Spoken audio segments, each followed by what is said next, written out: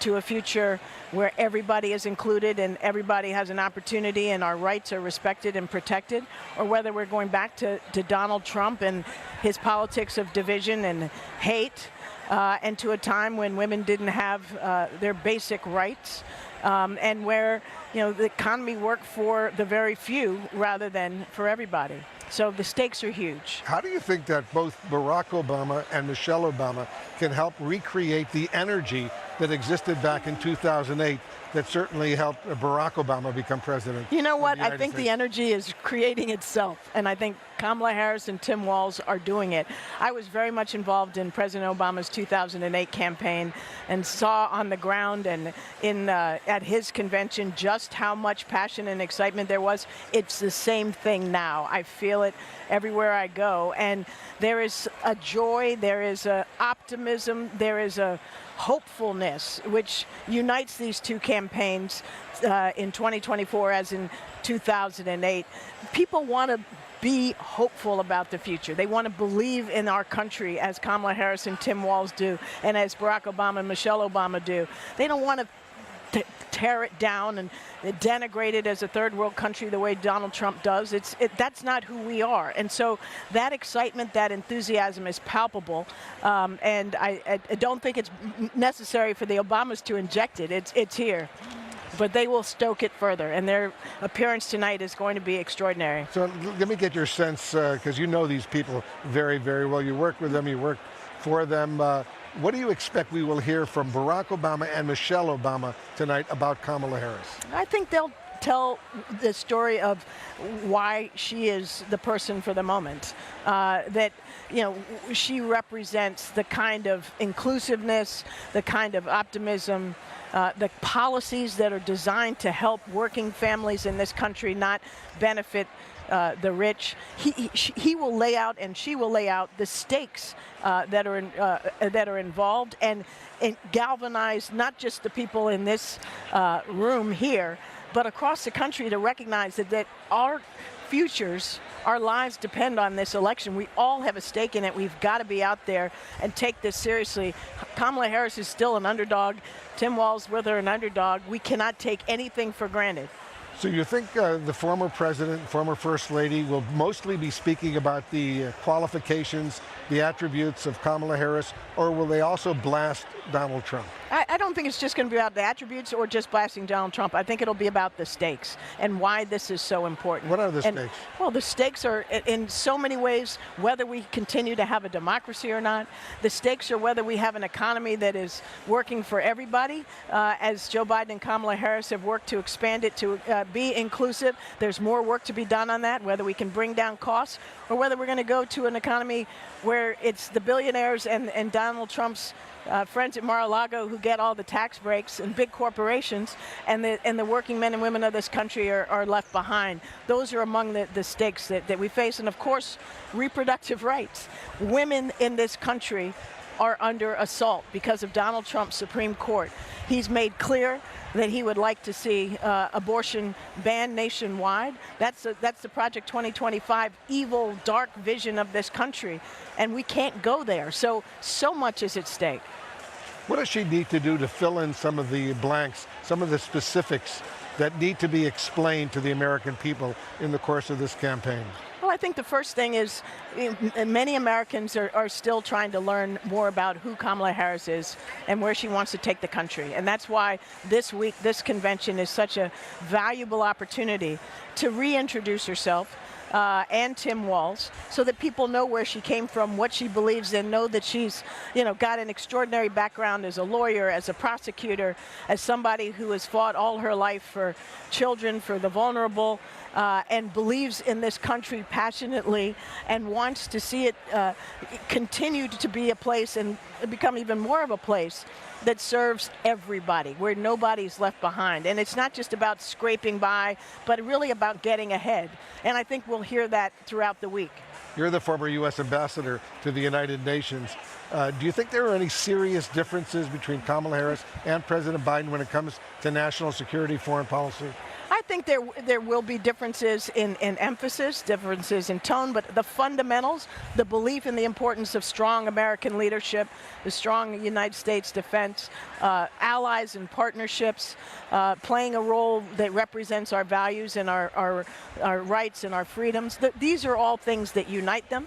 But I think you'll hear, as we have begun to on issues like the economy, that while there's very much that they have in common, and certainly she will build on the accomplishments of the Biden-Harris administration, she will, of course, chart a path that is her own. And we will be watching all of this unfold in the coming few hours. Ambassador Susan Rice, as usual, thanks so much for coming. Good to be with you. Appreciate it very, very much. And just ahead, we'll speak to the governor of battleground state Wisconsin as Vice President Harris and Governor Tim Walz prepare to hold a campaign rally there. Stay with us.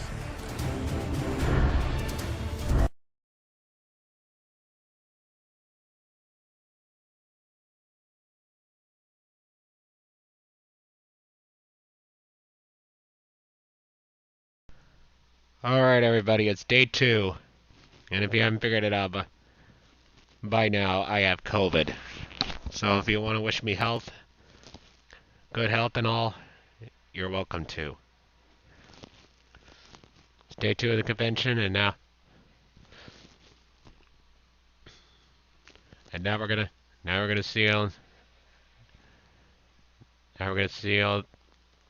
see how this one goes. Trump must never be allowed to be president ever again.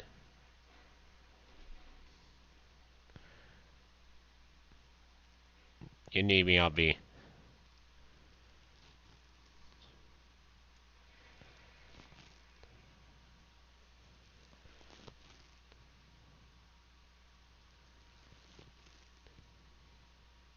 You know.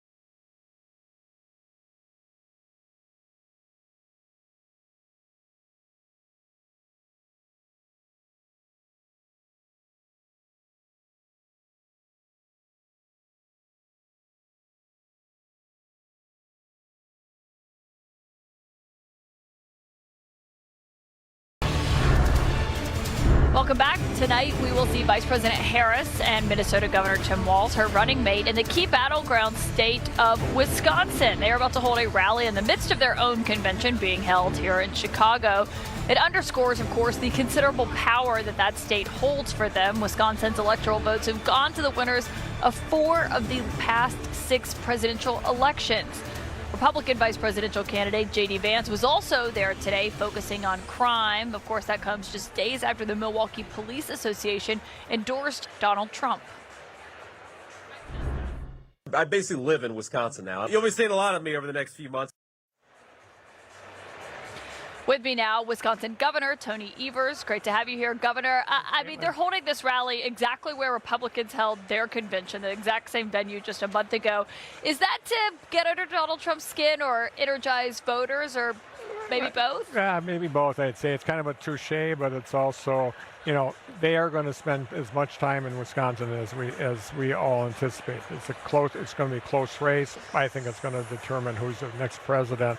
And so I think it's both. It's also, you know, how big is it, that sort of thing. But you know, they're going to be interacting with us on the floor too. So it's good. It's going to be a good turnout there from what I've heard. Yeah, is that what you've heard from the Harris-Walz campaign, that they will be spending as much time as possible in your home state? They have so far, and I've been involved with two huge events there. One in Milwaukee area, one in Eau Claire, and a lot of people there, a lot of excitement. So they and others from the campaign obviously will be there. You believe that whoever wins your state will win the election? Yes. And how does Harris, how does she win there in your view? What's your advice to her? Well, first of all, she's an extraordinarily great communicator. I think that's one of her real strengths. But she's talking about the issues. She's talking about making sure that women have the freedom to make decisions around their own body. And all the huge issues of the day. And I think that also in Wisconsin, you'll find that people are really interested in some things that we've been working on around infrastructure. I know infrastructure isn't very sexy, but the fact of the matter is people like to have good roads. We like to fix those damn roads. And I know they feel strongly about that too. That will be part of it. It has to be around the basics that they talk about, but in Wisconsin, fixing our ports, fixing our roads, helping us with infrastructure, broadband, that thing. Do you believe that Harris has a better chance of winning Wisconsin than Biden did at the top of the ticket? Oh, yes, I do. I think it's more broad spread, and also I think she's engaged young people, and I anticipate that campuses across the state will be, once they're back in session, will be active politically. I do think Joe Biden could have won Wisconsin. It would have been a small amount that he did before. I think Kamala Harris will win by much more than he would have. So you're breathing easier with her at the top of the ticket. You mentioned it being important to women, control of their bodies, freedom to make their choices.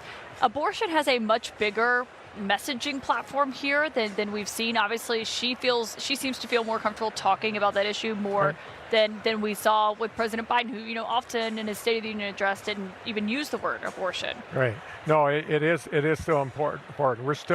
We're in this kind of weird space from Roe v. Wade, where for a while there we were under an 1849 law where women had no options available to them. That was actually thrown out, but we're in an in-between place. Women do have the rights that they had previously, but God knows what's going to happen going forward. We need a federal solution at the end of the day. I think we're in a good place in Wisconsin. Women do care about this. When we were under the 1849 law, Planned Parenthood in Illinois for Wisconsinites went up more than 600%. So you think about women having to go to Illinois to make sure that they're getting their reproductive rights valued. Well, and of course, Tammy Baldwin could potentially be key to that. Let me ask you about Governor Walz. He's obviously your neighbor. You know him well. He's a fellow governor.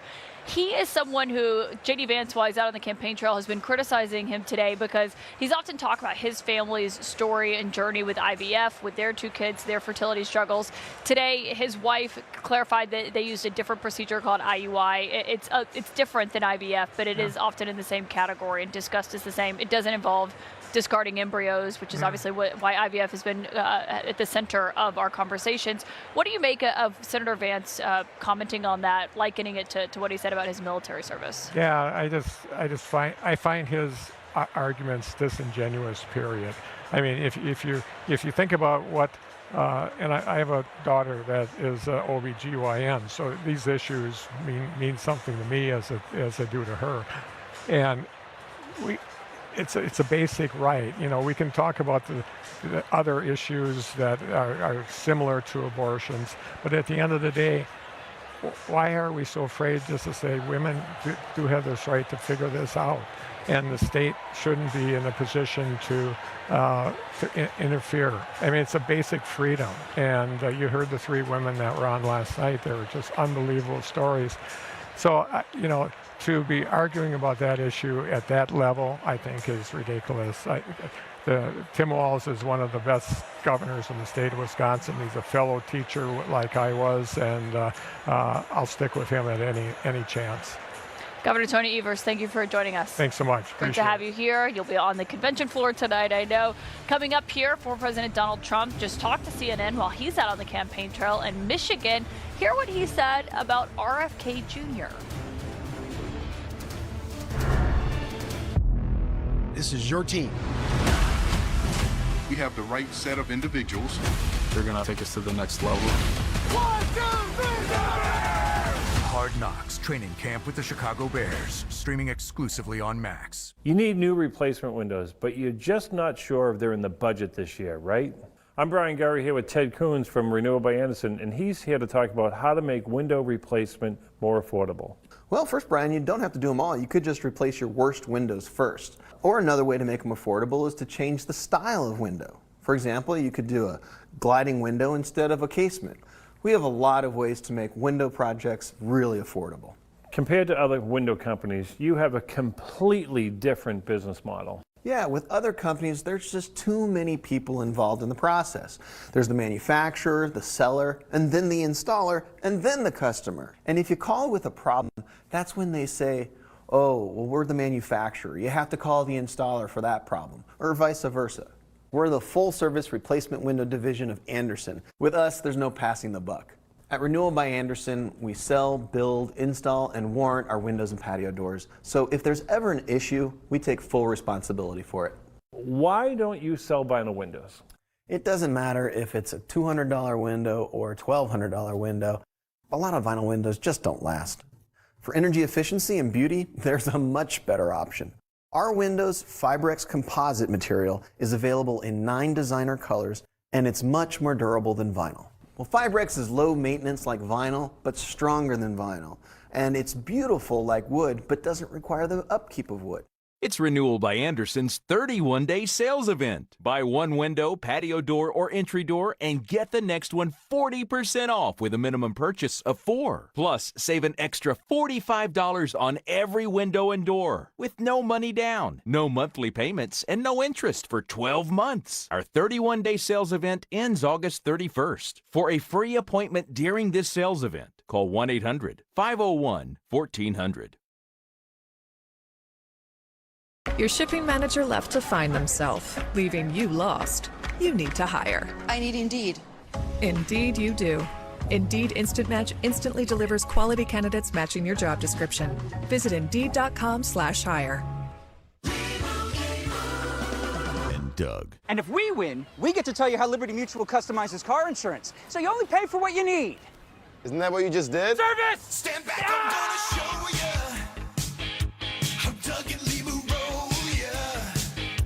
You know you gotta live it if you wanna win. Time out. Only pay for what you need. Liberty, liberty, liberty, liberty. Why do couples choose a Sleep Number smart bed? Can it keep me warm when I'm cold? Wait, no, I'm always hot. Sleep Number does that. Can I make my side softer? Can I make my side firmer? Sleep Number does that. Your ideal firmness and effortless comfort all night. Can it help us sleep better and better? Please. Sleep Number does that. 9 out of 10 couples report better sleep. During our biggest sale of the year, the Queen Sleep Number C2 Smart Bed is only $9.99, plus 0% interest for 36 months. Shop now at a Sleep Number store near you. We just signed the lease on our third shop. My assistant went to customink.com to get new uniforms with all the locations. He found great products, uploaded new art, and had boxes sent to all the shops. Custom Ink makes it so easy. Get started today at customink.com. I need Q1 full index reports to my desk by noon, complete with comprehensive data analysis. Are you getting any of this? Insights. Charles. Yep, Otter's got the meeting notes. I'll ask it for action items in the channel. Hey, marketing team. And Maria already asked for a budget reminder. Smart. Judge your mom by morning. Got it? Got it, boss. Otter, you got this. CNN News Central, weekdays at 7 Eastern. Welcome back to CNN's special coverage of the Democratic National Convention. We're live here in Chicago. As Democrats continue to rally around Vice President Kamala Harris, former President Trump is in Michigan. That's where CNN's Kristen Holmes just caught up with him. Kristen, what did he tell you? Well, Wolf, one of the big pieces of news that he made is we asked him about RFK. Now, a reminder that earlier in the day, RFK Jr.'s running mate Nicole Shanahan had said that the team had been considering dropping out of the race and endorsing Donald Trump. And I asked Trump specifically if he would consider putting RFK in a role in the administration. He said that he would welcome the endorsement. When I pushed him specifically on the administration, here's what he said.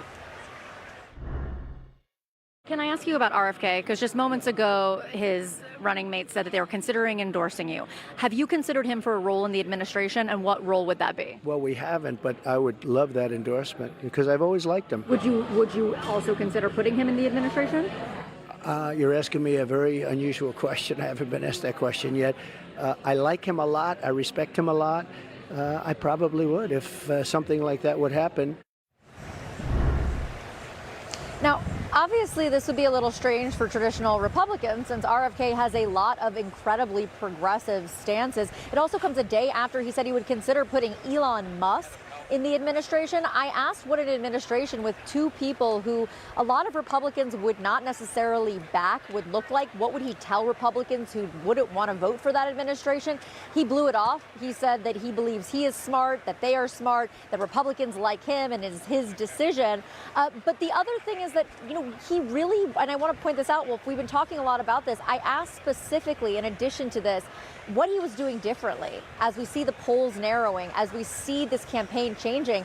And he said over and over again that he didn't need to change anything, that nothing needed to change, even though he himself acknowledged that the polls had closing. So overall, an interesting conversation. Very interesting. Thank you very much, Kristen Holmes, reporting for us. Good work.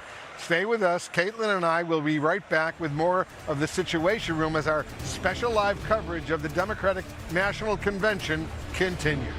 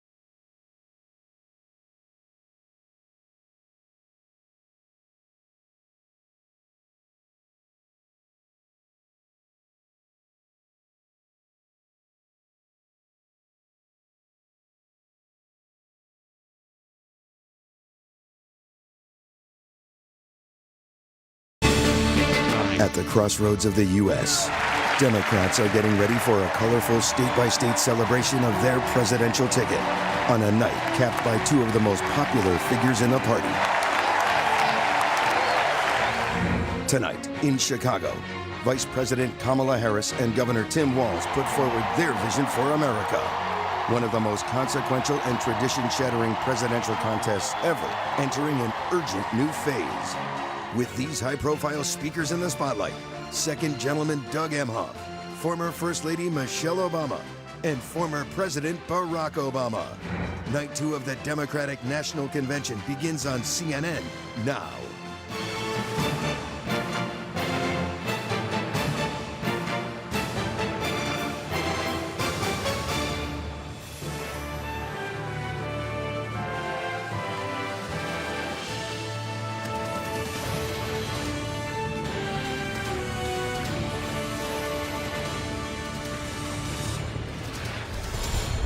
We are live here in Chicago, where Democrats are planning to raise the curtain on Act 2 of their convention this hour. Delegates are returning to the United Center for a night steeped in convention tradition and also focused on the future as the party tightens its embrace of Kamala Harris and her historic presidential campaign. Welcome to this special edition of the Situation Room. I'm Wolf Blitzer, right near the convention floor. And joining me from the CNN skybox overlooking the hall, my colleague and friend, Caitlin Collins. Caitlin, tonight's highlights will include remarks by the Obamas and a convention staple, the roll call of states. Yes, we all know the roll call, Wolf. We'll be watching it closely as it gets kicked off here, because the Democrats plan to use that to further drive home their shift from the Biden era to the Harris era, which will be on full display tonight. We are told the Delaware delegation will go first. That is, of course, President Biden's home state. You're looking at it there on the floor now. And then, for the big finish, the spotlight will be on California, Vice President Harris's home state, as she is going to symbolically secure the presidential nomination. You'll remember she was officially nominated by a virtual vote earlier this month. Mine too. We're also learning more about what we will hear from Barack and Michelle Obama tonight. We're told that the former president will deliver a forceful affirmation that Harris is the right leader for this moment. And the former First Lady will argue that Harris is one of the most qualified candidates to ever seek the presidency. Wolf, our political team is here covering all of this history with us. It is history indeed. Caitlin, CNN's Jeff Zeleny will have an up-close view from his position right near the stage. And CNN's John Berman and Sarah Seidner, they're both on the convention floor awaiting the start of this roll call. Let's go to John Berman first. John, tell us more about what to expect during the state-by-state roll call. Yeah, you're talking about the roll call. Of course, it will be ceremonial tonight. A virtual roll call a couple weeks ago. That is where Vice President Kamala Harris officially secured the nomination. But they're still going to go through the motions here, really so each state can build enthusiasm and wave their flag. I'm standing in Delaware right now. Delaware, we are told, will go first. My new friends from the 302 here are very excited, and they tell me that Senator Chris Coons will be the one who begins the roll call for Delaware. Of course, Chris Coons, a great friend of President Biden. He spoke last night from that stage talking about their friendship. So part of the passing of the torch from Biden to Harris. Now, we don't know exactly what Senator Coons will say, but you've seen these roll calls before. It's the type of thing where Senator Coons might come up here to this microphone, and this is where he'll stand, and he'll say, the great state of Delaware, the first state literally to ratify the Constitution, a state of credit cards and a great place to incorporate, nominates Kamala Harris to be the next president of the United States, and then everyone goes bonkers here. So Delaware goes first, then they'll work their way through the other states and territories in the hall. Second to last will be Minnesota. Minnesota, right there, of course, the home state of Governor Tim Walz, the vice presidential nominee. And very last, we are told, will be California, right over there. Politico reporting that Governor Gavin Newsom will be the name to ceremonially do the roll call forAlifornia. He may say, you know, California, the home of vegan food, struggling in the Brady Bunch, nominates our native daughter, Kamala Harris, to be the next president of the United States. So that is what we will see over the course of the evening. All right, John Berman, excellent report. Thank you very much. I want to bring in CNN's MJ Lee right now. She's also with us here in Chicago. MJ, I understand you're learning more about tonight's appearance by the second gentleman, Doug Emhoff. Yeah, well, CNN has just received the first excerpts of Doug Emhoff's speech tonight, so let me just get straight to it. The second gentleman will describe tonight his wife, the vice president, as a happy, joyful warrior. It's doing for her country, he'll say, what she has always done for the people she loves. Her passion will benefit all of us when she's our president. And he'll say, here's the thing about joyful warriors. They're still warriors, and Kamala is as tough as it comes. Now, when the second gentleman takes the stage, Wolf, the song that we are going to hear in this arena is You Get What You Give by New Radicals. This is a song we are told that he handpicked, one of his favorite songs for this big moment, the biggest speech that he will give of his career so far. Most Americans, of course, know very little about the second gentleman, let alone about his music taste, but he is certainly hoping that that is going to change soon if Kamala Harris wins the presidency come November. I just want to make a quick note about that song that we were talking about before. This is a song that has meaning for President Joe Biden as well, who, of course, passed that proverbial torch to his vice president last night. He wrote in his memoir that when his late son, Beau, was going through cancer chemotherapy treatments, it is a song that he asked that they listen to together. So this is a song that is going to be meaningful not just for the second gentleman, but for the Biden family as well. Wolf? MJ, thank you very, very much. I want to bring in Casey Hunt and Chris Wallace right now. Casey, this speech that former President Obama is about to deliver, and Michelle Obama, that could be so important in setting the stage for what is about to unfold. President Obama just on a different level in terms of being a celebrity from almost anyone else we're going to hear from at this convention. Someone who has also carved out a way of attacking Donald Trump, criticizing him. I'm interested to see how he balances testifying to Kamala Harris and their friendship over many years, as well as the way she represents trailblazing in the way that he also did, with attacking the Republican nominee, who, of course, Democrats view as an existential threat. And I think how that plays also with his wife, Michelle Obama, who in many ways is a bigger cultural force even than her husband with these best-selling books. She, of course, famously had the line, when they go low, we go high. I don't get the sense there's a ton of appetite for that from Democrats here. They're kind of... The attitude seems to be we need to get down in the mud if we're actually going to win this thing against Donald Trump. So I'm interested to see how she threads that needle. You know, it's interesting, Wolf, the impact that a former president can have. Back in 2012, when Barack Obama was running for re-election, the night before he spoke, Bill Clinton spoke and gave what I think Obama later admitted was a better rationale for why you should re-elect Barack Obama than Barack Obama gave in his acceptance speech. And in fact, afterwards, Obama called Clinton the secretary of splaining things. I think the hope is that tonight Barack Obama can give that kind of a testimonial for Kamala Harris and explain in a way that she hasn't had an opportunity. Obviously, she hopes to exceed it on Thursday night, why America should vote for her and trust her. You know, it's a very interesting thing. Joe Biden dropped out of this race 30 days ago, and that has played very much to Kamala Harris's advantage. She's had this kind of speed dating relationship with voters, and so far, it's a love affair. But having said that, most Americans don't know very much about Kamala Harris. They need validation, they need background, they need anecdotes. She hasn't gone through, you know, the year-long campaign that people normally get before they come to a convention and are nominated as their party's standard bearer.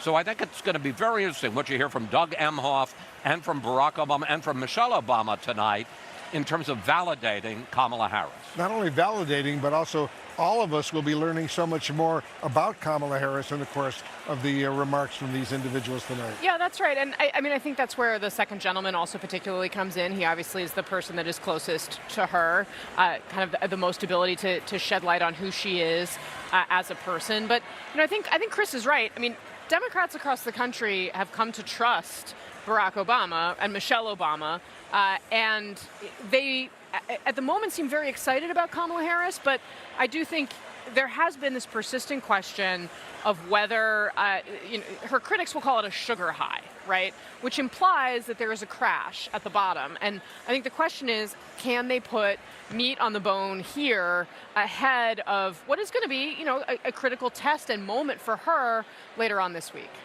And we got the ratings for last night. Tens of millions of Americans were watching, I assume, perhaps with the Obama speaking tonight, maybe even more. And what's interesting, just as a quick point, more people watched the first night of the Democratic convention than the first night of the Republican convention. And for a man who thinks ratings are more important than anything, that is really going to tick Donald Trump off. Trump is not happy about that. We're counting down to the start of the convention and the high-profile speeches tonight, including a highly personal appeal for voters to support Kamala Harris from her husband, Doug Emhoff. Also ahead, remarks by Senator and former presidential candidate Bernie Sanders, and later, two speakers who are sure to be convention Bernie crowd Sanders, pleasers, my idol. Barack and Michelle Obama. We're getting new information about the former First Lady and what she will say tonight. Stay with us. We'll have all that information coming up right after a quick break.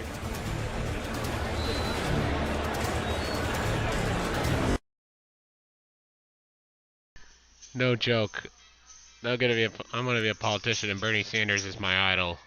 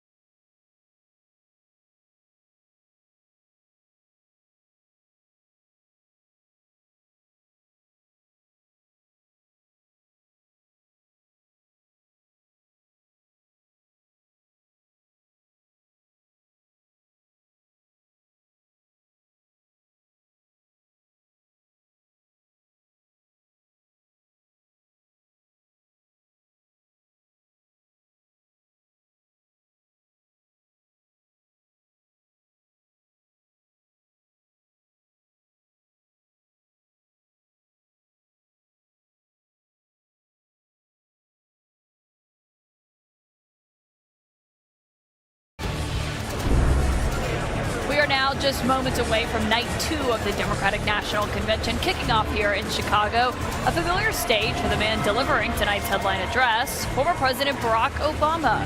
It's one of the many speeches from top Democrats tonight as they will be making the case for Vice President Kamala Harris. The former First Lady, Michelle Obama, is also going to be on that stage tonight. I want to go to CNN's Jeff Zeleny, who is just right next door to where she will be speaking shortly. And Jeff, you've been doing some reporting on her speech and really just her mindset as she is returning to a very familiar spotlight for her at the convention. And Caitlin, Michelle Obama certainly is coming home to Chicago tonight to deliver what she rarely does, a public political address. But for all the attention focused on the former president, I am told the Harris campaign is focused more on Michelle Obama. They believe that her speech tonight could resonate much more outside this convention hall in the weeks to come in this election. I am told that the former First Lady is going to say she would like to sit on the sidelines, but this campaign is too important to do so. Of course, we all remember 8 years ago when she addressed the Democratic Convention back in 2016 in Philadelphia. She addressed the Trump campaign and Republicans specifically saying, when they go low, we go high.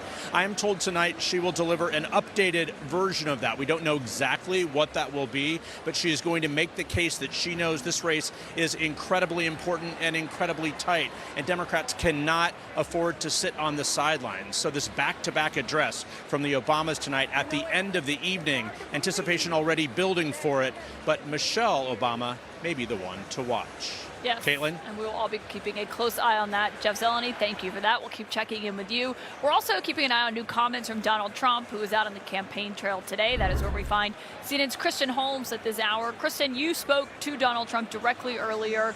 What did he tell you?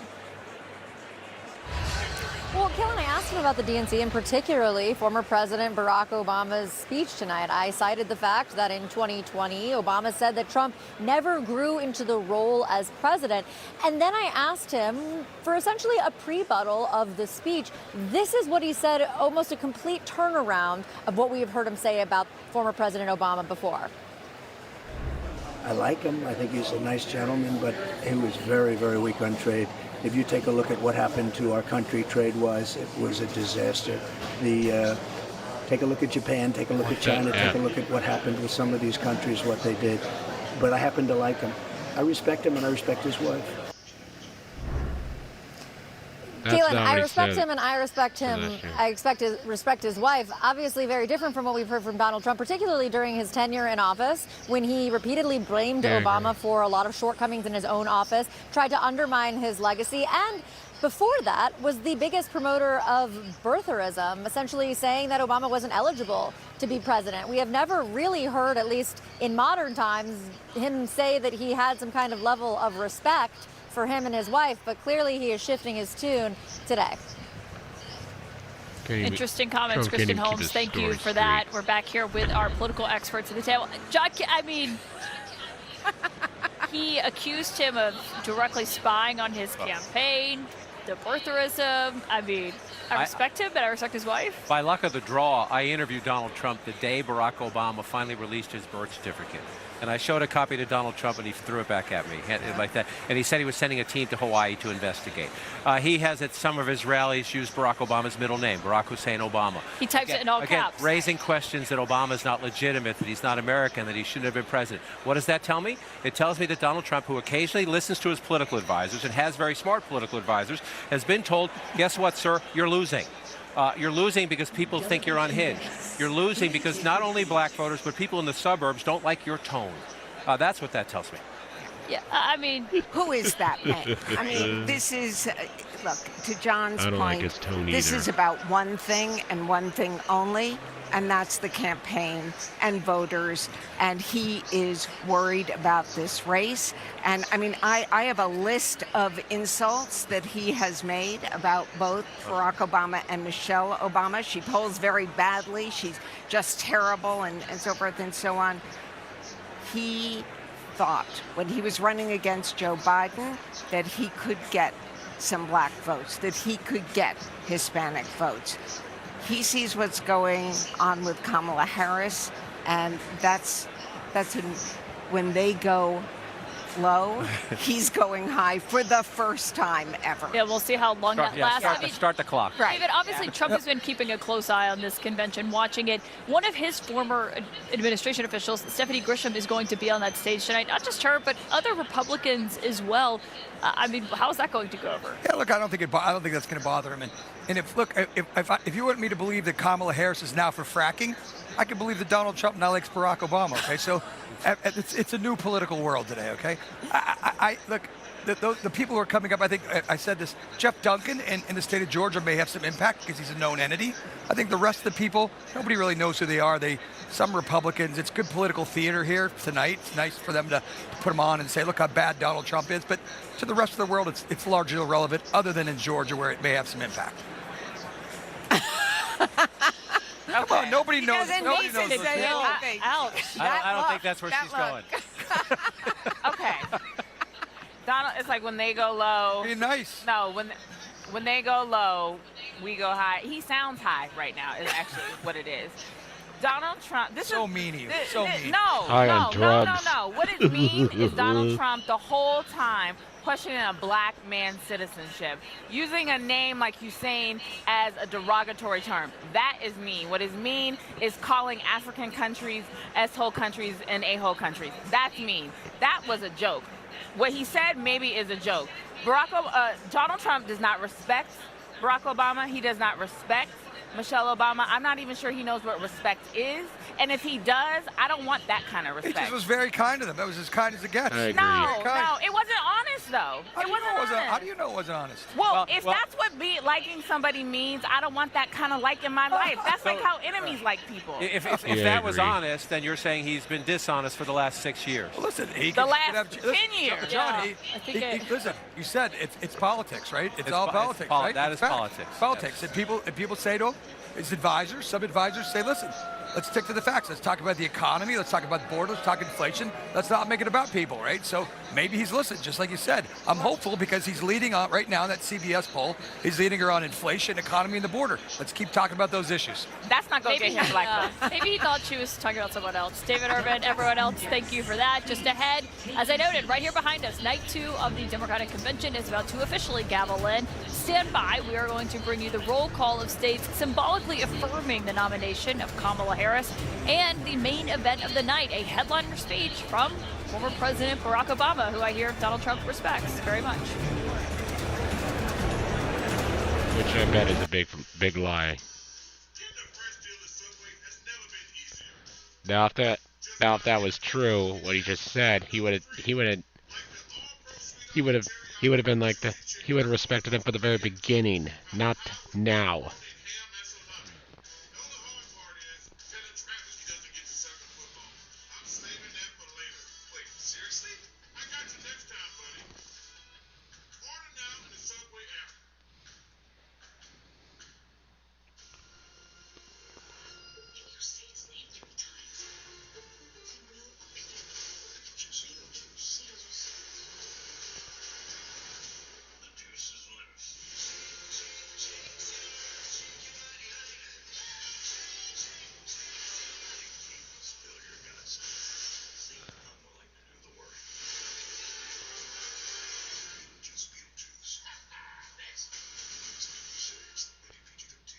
So I don't believe Trump at all.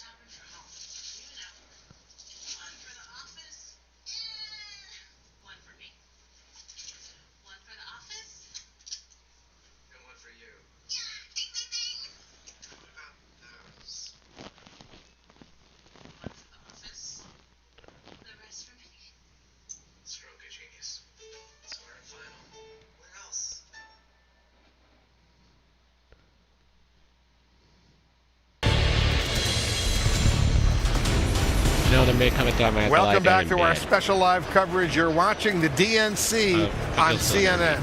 The party is about to get underway here in Chicago. Delegates filling up the convention hall just ahead of speeches from the Obamas and the ceremonial roll call of states celebrating the nomination of Kamala Harris for President of the United States. Right now, let's go to CNN's Sarah Seidner. She's on the convention floor with the Delaware delegation. Sarah, I understand you have a special guest.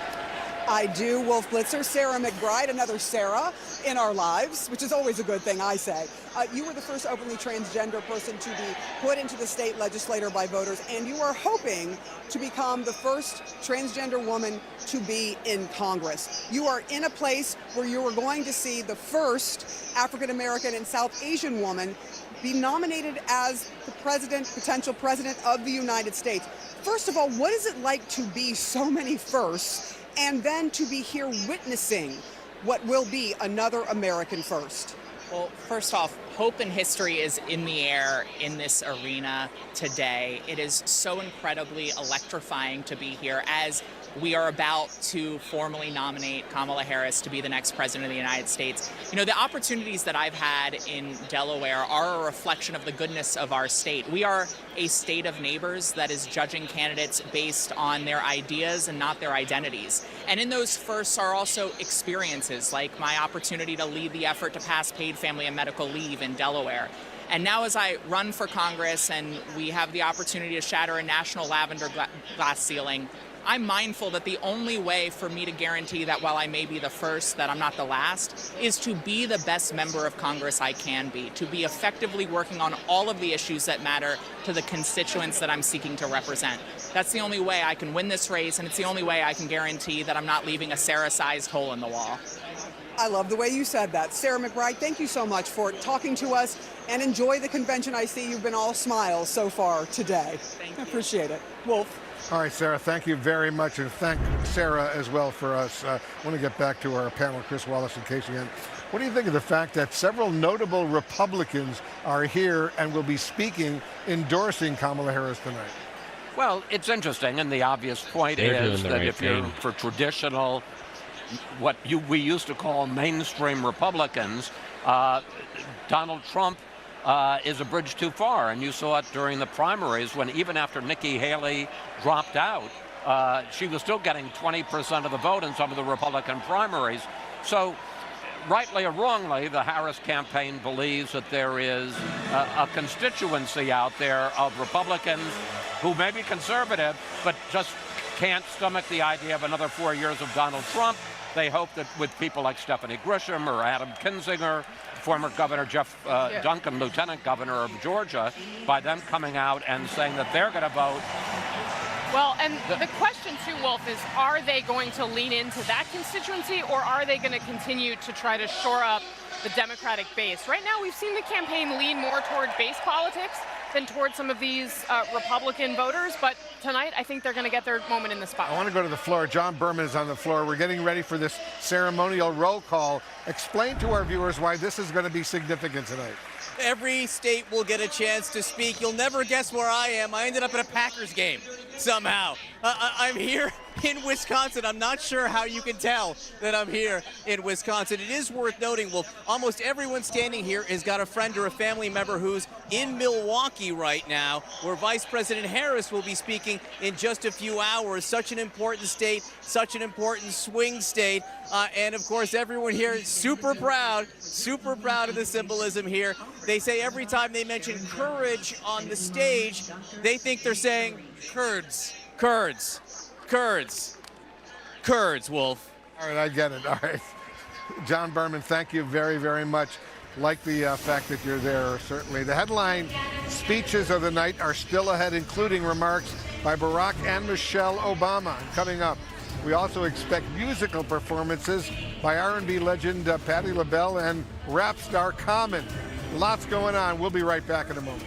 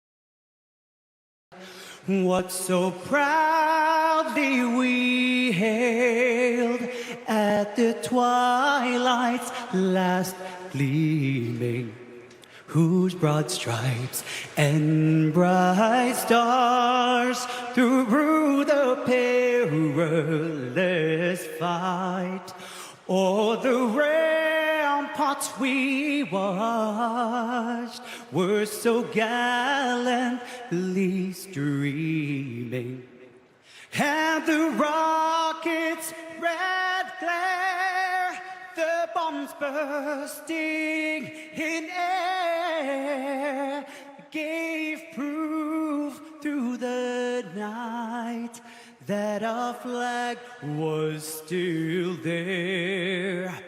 Oh, say does that star-spangled banner yet wave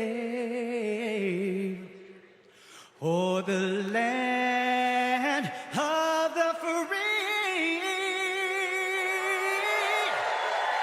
and the home of the brave.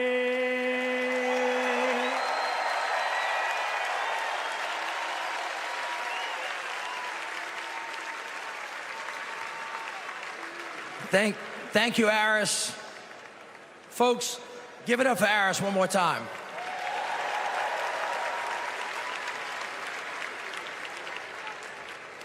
I'd like you to pause with me for a minute. 2 years ago, my dad died, the late Moon Landrieu. He was a great leader. He was a great mayor, secretary of HUD. He lived his life for others. We have lost so many patriots since the last convention. So before we go any further tonight, let's take a moment and join with me and let's remember them all.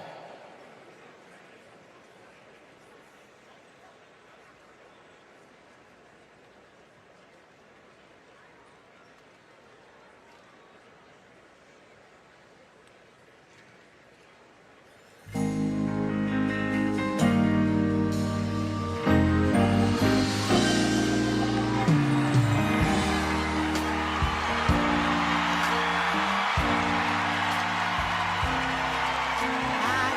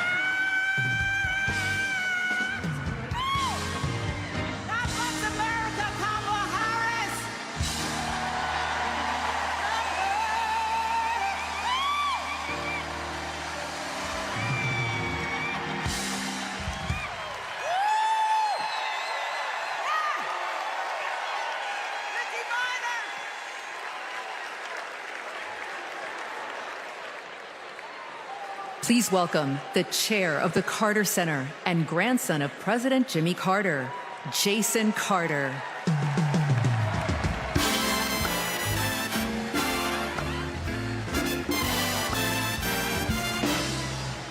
Hello, I'm Jason Carter.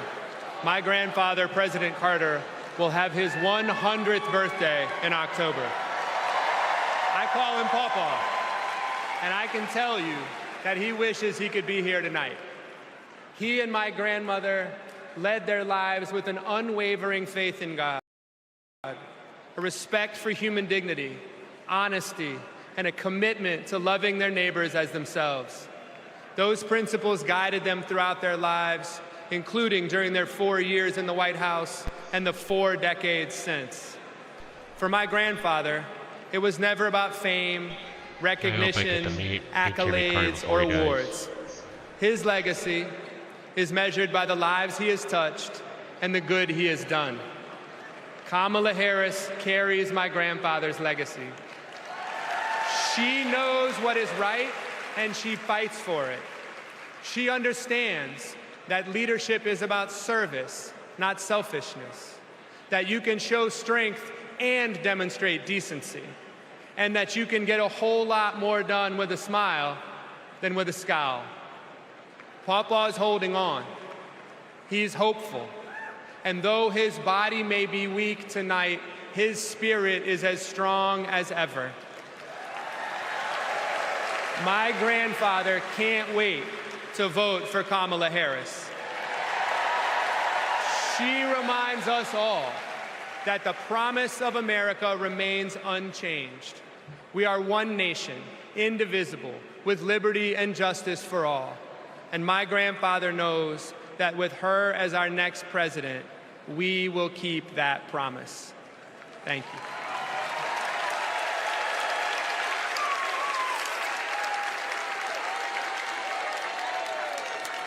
Please welcome delegate from New York and grandson of President John F. Kennedy, Jack Schlossberg.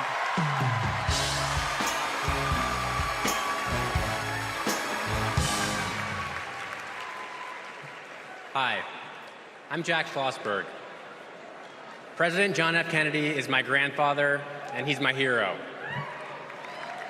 JFK was the youngest person ever elected president and the first Who Catholic. wouldn't be? After all, he sent a man to the nuclear moon, war. fought for civil rights, and navigated the Cuban Missile Crisis peacefully. Most of all, Like he said. he inspired a new generation to ask what they could do for our country. Tonight, JFK's call to action is now ours to answer, because once again, the torch has been passed to a new generation, to a leader who shares my grandfather's energy, vision, and optimism for our future. That leader is Vice President Kamala Harris.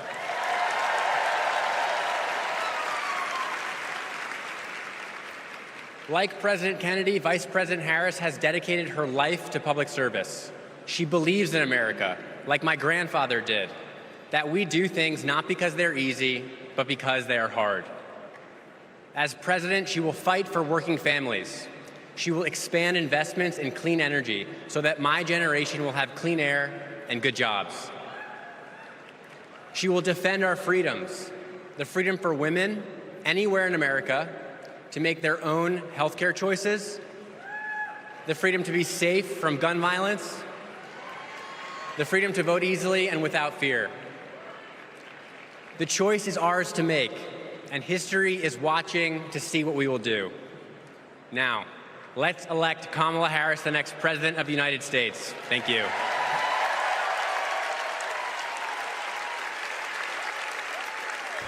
And we'll have a live interview with JFK's grandson, Jack Schlossberg. That's coming up later. Plus, primetime speeches by Barack and Michelle Obama, and the Democrats' roll call of states celebrating their nomination of Kamala Harris for president. There's much more just ahead, right after this quick break. Well, as you can see, the torch has been passed. America's Choice 2024, the Democratic National Convention, is brought to you by Vyvgart Hytrulo and Vyvgart. If you have generalized myasthenia gravis, picture what life could look like with Vyvgart Hytrulo, a subcutaneous injection that takes about 30 to 90 seconds. For one thing, could it mean more time for you? Vyvgart Hytrulo can improve daily abilities and reduce muscle weakness with a treatment plan that's personalized to you. Do not use Vyvgart Hytrulo if you have a serious allergy to any of its ingredients. It can cause serious allergic reactions like trouble breathing and decrease in blood pressure, leading to fainting and allergic reactions such as rashes, swelling under the skin, shortness of breath, and hives. The most common side effects are respiratory and urinary tract infections, headache, and injection site reactions. It may increase the risk of infusion-related reactions and infection. Tell your doctor if you have a history of infections or symptoms of an infection. Talk to your neurologist about Vyvgart Hytrulo for GMG and picture your life in motion.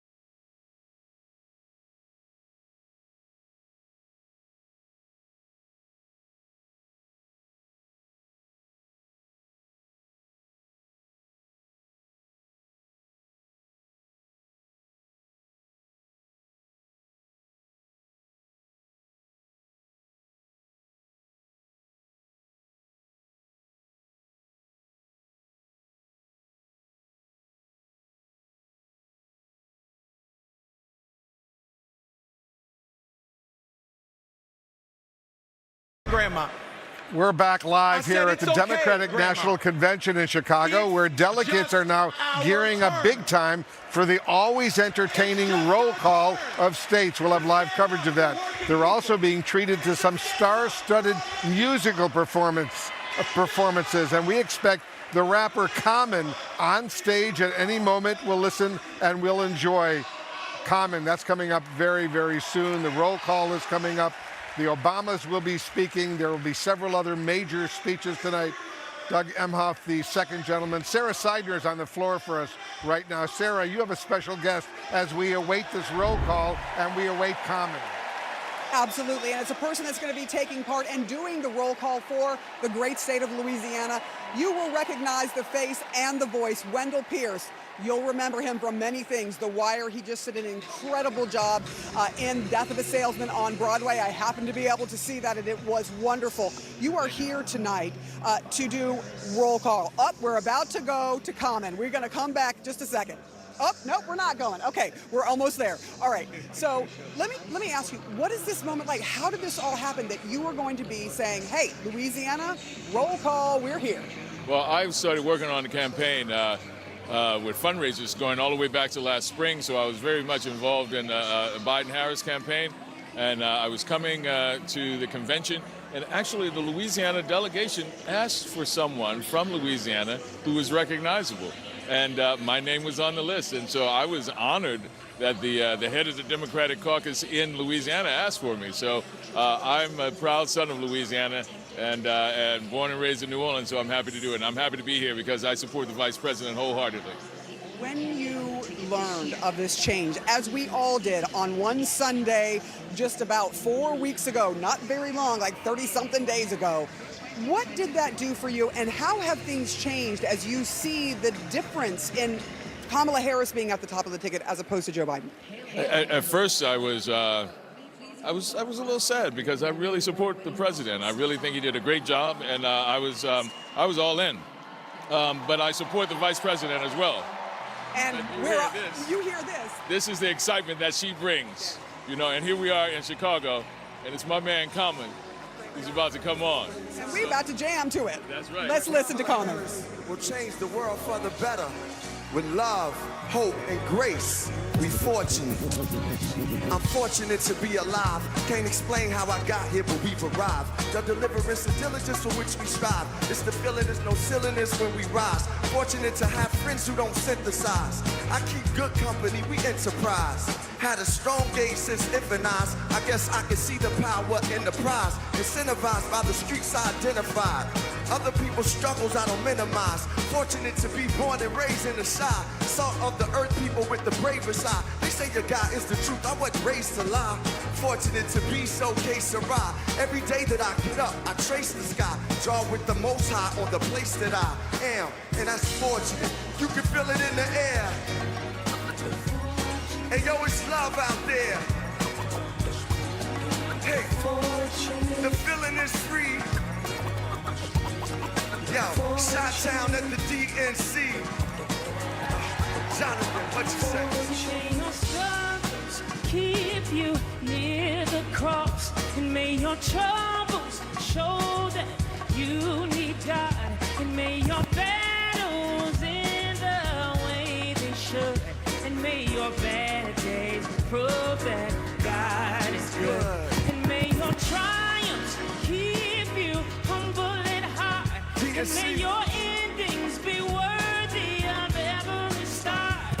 Hey, let's take this message to every husband that your whole life will prove that God is good, and we are fortunate. You can feel it in the air. Hey, yo, it's love out there. Hey, the feeling is free. Yo, we live at the DNC. Fortunate, I was raised by my Uncle Steve and my Uncle Charles. They both told me believe the seeds of a revolutionary. Evolution's very necessary to become fruits and berries of our labor. Told to search for a savior. Fortunate, I had a chance to raise her. In the days of the unknown, I'm fortunate to come home to blocks we fought and swung on. Fortunate the Lord put me on the path to use the microphone for a ride and a staff. Fortunate, yo, we got to go to Paris. We fortunate, y'all, for Kamala Harris. Yo, we fortunate. Yo, the love is in the air. Yo, can you feel it out there? Hey, yo, the feeling is free. Shot-town, we live at the DNC. We are fortunate.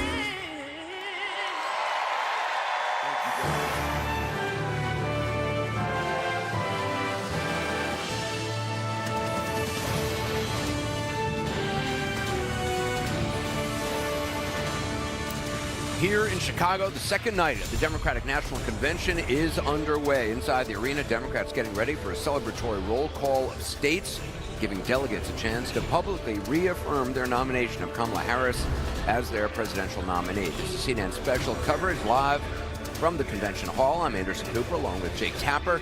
And Jake, tonight we expect to hear some powerful, highly personal accounts of who Kamala Harris is and the kind of president that her supporters say she would be. Anderson, former President Barack Obama is the headliner this evening. We're told that he will argue that Vice President Harris, whom he's known for 20 years, is the leader the United States of America needs right now. Former First Lady Michelle Obama is also speaking this evening. Like her husband, she will lay out her view of the stakes of this election and will try to make the case that Kamala Harris can turn the page on an era that Michelle Obama sees as being full of fear and division. Also, second gentleman Doug Emhoff will take the stage, the husband of Vice President Harris. Sources tell us that Emhoff will try to help round out his wife's image, which is still largely being formed, by sharing what he says she's like at home, describing her as the anchor that grounds their blended family. Caitlin Collins is back on the convention floor. Caitlin, set the scene for us as we head into some of the biggest moments of the evening.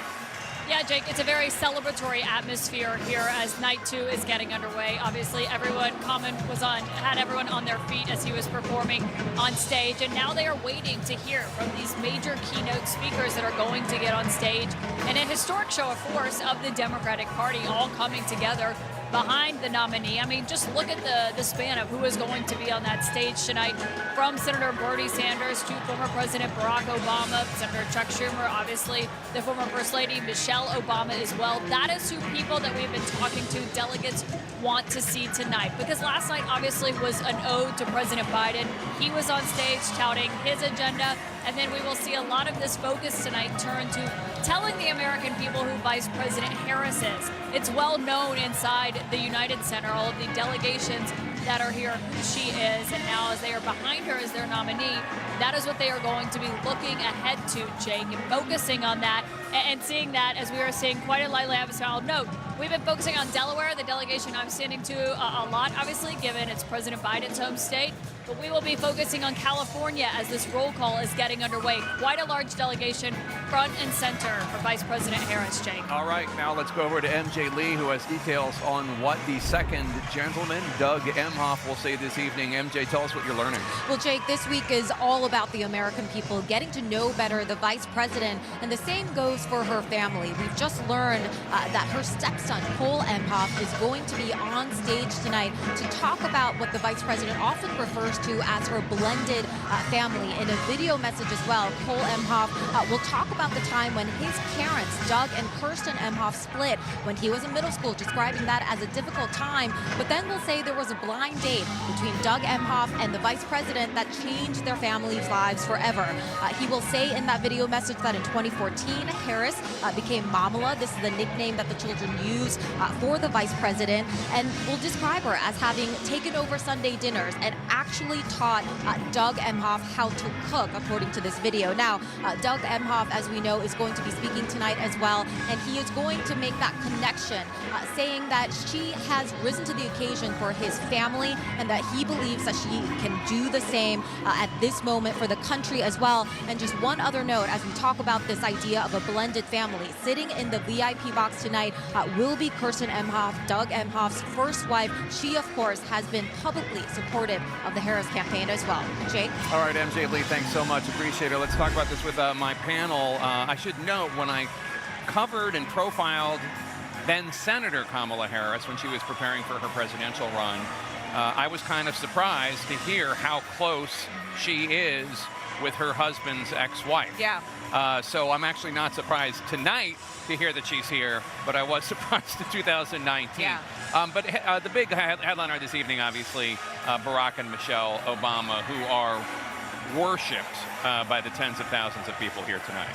And this is, you obviously think about Obama and his vice president, President Biden, and the kind of speech he would have given if President Biden had stayed on the ticket.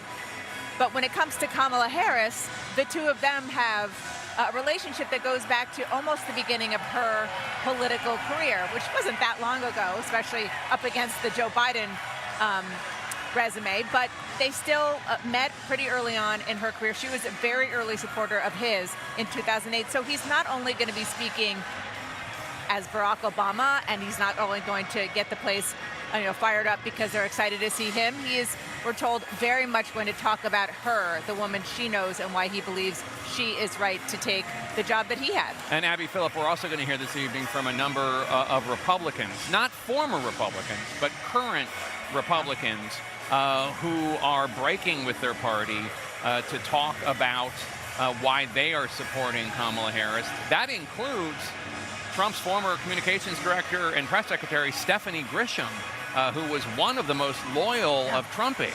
This is very reminiscent of what actually Hillary Clinton tried to do in the 2016 election, going up against Trump.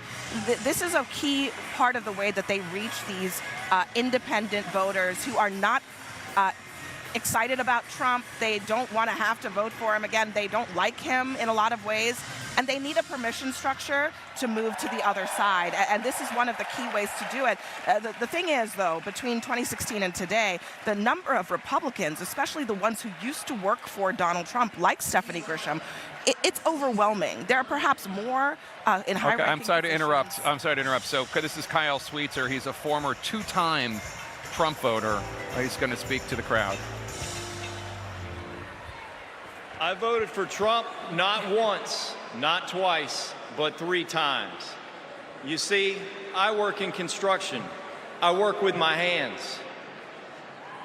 He told us he'd look out for blue-collar workers. So I made my first ever political donation to Trump. And I donated to him many times throughout his presidency. But then I started to see Trump's tariff policy in action. Costs for construction workers like me were starting to soar. I realized Trump wasn't for me. He was for lining his own pockets. Now I'm not left-wing, period. But I believe our leaders should bring out the best in us, not the worst.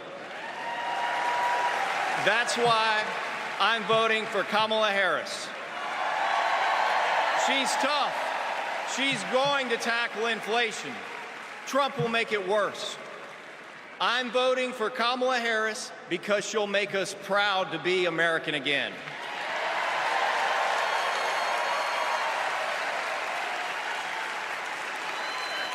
Nobody's ever called me weird. I'm a lot of things, but weird I'm not. In any case, Abigail, Abby, the Kyle Sweetser, a former two-time Trump voter, just spoke right there, talking about why he is not going to vote for Trump in this third consecutive presidential election. This is a period in the convention right now where the Democrats are featuring Republicans who are supporting Kamala Harris and are not supporting Donald Trump. We also expect to hear from Donald Trump's former White House press secretary and communications director, and also a former chief of staff for then First Lady Melania Trump, Stephanie Grisham. She will speak this evening. This convention is also going to feature the former lieutenant governor of Georgia, Jeff Duncan, a very conservative and proudly conservative Christian public official who is also breaking from his party. This is a real theme that the Democrats are trying to hammer home in this convention, that Republicans should come on board with Kamala Harris as well. So that is one of the things we're hearing right now, and I believe now we're going to hear from Stephanie Grisham. Stephanie Grisham.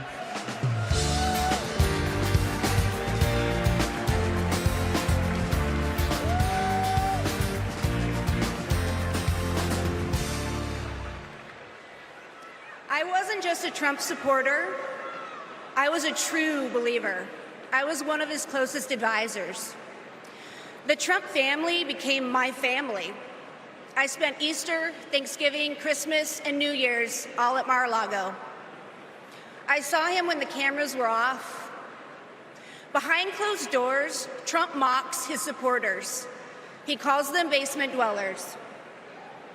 On a hospital visit one time when people were dying in the ICU, he was mad that the cameras were not watching him.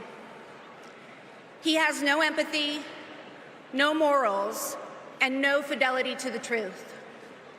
He used to tell me, "It doesn't matter what you say, Stephanie. Say it enough and people will believe you." But it does matter. What you says matter, and what you don't say matters.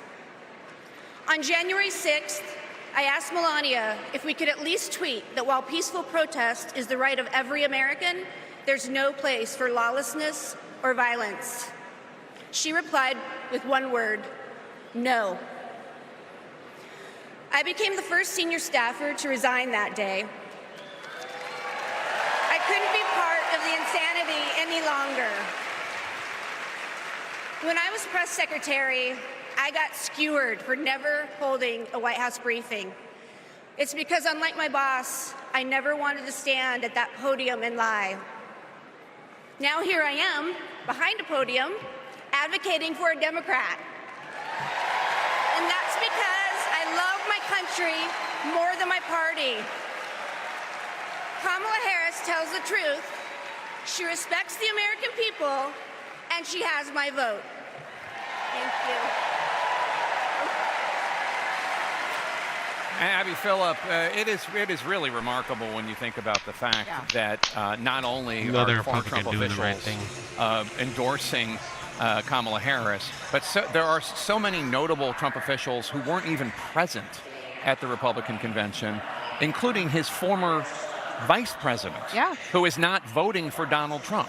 I mean, there's a living former Republican president who probably wouldn't step foot in a Trump-run Republican National Convention, which says an enormous amount about the state of the Republican Party under Trump.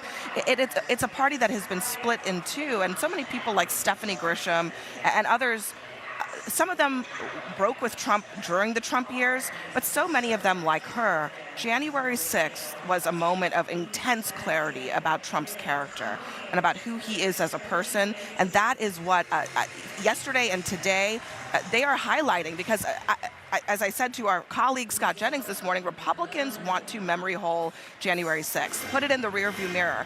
But for all Americans, it's still a thing that happened, and this is a reminder of that. Yeah. Let's get to Kaitlan Collins right now, who's on the floor of the convention. She's joined by Michigan's Democratic Governor Gretchen Whitmer.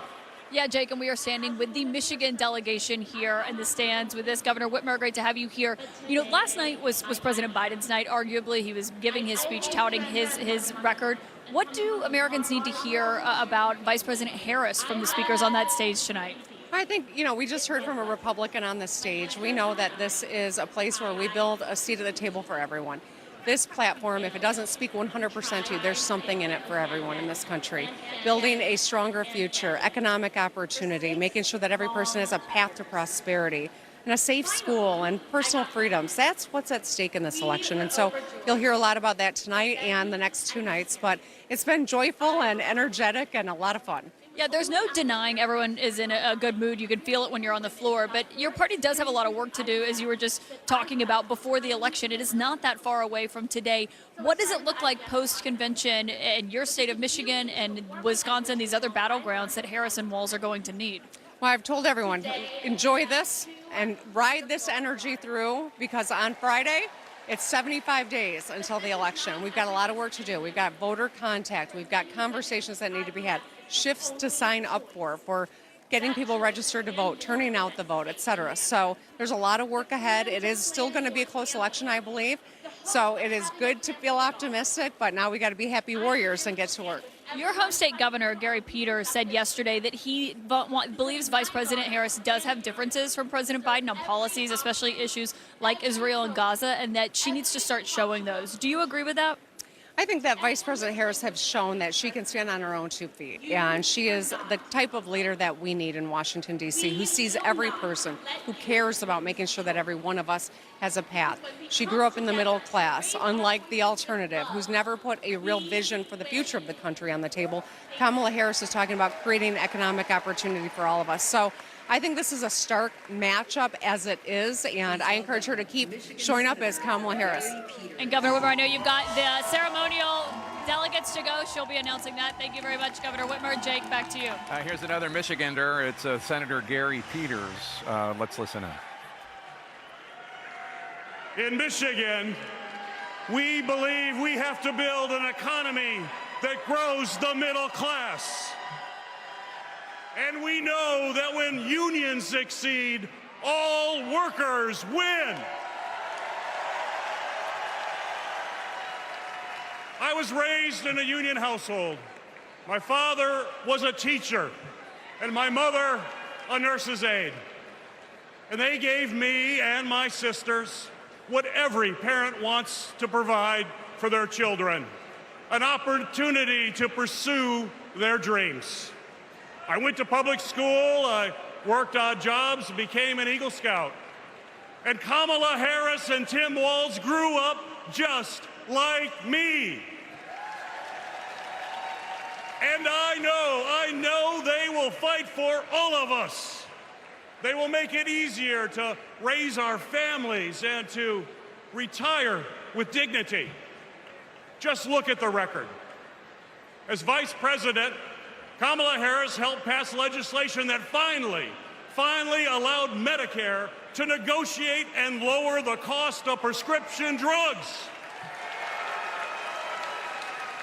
She brought manufacturing jobs back to the United States of America. And as governor, Tim Walz signed the largest infrastructure investment in Minnesota history.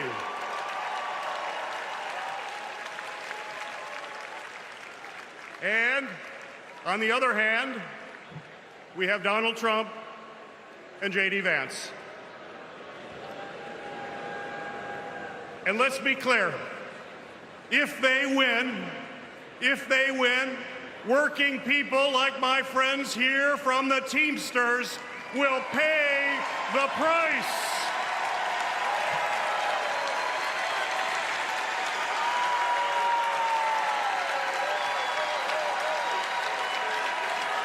Their Project 2025 agenda is the same old, gut overtime pay, cut health care programs, and give billions in tax breaks to billionaires. We cannot let that happen, and we will not let that happen. And now I want to introduce some retired Teamsters and pension warriors, led by Ken Stribling, president of the National United Committee to Protect Pensions.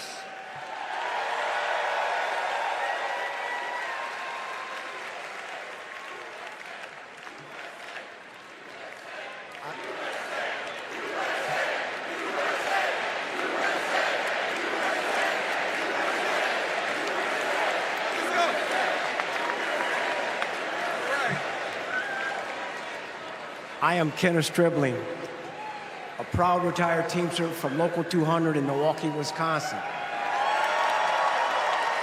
I hope you don't mind, but I brought some friends.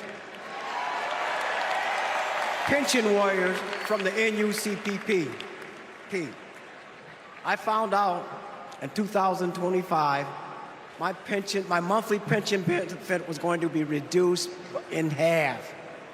Not long after that, my wife, Beverly, was diagnosed with terminal cancer. I didn't know how we were going to make it. So I went to a retirees meeting in the basement of a small church. At that moment, I knew we were not going to go down without a fight. Beverly made me promise never to quit until we made this right. So we organized a nationwide grassroots movement. For 6 years, we fought hard. And finally, we had a breakthrough.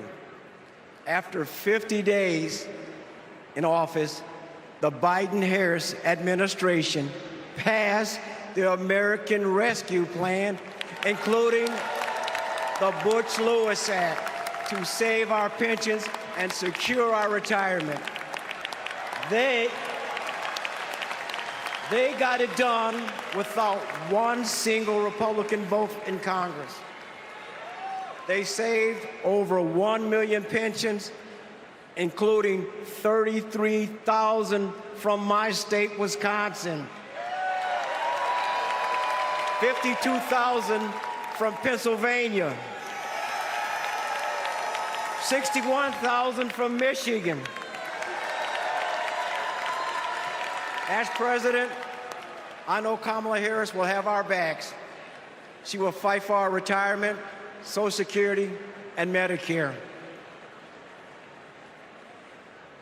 Beverly passed away in 2019, but I kept my promise, because a promise is a promise is a promise. Thank you.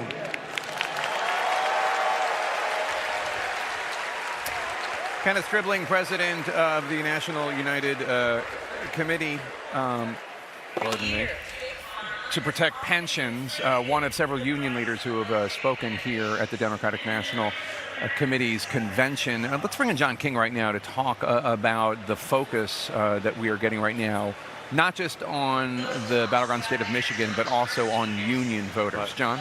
Well, Jake, look, let's start with Michigan. You see it blue there for Joe Biden, right? Easiest way to explain why does Michigan matter? That's 2016. That's Hillary Clinton. She lost Michigan. She lost the White House. Also, Wisconsin and Pennsylvania. Mr. Stribling, who just spoke there, is from Wisconsin, right? These three states right here, they have voted together in every presidential election since 2004. The blue wall states that are key to the Democratic Foundation to win. So they are critical to Kamala Harris now as she tries to keep them in her column. One more quick point. You come back to 2020. So why does it matter? In the 2020 race, in the 2016 race, black turnout was down a bit in Detroit. That hurt Clinton. But I'll tell you, for Harris right now, Jake, the biggest problem may be not African-American turnout. She has energized that. There are a lot of young voters and Arab-American voters in Michigan who are mad over the Israel-Hamas conflict. They were mad at President Biden. The question is, can Kamala Harris say, come support me, even though you might have disagreements? Michigan, 15 electoral votes, part of the blue wall, absolutely essential. All right, fascinating stuff. Coming up, much more from the Democratic National Convention here in Chicago. We're going to be joined by a Democrat who already fired up the convention hall with a primetime speech last night. That's Georgia Senator Raphael Warnock. Stay with us.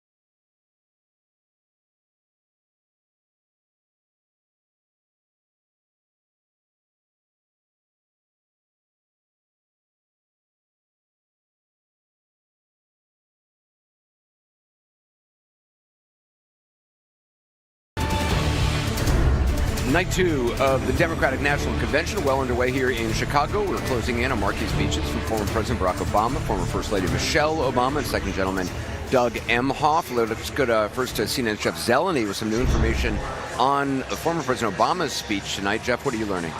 Well, Anderson, it's been 20 years since Barack Obama made his really debut in the Democratic Party at that Boston Democratic Convention back in 2004 when he said that we are not a collection of red states and blue states. We are the United States. I am told by a longtime friend of the former president, he believes his speech here tonight is even more important.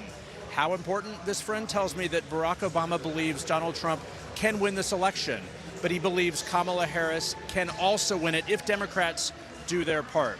So that is going to be the spine of the speech tonight that former President Obama is going to be delivering here in this convention hall to a hometown crowd that is eager to hear from him. He's going to lay out what he believes is the Vice President Harris's path to victory, but also what the burden here is on these voters. So Anderson, so interesting, this 20-year history. Back then in Boston, a young Kamala Harris was in that convention hall as well, watching a young Barack Obama. That's where their 2-decade friendship and relationship began. Yeah, there's certainly a lot of excitement in this arena tonight to hear from both of the Obamas. Jeff, thanks very much. We'll check in with you shortly here with the team.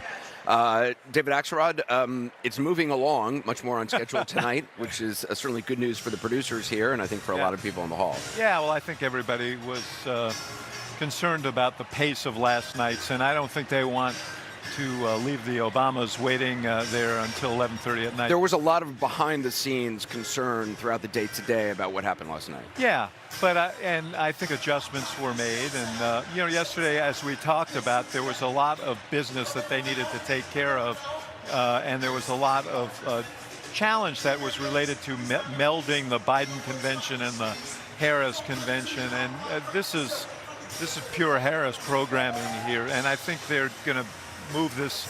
I think the folks on the teleprompters are going to be ruthless, and they're going to move this thing along. But just on what Jeff was talking about, you know, what's striking to me is this political moment and the one that Barack Obama faced both in 2004 and 2008 when he was the nominee.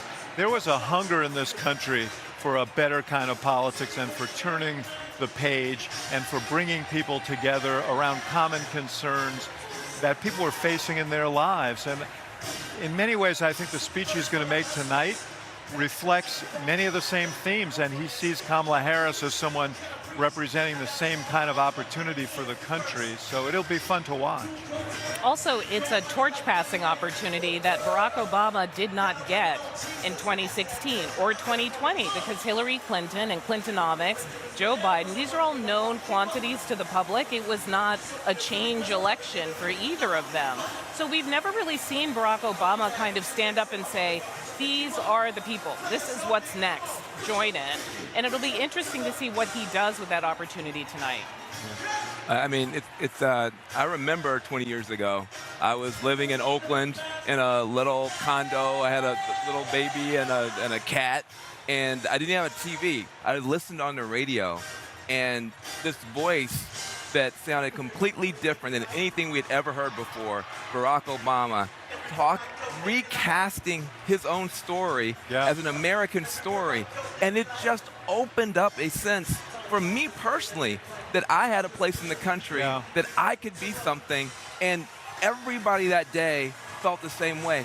And Kamala Harris can do that times 100 because of who she is, because of what it means for a woman to do this. And I think it's going to be exciting tonight. Well, first of all, Democrats are not embarrassed of Obama, so they're going to let him get on before midnight. So that's probably a good thing for the programming. I got to just jump in. Caitlin Collins has Senator Schumer with her. Caitlin's checking with you. Scott will come back in a moment. Caitlin? Yeah, hi, Anderson. I'm here on the floor standing right by the New York delegation, and of course that is where we find New York Senator Chuck Schumer. Senator Schumer, what are you expecting to hear on stage tonight from President Obama, from the former First Lady, talking about Vice President Harris? What we're going to hear is the amazing contrast between the great stuff that a Harris-Walz administration would do for working families and the contrast with Republicans and Trump. The contrast is glaring. The more Americans see the contrast, Caitlin, the more we're going to win by. And I'll bet we're going to win by more than just a little.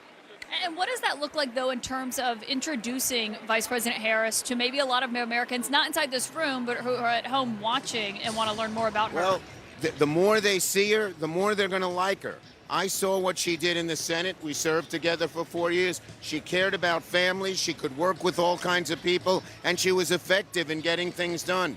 One of the things she pushed, which we succeeded in, was $35 insulin for our senior citizens. Now we're going to get it for everybody. What's your response when Trump takes credit of that? Trump takes credit for so many things he doesn't do and gets the blame for a lot of things he does do. He's lost his bearings, as we can see, day by day. Senator Chuck Schumer, I know you've got a lot to do on the convention floor. Thank you for taking the time to talk to us. Great to see you. Anderson, back to you. Caitlin, thanks very much. Scott, I interrupted you. He takes a cheap shot and then they switch away from. No, I was complimenting your guy. They want to hear from Obama. He's one of the most gifted political communicators in the country. I misinterpreted. And look, in everything that was described about him, new kind of politics. You know, excited for all these non-policy reasons. He speaks to the vibes part of this election, and I think what Republicans are going to have to do to counter these vibes is to really get focused on the economics of this election. I mean, Bloomberg is reporting that the Fed is about to downwardly revise jobs by 1 million. Harris apparently has endorsed a capital gains increase and a 25% tax on unrealized capital gains. I mean, breadlines and hoarding in black markets may be an optimistic future at this point if she keeps going. And so I think. Well, you're picking up on the Trump vibe there. World's going to hell. I'm sorry. If the president of the United States institute those kind of tax increases, we're all going to be fighting each other for the last few crumbs out in the hallway here. That is the Trump message. But it is lunacy to offer. So my point is this: they're going to try to run on vibes. Trump's going to have to paint a policy picture, and we'll see if he can do it. All right, Sarah Seidner is standing by with Stephanie Grisham, who just spoke earlier. Sarah? All right, we are here with Stephanie Grisham. You will remember she is Donald Trump's former press secretary. She is now here speaking at the DNC because she has been very clear. She has completely changed her mind on who should be the president of the United States and who should not.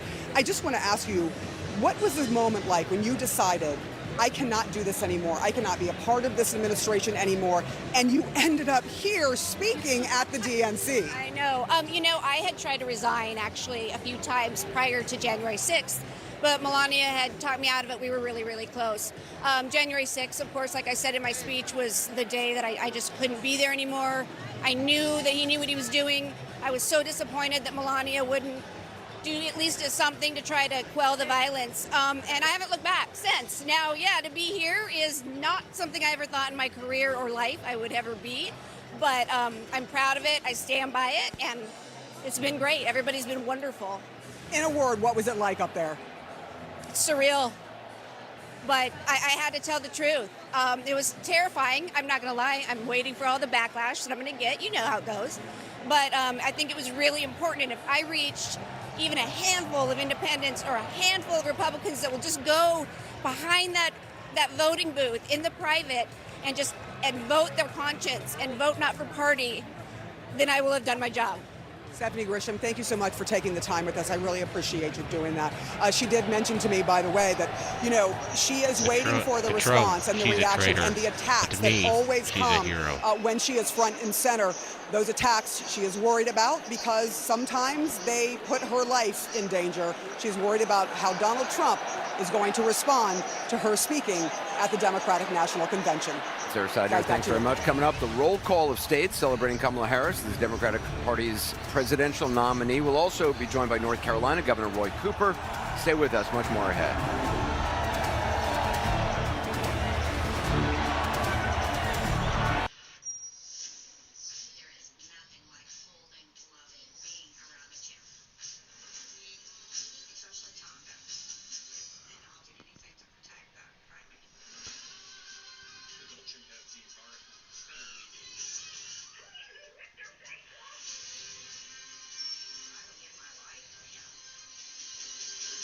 It's insane when you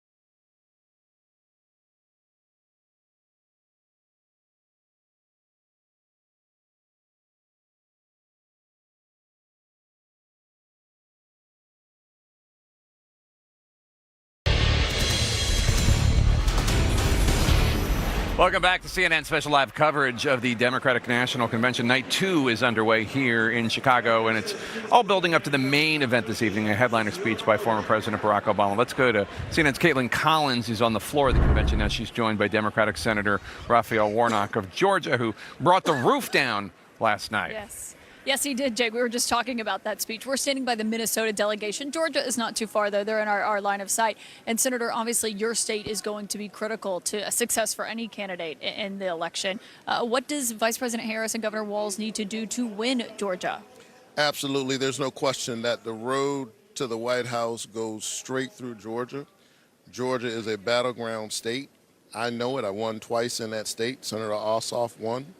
And I really do believe that we can ensure that Georgia lands in the Harris-Walz column. It's going to be hard work. It's going to be a tight race. There's no question about it. And by the way, the former president is helping us. I mean, he went to Georgia to his own rally, and he spent much of his time insulting the sitting Republican governor. I hope they keep that going on the other side. Focused on their problems. Meanwhile, we're going to be focused on the people. And I should note, it is very quiet in here. It's not been this quiet the entire convention. That's because they are posing for a group shot. So Senator Warnock and I will be standing next to each other in that group picture. But speaking of Georgia, the Georgia Election Board just changed rules. They've been doing a lot of that. They've got about 19 people in there who have refused to certify elections in the past. Are you worried that's going to disenfranchise voters or cause chaos in your state as we're trying to figure out who did win in November? Listen, we are witnessing in real time the machinations of those who believe much more in power than they believe in democracy. And here's what we've got to do. We've got to win this election. We've got to maintain our majority in the Senate. We've got to flip the House, send Kamala Harris and Tim Walz to the White House. And when we do that, we've got to pass the John Lewis Voting Rights Advancement Act. What the Supreme Court did in 2013 was a real knockout punch, certainly undermined much of the strength of the Voting Rights Act. The reason why you can see some of these games that get played is because they don't have to go through something called pre-clearance. And so we've got to renew the Voting Rights Act, and that's something I'll be very focused on.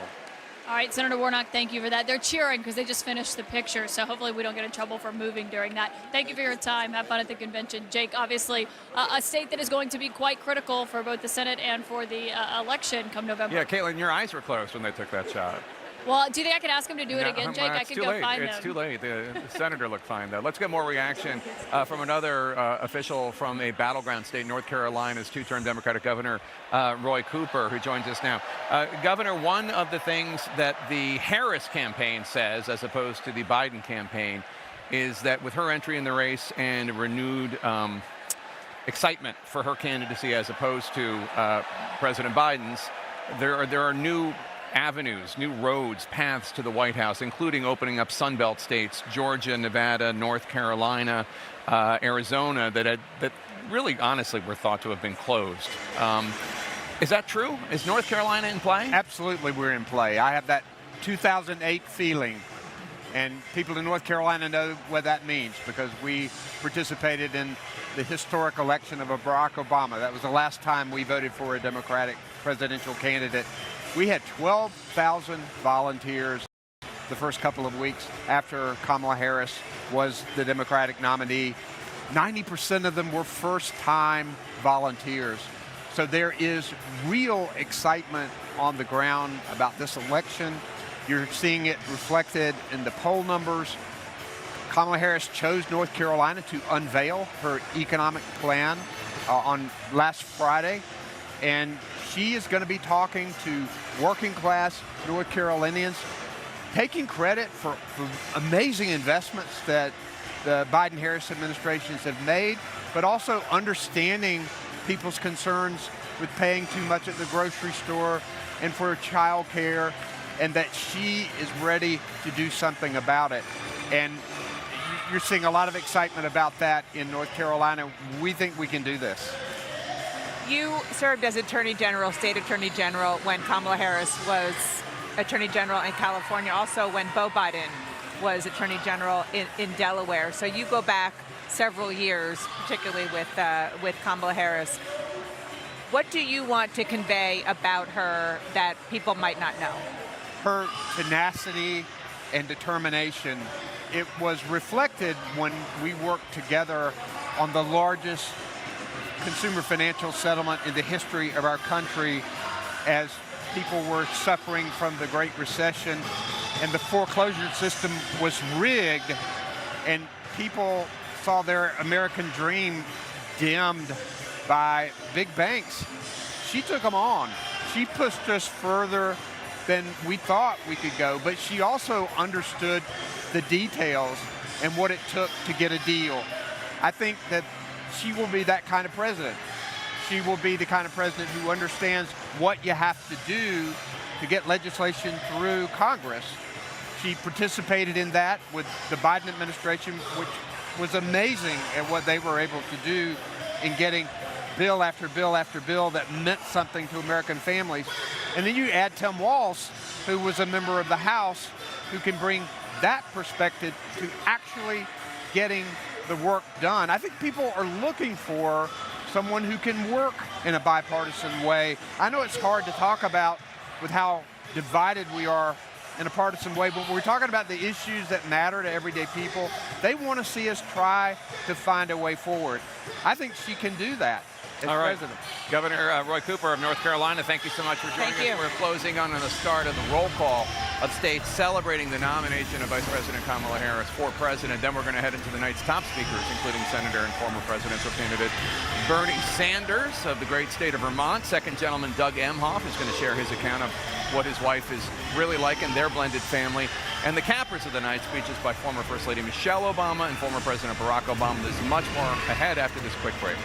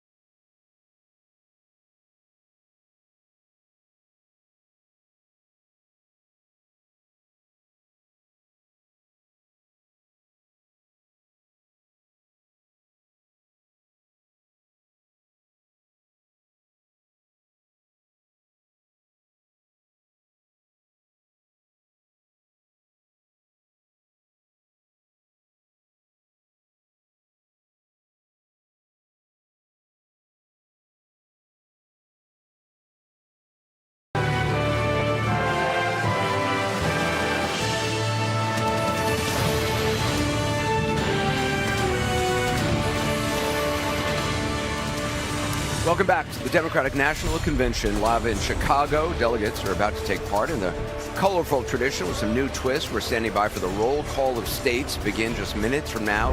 This will be a ceremonial version of the vote to nominate the Harris-Walz ticket after an official roll call was conducted remotely earlier this month. Caitlin Collins is with the Delaware delegation right now. That's first up in the roll call. Caitlin? Yeah, Anderson, Delaware is going to kick us off. It is ceremonial, but that doesn't mean there's any less pomp and circumstance to this roll call that is going to get kicked off here. I am standing in front of the Delaware delegation. As you can see, the elected officials of Delaware are right behind me. Senator Chris Coons is actually going to be the one starting all of this off. Senator Coons, how are you going to kick things off for us tonight with this roll call? I'm sorry? How are you going to kick things off for us tonight with this roll call? On behalf of the great state of Delaware, home of our beloved 46th President, Joseph Robinette Biden Jr. It is our honor to pledge our 34 delegates. Yes. Woo! To the next president. Don't forget that part. I don't want to give you the whole thing. Yes, leave a little bit of a teaser. That was a good run through, guys. Lisa Blunt, Rochester, Chris Coons, thank you for that. And Anderson, I should know, I'm standing in front of Delaware. That is where everything is going to get started in just a few moments. But here to my left, that is the California delegation. Obviously, one of the biggest here. You can see a massive crowd on the convention floor. That is the state that will wrap us out with Governor Gavin Newsom wrapping that up with this roll call. So we're going to see a ton of elected officials here as we go through this, but it's all going to start right here in Delaware, James. Yeah, just a few minutes now over to Sir Seidner, the Minnesota delegation. It's also featured roll call, or featured role, I should say, in the roll call. Sarah, a lot of enthusiasm there, I imagine. We are standing here with a delegation. I just want to let you see who is standing right with us, who is going to be doing roll call. There are two people that refer to Tim Walz not as governor, not as vice president, but as coach. John Randall, you will recognize this Hall of Famer, defensive end. He is here, sitting here, ready to do roll call. His buddy over there, both of them students. Can you generally just tell me what it is like being here? Is this as good as winning, you know, as a Purple People leader? It's just as good. I think it's, you know what? This is a different atmosphere than football. This is more of a history moment for Minnesota. So on behalf of Minnesota, I'm just honored to be here to represent. Great answer, John. Very diplomatic. Tell me a little bit about Tim Walz, what he means to the both of you. First to you, John. Well, for me, I think I've gotten to know some people in Minnesota. I've been there for over 30 years. So Tim is just more of a friend, and we kind of run in the same quarter with people, friends and stuff. I actually know the lieutenant governor in Minnesota very well. And so just meeting different people in Minnesota, doing charity work, we come across same people, friends and stuff, and that's why I got acquainted with him. And but I got to say, he's been so genuine, and I'm just so proud and honored to know him. That's a beautifully said. Hans, tell me about your experience with Tim Walz and what you want people to know. So he's just a phenomenal person. You see him, what you see is what you get. He's been a mentor to me since I was younger. Great teacher, great leader, and it's just been surreal to see him. And I'm excited to be able to have what we saw from him as a teacher, be able the whole world to be able to see him and on this stage. And I'm just super excited for him. Do you still think of him as coach? Is that what we're doing now? That's why I call him coach. That's what y'all call him. He's still Mr. Walz, but he's coach to you. And I hear he can take a hit, but I'm just saying. All right. John Randall, thank you, Hans. Appreciate it. Back to you guys. Sarah, thanks very much. Kamala Harris and Governor Walz, they are not actually here tonight. They are holding a rally. Right. David Axelrod, what is the idea behind that? They're look, I think they Milwaukee. wouldn't have been here last night, but for the fact that out of respect for President Biden, they felt they should be here. But generally, candidates take a tour into the convention city and arrive in the convention city on the eve of or on the day of the actual the vote, and then their speeches. And so that I think they made it an accommodation for that. My guess is they'll beam her in perhaps after I don't know this for a fact, but perhaps after the thing. But this whole thing is obviously, the actual vote happened 2 weeks ago. In fact, Anderson, Chicago was the last place where there actually was a meaningful roll call vote, and that was in 1968. And it was so tumultuous that the system was changed, and now the voters select these delegates. Everything's decided before the convention generally. And so this is for the benefit of television and a sense of unity in the party. Which should pose tonight. We're going to be showing you live talk from their rally with Kamala Harris and Governor Walz. Let's watch the roll call. Of the virtual roll call. This roll call will reflect those results. The chair of each delegation or their designee will report its delegation's voting results for the presidential nomination. Pursuant to the rules, the roll call will follow the alphabetical order of the states, with the District of Columbia and Puerto Rico, the territories, and Democrats abroad treated as states for the purposes of the alphabetical roll call. Delegates, are you ready? Let me hear you. Ladies and gentlemen, my name is DJ Cassidy, and I'd like to welcome you all to the Democratic National Convention roll call. Now we're going to pass the mic from state to state so that all our voices are heard all around the nation. But first, let me pass it back to Secretary Ray to get the celebration started.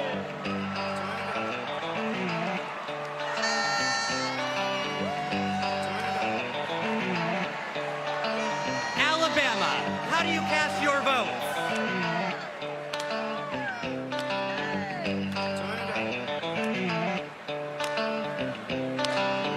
Alabama passes. Delaware, how do you cast your votes?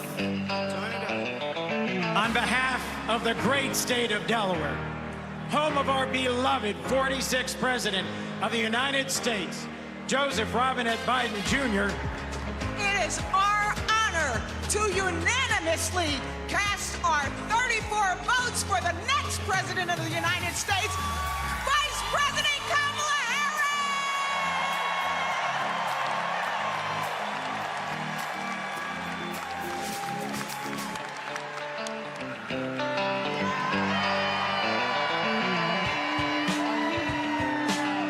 Thank you, Delaware. Alabama, how do you cast your vote? In a letter from the Birmingham jail, Dr. King wrote that progress is not inevitable. We have to fight for it. We have to win it. Kamala Harris will protect the legacy and the progress that we've made by our forefathers and our foremothers, and she will advance it. She will safeguard our freedom to vote by passing the John Robert Lewis Voting Rights Advancement Act. She will fight for freedom and opportunity and build an economy that works for everyone.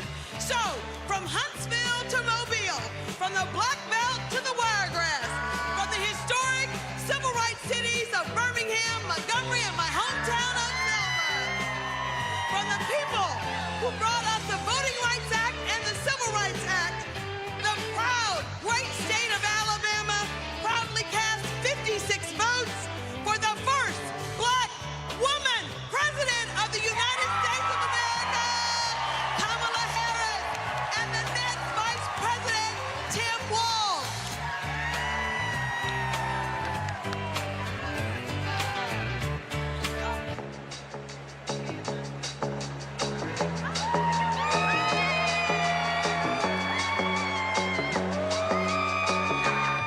Alaska, how do you cast your vote? Alaska's motto is North to the future. And that's exactly where Kamala Harris and Tim Walz are going to take us. A future full of opportunity for everyone.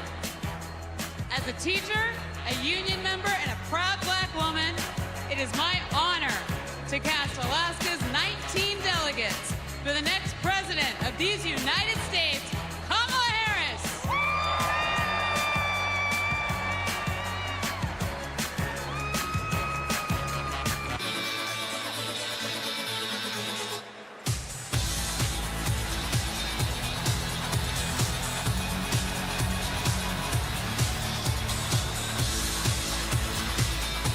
American Samoa, how do you cast your vote?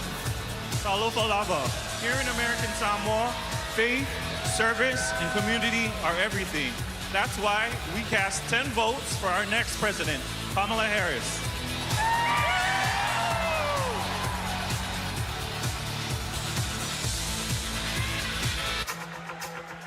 Now, once again, my name is DJ Cassidy, and this is the DNC roll call.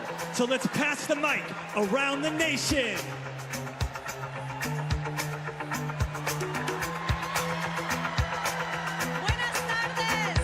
Arizona, how do you cast your vote?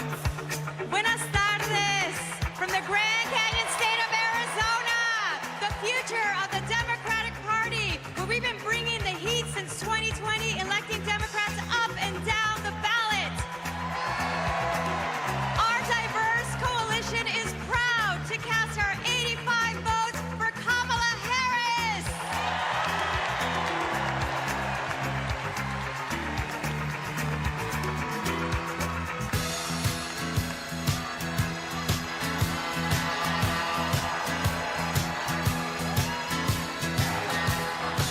Arkansas, how do you cast your vote? On behalf of the great state of Arkansas, home of American legends Johnny Cash and Sister Rosetta Tharpe, home of the trailblazing civil rights leaders Daisy Bates and the Little Rock Nine, and home of the birthplace of President William Jefferson Clinton, who inspired all of us in a place called hope. Arkansas casts our votes for Vice President Kamala Harris and Governor Tim Walz.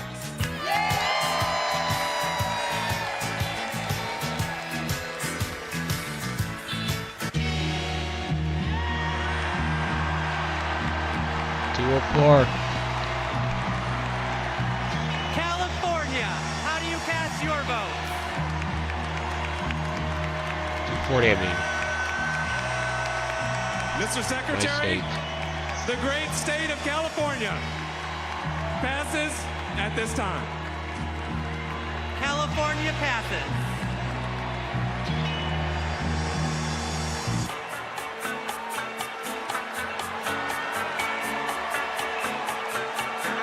Colorado, how do you cast your vote? Mr. Secretary, in Colorado, we know how to climb mountains, and we're going to make sure Kamala Harris and Tim Walz reach the summit and win this election. Colorado proudly casts its votes for Kamala Harris. Get it go!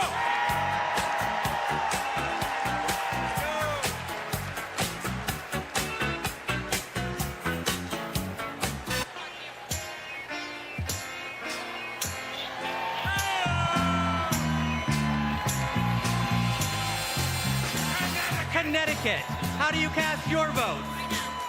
Connecticut, the Constitution state, home of the submarine, home of the jet engine, home of the Yukon Huskies slam dunk, home of Keith Richards lead guitar. We vote. Tonight, we cast 73 votes and one president for the first female president of the United States of America, Kamala Harris.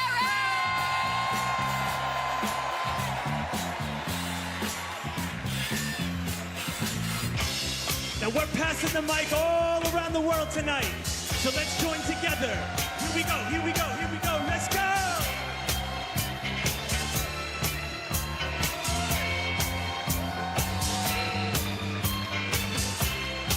Democrats abroad, how do you cast your vote? Mr. Secretary, Democrats Abroad represents millions of Americans who live abroad and vote back home in all 50 states and in D.C. U.S. citizens can go to votefromabroad.org to register and request a ballot. On behalf of our large, diverse community, we joyfully cast 21 votes for Kamala Harris.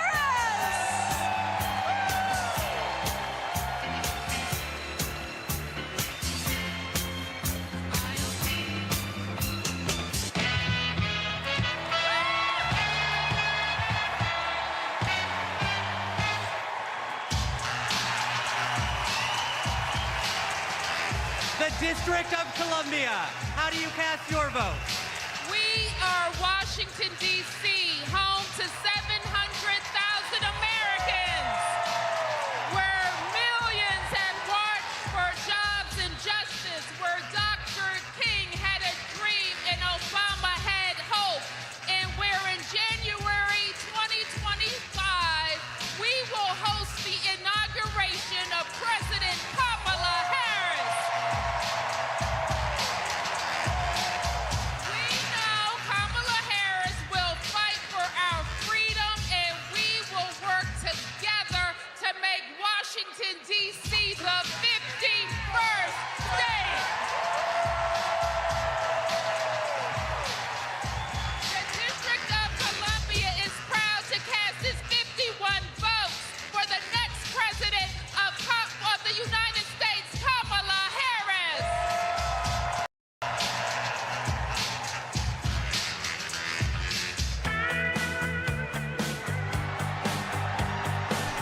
Florida, currently controlled by under fascist control, Ron DeSantis. Florida, how do you cast your vote?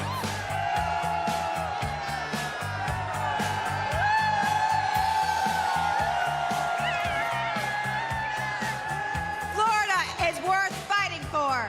That's why we're fighting back against Project 2025 and Republican extremism. We won't go back. We won't back down. I cast 4 votes present and 243 votes from the great state of Florida for the first president, first female president of the United States, Kamala Harris.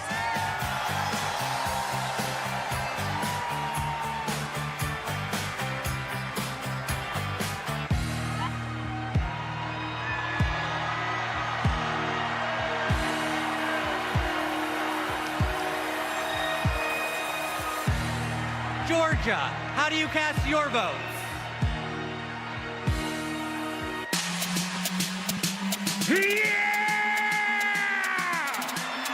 Ladies and gentlemen, we are here tonight to officially nominate Kamala Harris for president. Another round of shots. DHC, turn out for what? Is that the guy that actually saying that his son turned down the what? Hey, turn out for what? Yeah, turn out for what? Let's go, let's go. Turn out for what? Hey, everybody get your hands up. Hey, everybody get your hands up. Hey, everybody get your hands up. Now, say, we're not going back. We're not going back. We're not going back. We're not going back. VP Harris, coming to wall. VP Harris, giving a wall. Hey.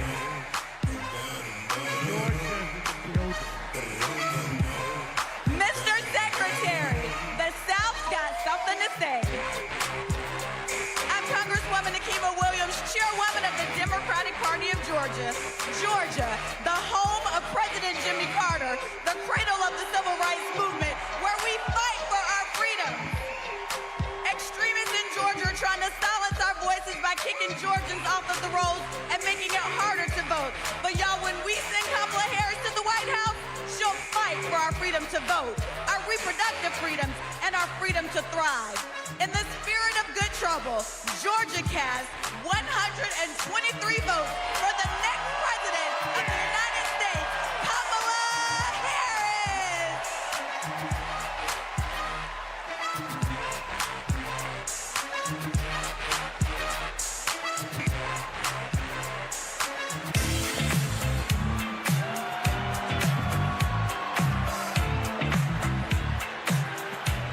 Guam, how do you cast your vote? Todo Centro. I am Governor Noom Young Guerrero, the first female governor of our beautiful island of Guam. The home of the indigenous Chamorro people. And where America's Day begins. And we proudly cast our 12 votes to the next first female president of the United States of America. Viva Kamala! Viva Kamala! Viva Kamala!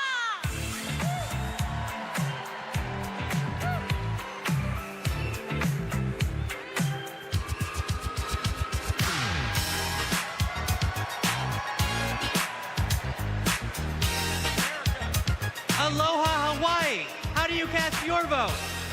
America, thank you all for loving Hawaii. The spirit of aloha means acting with love and kindness. Our Hawaii was the first state to legalize abortion. Our state was the first to ratify the ERA. Our state was the first to pass universal health care for all and target 100% renewable energy. Our state is the birthplace of Barack Obama. Our state state shares the values of Kamala Harris, and we cast 6 votes present and 23 votes for Kamala Harris. First woman president.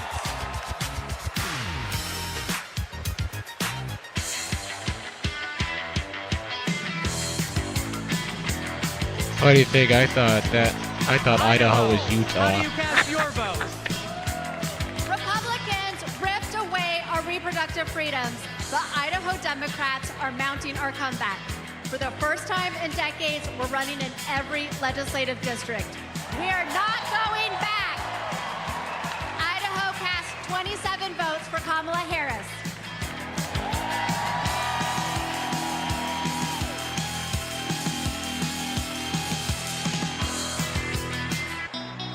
Ladies and gentlemen, today is a celebration of democracy, a celebration of freedom, a celebration of future. Chicago, are you ready?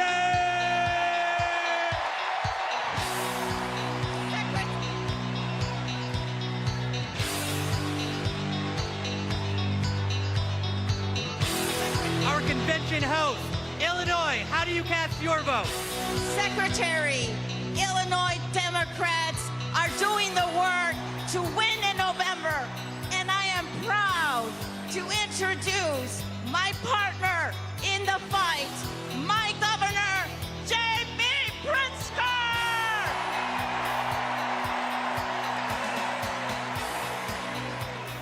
The great state of Illinois, the prairie state, home of 4 You can keep watching while we take a quick break.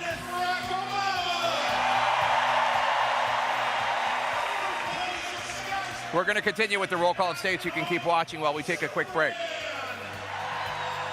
The cornerstone of the Midwest Blue Wall, the first state.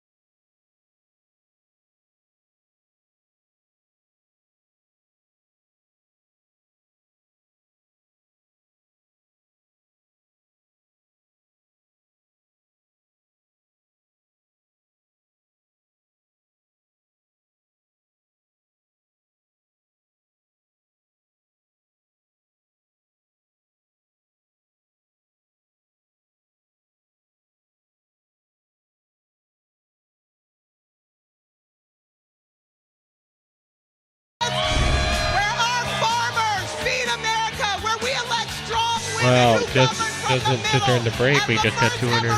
Chair of Kansas, I am proud to cast our 39 votes for the first black woman president, Kamala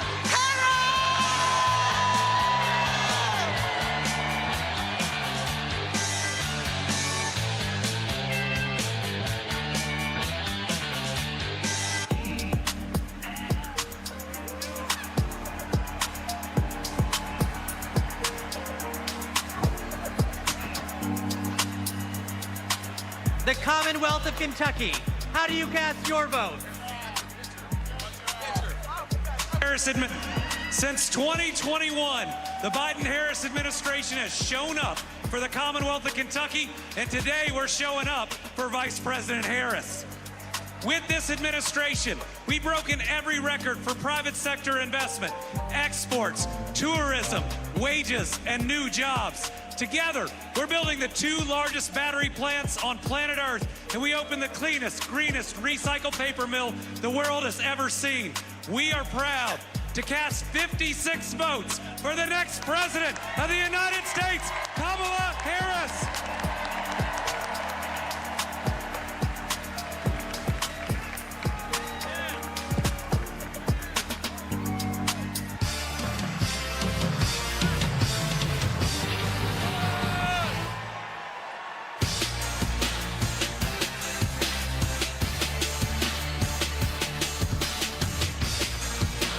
Louisiana, how do you cast your votes?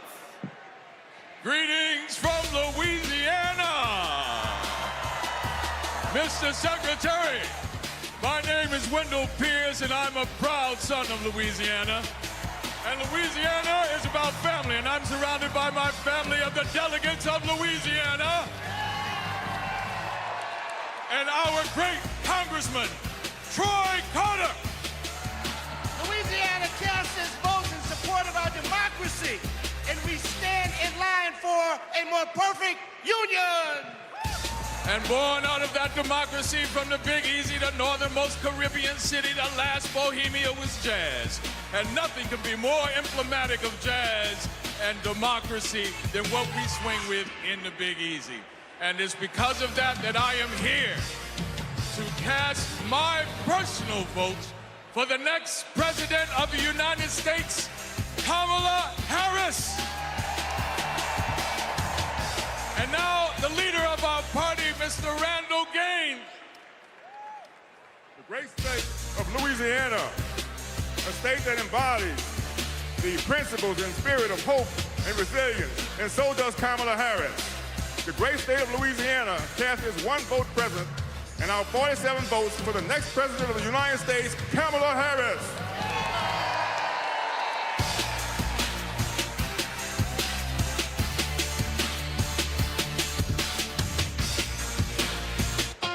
Ladies and gentlemen, we're halfway there. Are you ready? Here we go, here we go. Let's go, let's go, let's go!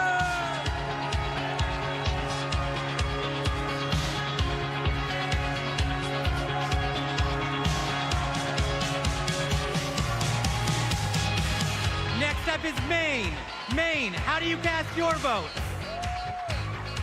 Mr. Chair, great state of Maine, home of environmental climate activists and champions like Edmund S. Muskie and George Mitchell. Happy birthday today, George. The state where the sun rises first on the nation over our bold and rocky coast, bringing with it today a new day for the brave and open-hearted people of this country. We have improved lives, restored rights, and preserved our environment in Maine for future generations. Maine leads, and as Maine goes, so will go the nation.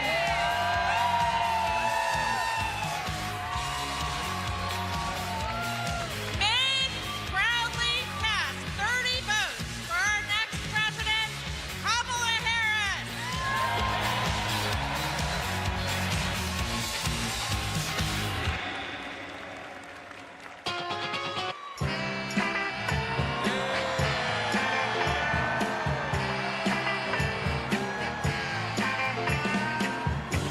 Maryland, how do you cast your vote? We are Maryland!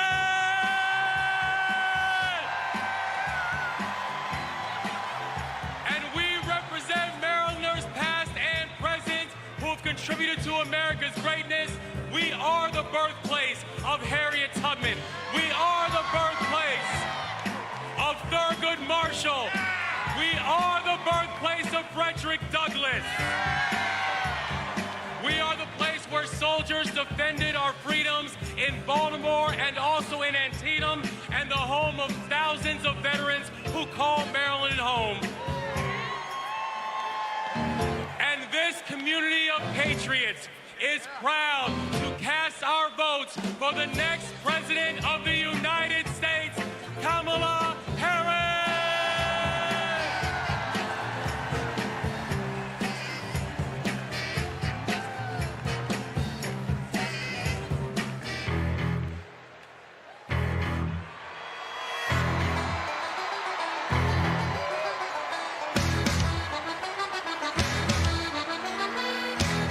The Commonwealth of Massachusetts. How do you cast your vote? Mr. Secretary, the people of Massachusetts know something about making history. The first Thanksgiving in Plymouth, the first public school, the first public library where we don't ban books. Health care for all, and the first shots fired in our revolution. And we are proud, as the Commonwealth of Massachusetts, to make history once again. Mr. Secretary, Massachusetts counts 116 votes, all of our votes, for Kamala D. Harris for the office of President of the United States.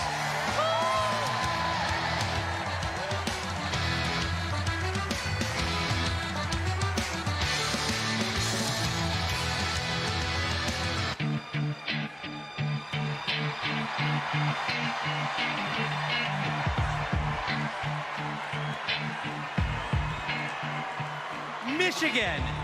How do you cast your votes? Good evening from the Great Lakes State. I'm Michigan Democratic Party Chair Lavora Barnes. Michigan has an incredible story. We put the world on wheels and we built the middle class. We are getting things done in Michigan in 2022. We flipped our state House of Representatives for the first time in 40 years. We're getting it done in Michigan. And I'm Governor Gretchen Whitmer. We cut taxes. We protected freedoms. We brought manufacturing home, and we know how to win. This November, we're marching together. Michigan cast three presidents. 25 votes for our next president, Kamala Harris.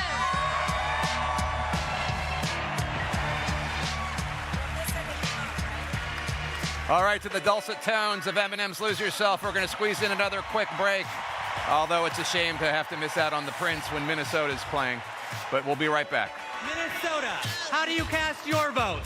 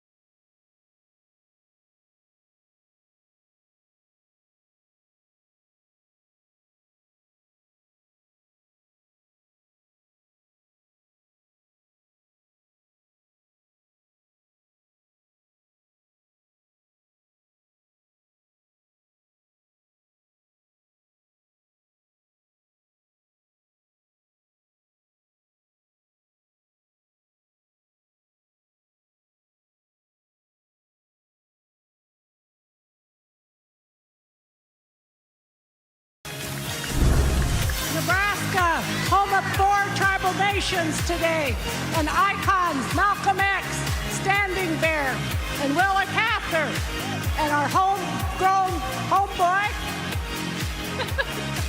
Tim Walz. And the quality of life capital of the country, Lincoln, capital of Husker Nation, where the Biden-Harris team and unions are rebuilding the heartland. In Omaha, now affectionately known as Kamaha, but we will protect the blue dot. We are ready for it. Nebraska proudly casts our 34 votes for Kamala Harris and Coach Tim Walz.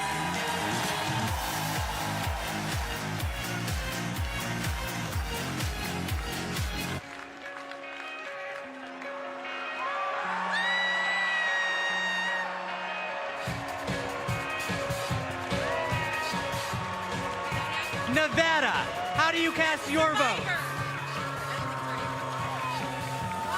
As a survivor of the largest mass shooting in modern American history, I'm voting for Kamala Harris because America is done running from gun violence.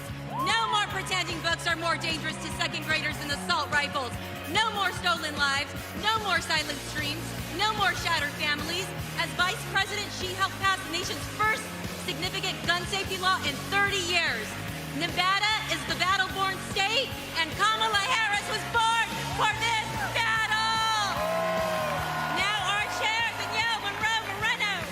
Nevada is the most diverse battleground state in the country, home of the late great Senator Harry Reid, the only Latina ever to serve in the U.S. Senate, Catherine Cortez Masto, and we are the first and only women-majority state legislature.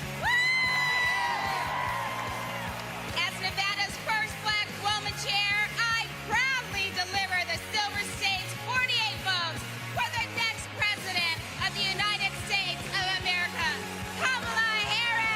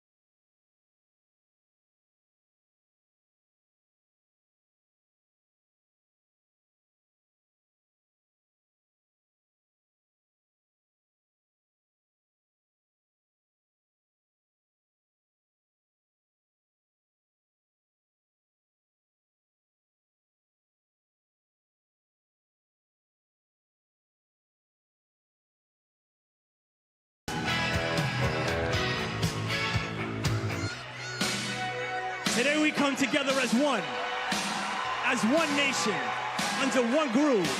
Nothing can stop us now.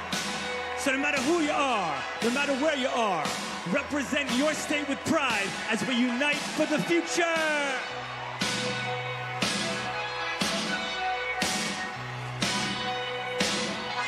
New Jersey, how do you cast your vote? Everybody, I'm Governor Phil Murphy. We're from Jersey, baby, and you're not. In the Great Garden State, we care about protecting women's rights and lifting up vulnerable communities. That's what we mean when we say the Great Garden State. My name is Dr. Joey Perella, pronouns she, her, hers. I'm a proud resident of the Garden State. I'm proud to stand with Kamala Harris and Tim walls because they stand with the LGBTQ community.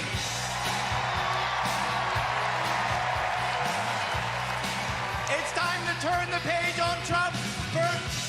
Thank you. I'm Leroy Jones, the chairman of the New Jersey State Committee,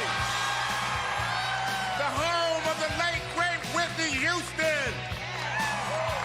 And New Jersey and these amazing delegates cast 2 votes present and 142 votes for Kamala Harris, President of the United States of America.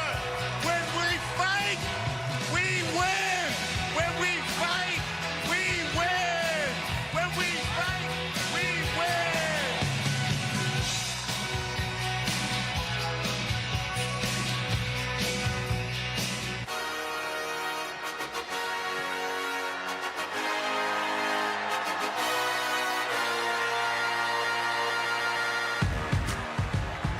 New Mexico, how do you cast your vote? Buenas noches! Chair Jessica Velasquez here with our delegates from the land of enchantment, the great state of New Mexico, where we live our family values, respect women, love our land, our water, our blue skies, our green chili, and our sunsets. We are proud to cast 45 votes for Kamala Harris and Tim Walz.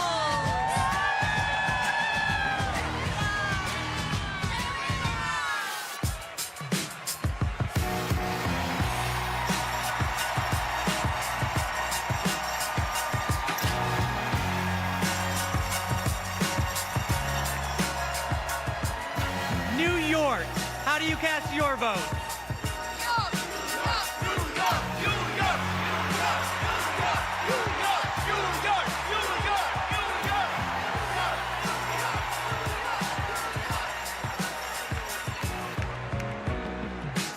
Mr. Secretary, my name is Henry Garrido. I am from the great state of New York. Unions not only built the Empire State, they built a strong middle class across this country. That is why I'm so proud to introduce the governor of the greatest labor state of the country, Governor Kathy Hochul. As governor of the greatest state that ever existed. Hey, for New Yorkers, get used to it. From Seneca Falls, the birthplace of the women's rights movement, to Stonewall, the birthplace of the LGBTQ movement, to Stone King Mountain, the birthplace of the environmental justice movement, and the birthplace of the labor movement. We are also not just the birthplace of great progressive movements, we are the birthplace of Shirley Chisholm. We are the birthplace. We are the birthplace of Geraldine Ferraro. And we are the home of Hillary Clinton. And that's why, as the first woman governor of New York, I am so proud to cast 298 votes to make Kamala Harris the first female president of the United States of America.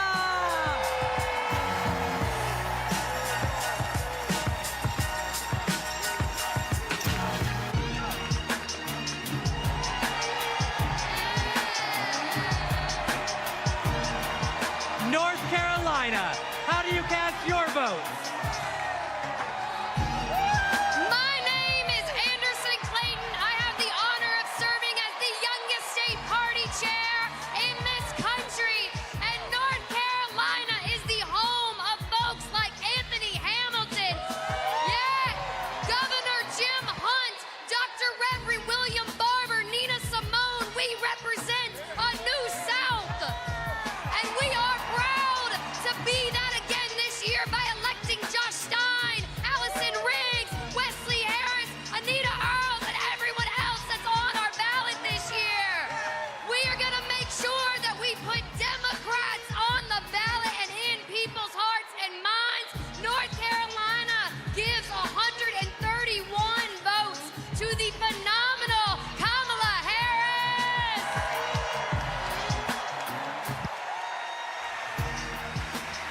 We're going to bring you more of the roll call of the states. They just did North Carolina on screen during another quick commercial break. North Dakota.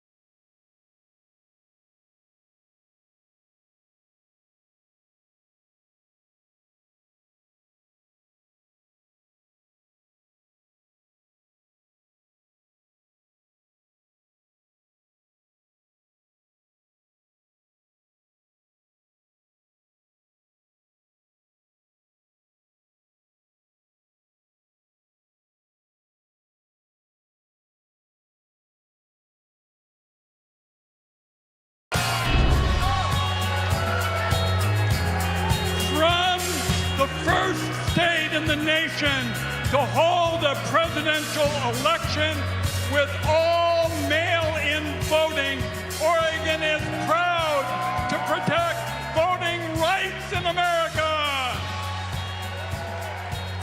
And hailing from the heart of the beautiful Pacific Northwest, Oregon protects our planet and fights for LGBTQ equality.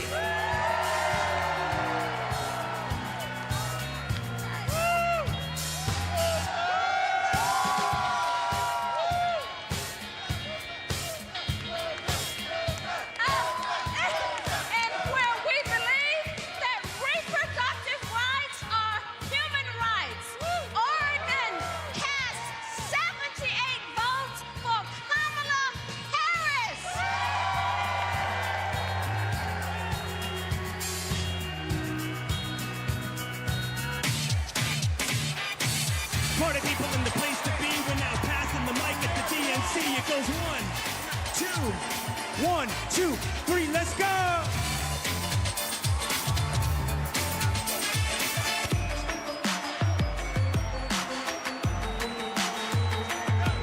The Commonwealth of Pennsylvania. How do you cast your vote? Let's go, Pennsylvania, let's go! My name is Mayor DeJuan Walker from the great city of Aliquippa, Beaver County. My city's a city of legends, the only high school in America with 3 Hall of Famers. I took this seat in 2009 when my sister was murdered. I wanted to do better. 15 years she's been gone. 12 years this city has been under my watch. I'm grateful for the opportunity to lead my city. I'm grateful for the state of Pennsylvania. God bless everyone in this room. I love this state, thank you. I'm Governor Josh Shapiro. The proud governor of the Commonwealth of Pennsylvania, the birthplace of democracy, the birthplace of freedom, the greatest Commonwealth of all. And together, Pennsylvania cast 178 votes for the next Madam President of the United States, Kamala Harris, and Vice President Tim Walz.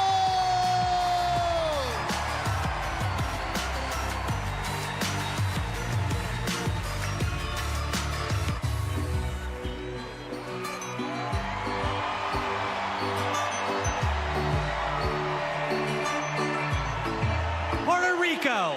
How do you cast your vote? Buenas noches.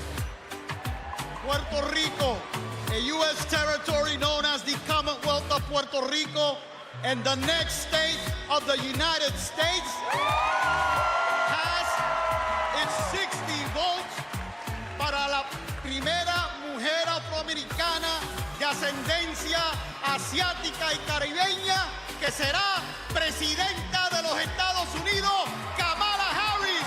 ¡Viva Kamala!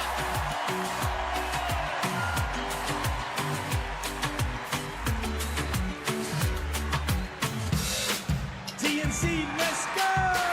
Roll call, keep it coming now. Roll call, keep it coming now. Roll call, keep it coming now. 1, 2, 3, let's go!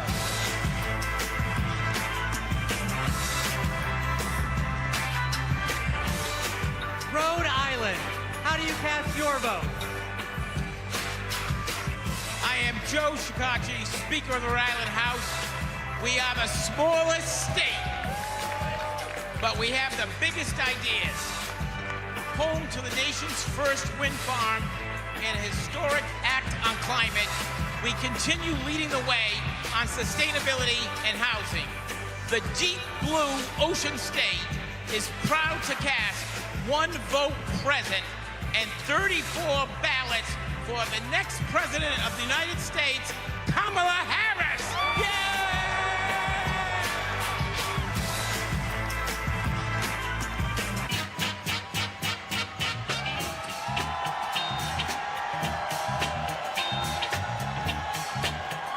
South Carolina. How do you cast your vote?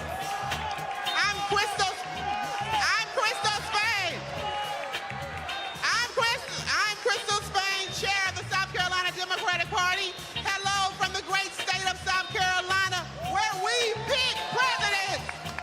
The home of the DNC chair, Jamie Harrison. The home of the first Black Panther, Chadwick Boseman.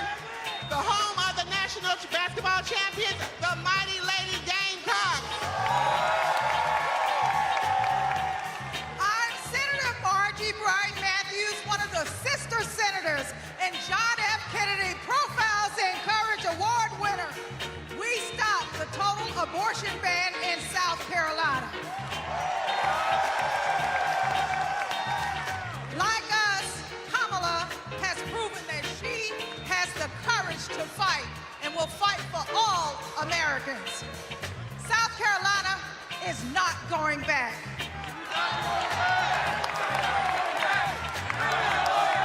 We're going forward on reproductive rights. We're going forward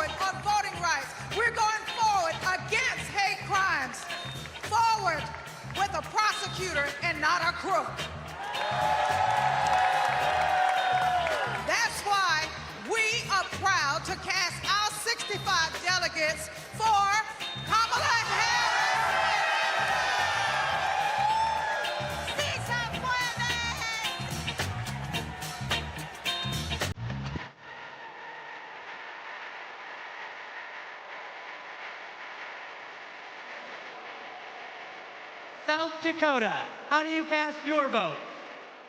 In my beautiful Lakota language, that means hello, my relatives. I shake your hand with a happy heart. That is the spirit of my beloved South Dakota. My name is Chante Redis, and I want to say that my people, the Ocheti Shakoan, are still here. The 7 council fires are still here. Let me tell you what a Kamala Harris presidency will mean for me, my friends, and my community. More importantly, more opportunities, more good-paying jobs, better access to health care, and a quality education. That is the future we deserve, and it is the future we will win on November 5th when we elect Kamala Harris. Thank you, Mr. Secretary. The state of South Dakota is proud to be part of such a historic moment in our country's history. We are a land that is proud of our hardworking farmers and ranchers, that celebrates 9 tribal nations and their incredible cultures, where natural beauty can be seen from the Big Sioux River to Mount Rushmore. South Dakota is honored to cast all 20 of our votes for Vice President Kamala Harris, who will soon be known as Madam President.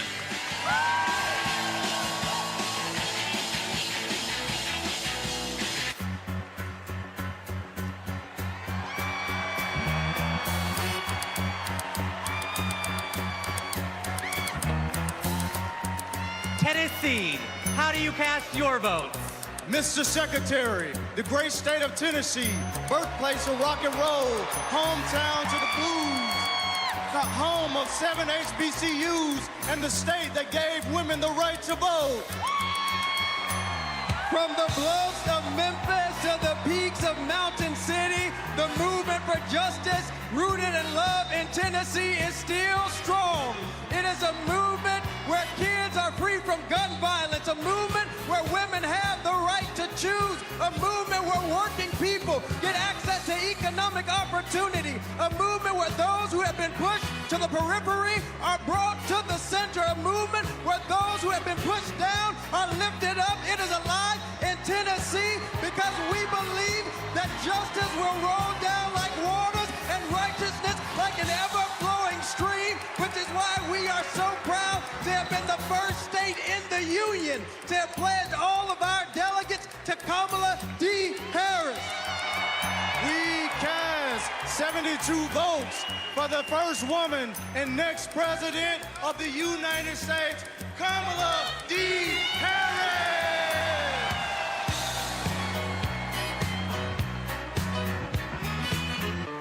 Party people, come on.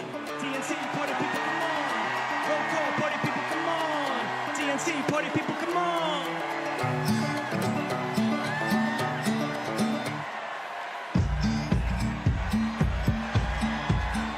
Texas, how do you cast your votes?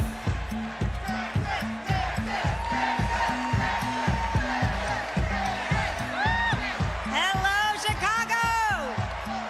I'm Eva Longoria from Corpus Christi, Texas, home of Selena Quintanilla, and I'm here to introduce native Texan Cecile Richards. I'm proud to be here tonight representing a tradition in Texas of progressivism and my late mother, Ann Richards, the governor of Texas, and passing it on to another great Texas heroine, Kate Cox. I'm Kate Cox, and I love being a mom. I have 2 beautiful children, and my husband and I have always wanted a third.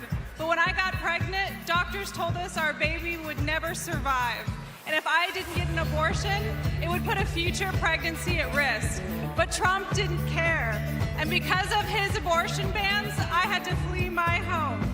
There's nothing pro-family about abortion bans. There's nothing pro-life about letting women suffer and even die.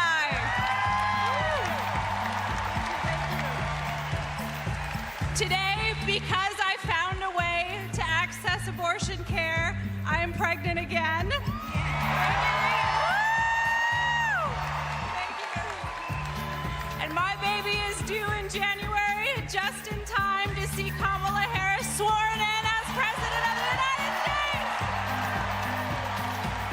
Mr. Secretary, my name is Gilberto Hinojosa, chair of the Texas Democratic Party, and as the nation's biggest battleground state with 40 electoral votes on behalf of 30 million Americans. Texas cast 3 votes present and 263 votes for freedom, for the future, for the first woman to serve as the next president of the United States, Kamala Harris. All right, keep watching the roll call as we take a quick break. They're nearing the big celebratory finish, and you'll see that live when we return after this quick break.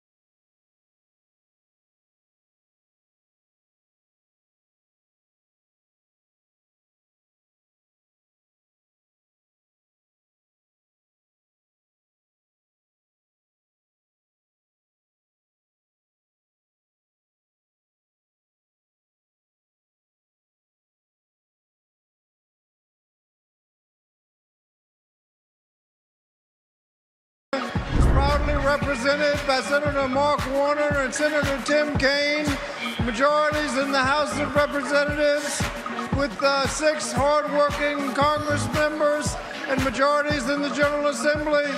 We also are proud to be represented by 25,000 hardworking, mostly union workers who build freedom, by building aircraft carriers and submarines. Senator Warner. Virginia, for this year, we're going to return Tim Kaine to the United States Senate. Our Commonwealth of Virginia is proud to cast all 119 votes for the next President, Kamala Harris.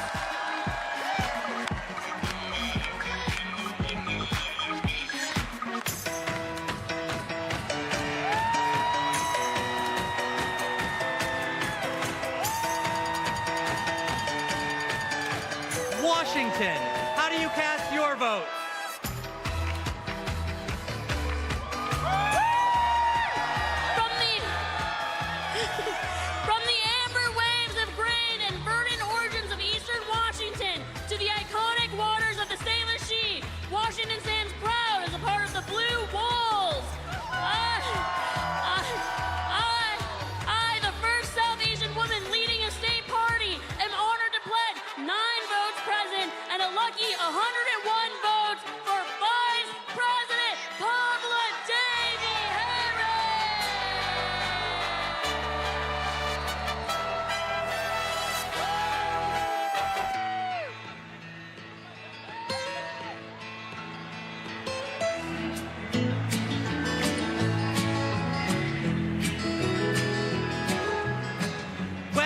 Virginia.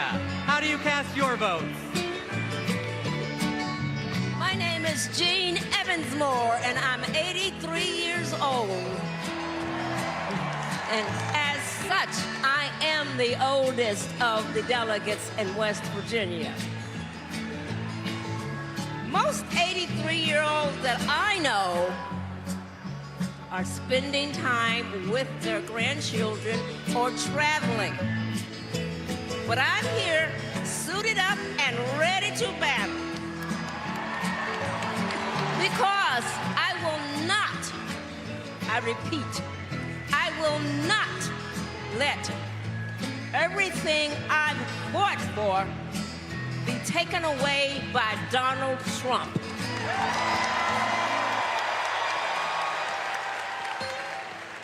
My name is Catherine Prather. I am 18 years old, and I am the youngest delegate from West Virginia. I'm suited up and ready for battle because I will not let my freedoms and my future be taken away by Donald Trump.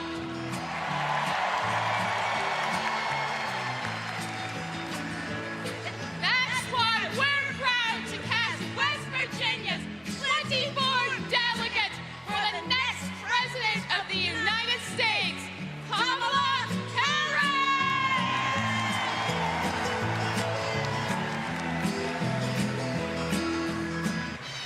Ladies and gentlemen, my name is DJ Cassidy. Now, are you ready?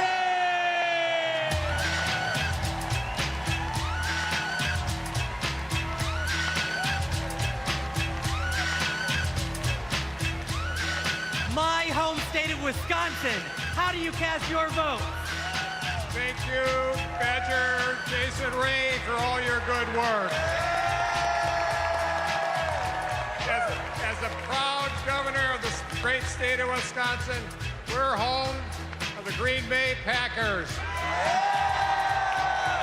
We're home of the Wisconsin Badgers. We're home of the Milwaukee Brewers. And the Milwaukee Bucks, as well as U.S. Senator, our best U.S. Senator, Tammy Baldwin. And our great congressional folks, Gwen Moore and Mark Pocan. I'm here because I'm jazzed as hell to announce that Wisconsin passed one vote present and 94 votes who are we? Got me going here. Former Wisconsinite, former state, oh my God. We love you, Jody! We love you, Jody! 94 votes for.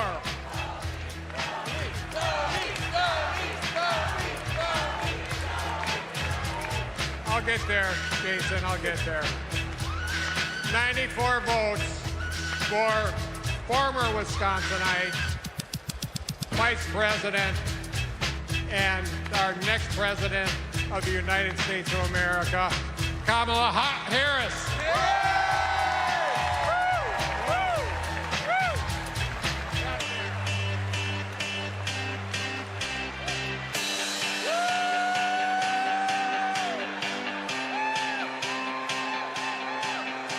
Wyoming. How do you cast your vote? Mr. Secretary, delegates, my name's Joe Barbudo, and these folks around me, we are honored to be representing the great state of Wyoming. Both the first state and territory in this nation to recognize a woman's right to vote, and the state that 100 I hope years he wasn't ago in the middle of elected having a Democrat seizure Nellie or Taylor Ross, something, our or a nation's stroke. first female governor. With that legacy in mind and heart, the Equality State cast all of our votes for the woman who will be the first woman president of the United States. Say it with me now, Kamala Harris!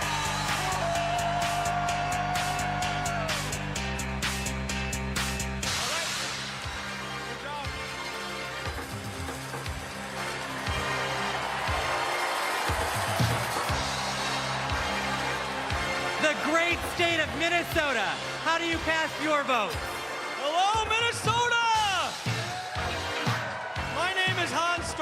and Tim Walz was my neighbor, coach, and favorite teacher. We were excited to go to his classroom every day, and if you've ever been in high school, you know that can be rare. He opened our eyes to the world.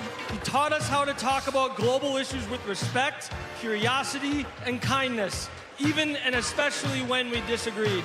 But he wasn't just a great teacher. He was also a great neighbor and friend. In fact, when he was in the midst of a budget battle as governor of our state, he still found time to attend my brother's funeral. Mr. Walz means the world to my family. He's always been there for us, and that's how I know he'll always be there for you as vice president.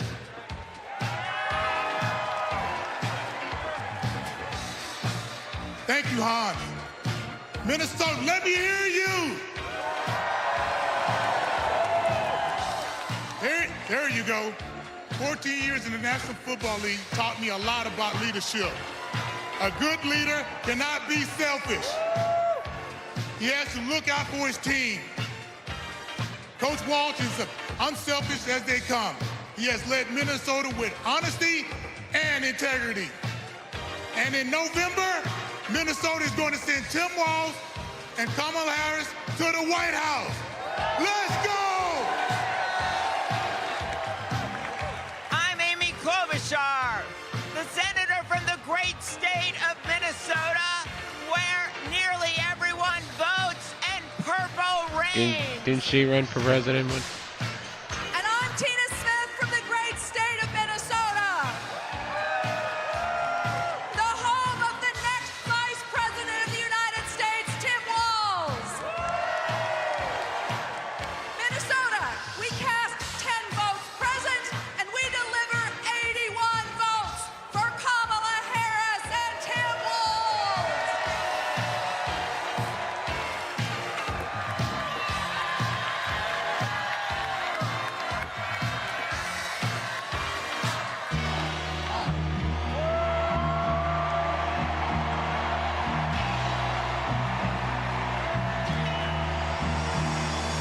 Oh, California. The great state of California. How do you cast your vote? My name's Governor Gavin Newsom. Man, I lost respect for. From the great state of Nancy Pelosi. I come from a state like our nation of dreamers, of doers, of entrepreneurs, of innovators that prides itself on being on the leading and cutting edge of new ideas. California is the most diverse state in the world's most diverse democracy. And we pride ourselves on our ability to live together and advance together and prosper together across every conceivable and imaginable difference. But the thing we pride ourselves most on is that we believe the future happens in California first.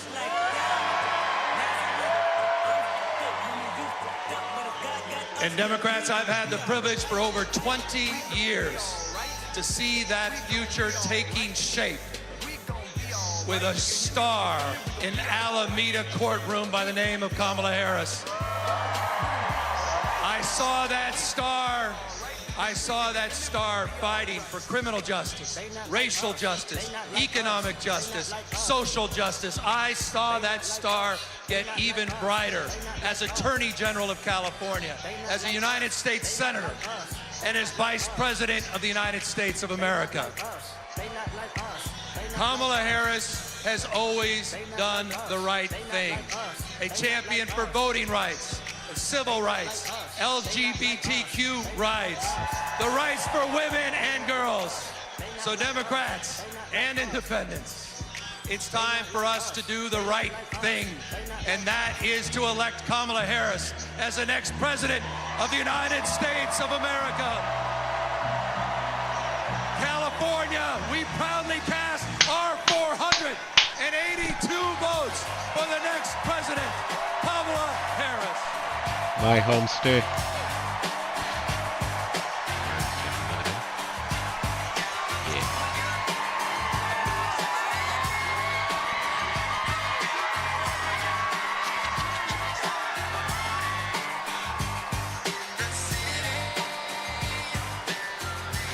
Thank you to everyone who participated in our celebratory roll call.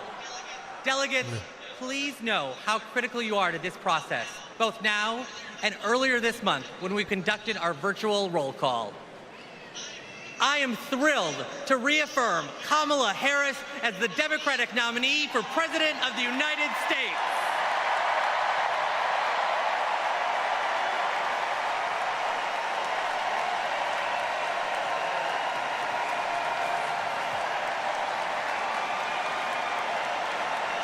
Pursuant to the convention rules of procedure, Vice President Kamala Harris has been invited to make an acceptance speech, which she will give on Thursday, August 22nd. But now, a special surprise. It's my pleasure to introduce our party's official nominee for President of the United States, live from my home state of Wisconsin, Vice President Kamala Harris.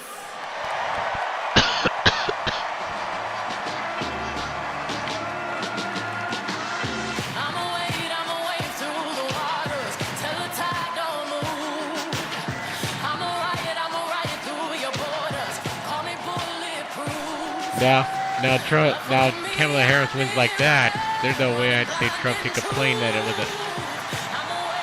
vote was rigged, right? Good evening, Milwaukee. Go ahead if I'm right or wrong.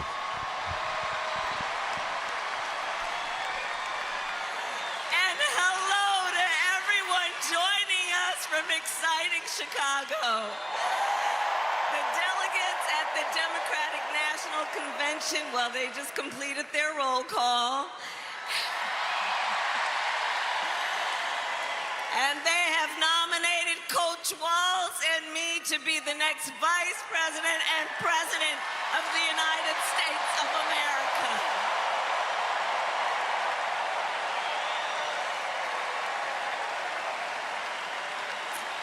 And I thank everyone there and here for believing in what we can do together. We are so honored to be your nominees. This is a people-powered campaign, and together we will chart a new way forward. A future for freedom, opportunity, of optimism and faith. So to everyone in Chicago and across America, thank you. Thank you. Thank you. And you're going to hear from our wonderful second gentleman shortly. I'll see you in 2 days, Chicago.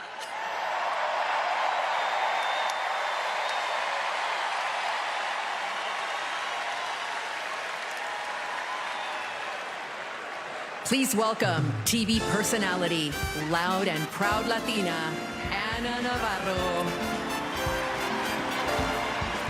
All right, it's an exciting time here for the delegates in the United Center. Caitlin Collins is on the floor.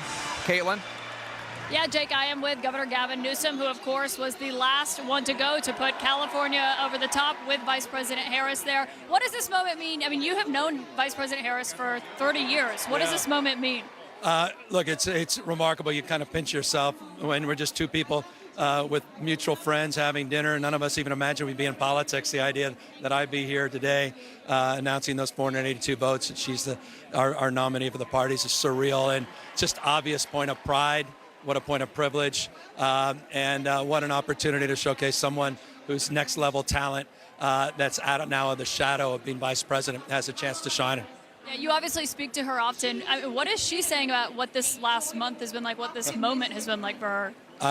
I don't know that she's even had a chance to process. I don't think any of us, few of us, have had a chance to process the last 3.5 weeks, let alone the last 3.5 years, to be candid with you. I mean, COVID and all the stress, the polarization that we're all experiencing. So, look, this is a sprint. She recognizes what's at stake, and she recognizes you got to stay on the offense. Got to stay on the offense every single day in every single way.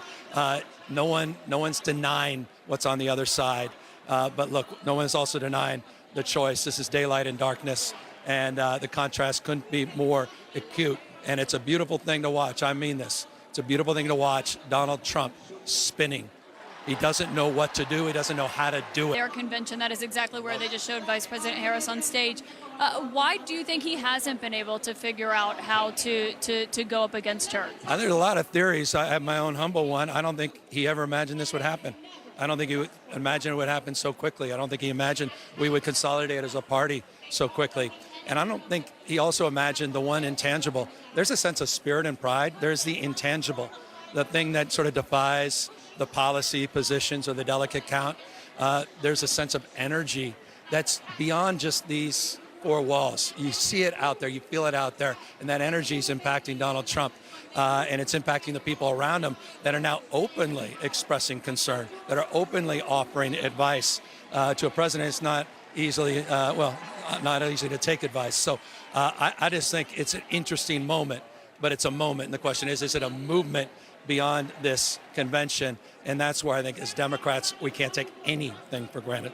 Governor Gavin Newsom, thank you for that. Jake, back to you. All right, Caitlin Collins, thank you so much. It was good to hear Tupac when California was casting the final delegates and bringing the nomination to Kamala Harris. And I will say, as much as the first night was logistically problematic, the Democrats are doing a very good job of exciting the crowd here. Normally roll calls are pretty boring and awful, and that one, especially with some cameos from Sean Astin and Eva Longoria and Little John, of course, not to mention all, of course, the governors and mayors, really had the crowd on their feet.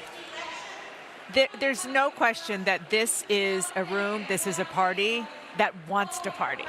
They're feeling it. Even without the DJ, even without the music assigned to different states, the people here are so desperate to have their nominee, to rally around their nominee and have their nominee be the person out there because they like her, but also because of who she's running against. I think the theme of tonight is 2008 energy. That's what one Biden advisor told me on the air earlier today. With Barack Obama and Michelle Obama coming, they need to amp this place up to kind of capture that feeling that a lot of people last felt back in 2008 when they were about to do something historic.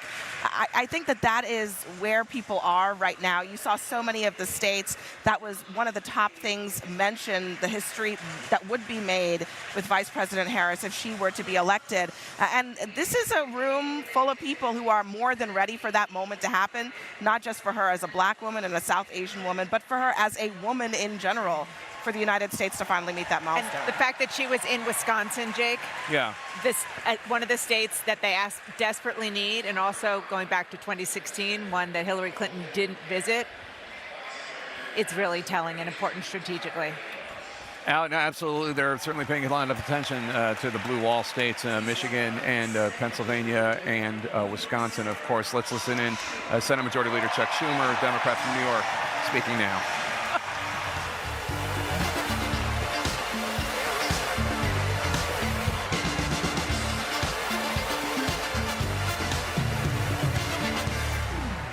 Everybody, wasn't that a great roll call? Now just let me hear you if you're ready for President Kamala Harris. Friends, we're here to talk about one thing, tomorrow, and building a better tomorrow for all Americans. This November, we can choose a brighter, a fairer, a freer future, or we can relive the dark night of Trump's American carnage. Never. Only one candidate will move America forward, Kamala Harris. Vice President Harris has been the best partner Senate Democrats could ever have asked for. Under her and President Biden's leadership, Senate Democrats lowered prescription drug prices and created millions of good-paying American jobs. I worked with Kamala Harris when she was Senator Harris. I saw a leader who was fearless, who stood up for middle-class families like the one she was raised in, who focused on things that really mattered. Helping parents raise their kids, safe neighborhoods, safe schools, and building an opportunity economy that gives everyone a shot at the American dream. She will lead America forward into a brighter future, but she can't do it alone. She needs a Democratic majority in the Senate of the United States. Now, my friends, 2 years ago, the naysayers said Senate Democrats stood no chance in the midterms. I told them, just you wait. We're going to keep the Senate and maybe pick up a seat or two, and that's exactly what happened. Well, ladies and gentlemen, my good friends at this convention, I am telling all of you now, we're going to hold the Senate again, and we're poised to pick up seats.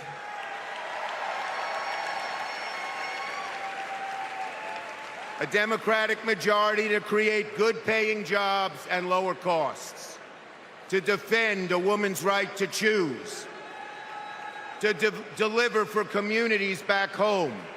Our senators are doing it, like Jackie Rosen, delivering high-speed rail for Nevada. John Tester, bringing high-tech jobs to Montana. And Bobby Casey and Sherrod Brown and Tammy Baldwin and Martin Heinrich fixing bridges in Pennsylvania and Ohio and Wisconsin and New Mexico. We also have amazing candidates. Ruben Gallego, Angela Alsobrooks, Andy Kim, Alyssa Slotkin, Lisa Blunt, Rochester, Colin Allred, Debbie Mucarsel-Powell. And folks, listen to this. More than half of our candidates are candidates of color. We're making the Senate look like America. Now let's compare that with Senate Republicans. Senate Republicans pretend to care about middle-class families, but they voted no on expanding the child tax credit, and J.D. Vance didn't even show up to vote. Senate Republicans pretend to care about the border, but they voted no on the strongest border bill in a decade. Republicans tend to care about freedom, but they voted no on a woman's right to choose. No to safeguard IVF. No to birth control. That is just a taste of their extreme agenda. Is that what we want for America? Do we want a Republican Senate that assaults reproductive freedoms? Do we want a Republican Senate that cuts taxes for the rich, rigs the game for big oil and big pharma? Well, folks, the choice is ours. Now, let me close on a personal note. As the highest-ranking Jewish elected official in American history, I want my grandkids and all grandkids to never, never face discrimination because of who they are. But Donald Trump, this is a guy who peddles anti-Semitic stereotypes. He even invited a white supremacist to Mar-a-Lago. And unfortunately, his prejudice goes in all directions. He fuels Islamophobia and issued a Muslim ban as president. That's Tonight, always folks, unfit. Trump is I am unfit. wearing this blue square to stand up to anti-Semitism, to stand up to all hate. our children, our grandchildren, no matter their race, no matter their creed, their gender or family, deserve better than Donald Trump's American carnage. Yep, they do. So, are you ready to make sure Donald Trump never, ever gets near the White House again? Yeah. So let's elect Kamala Harris, Tim Walz, and a Democratic majority in the Senate, and keep the torch of freedom burning bright for generations to come. On to victory in November. Yeah.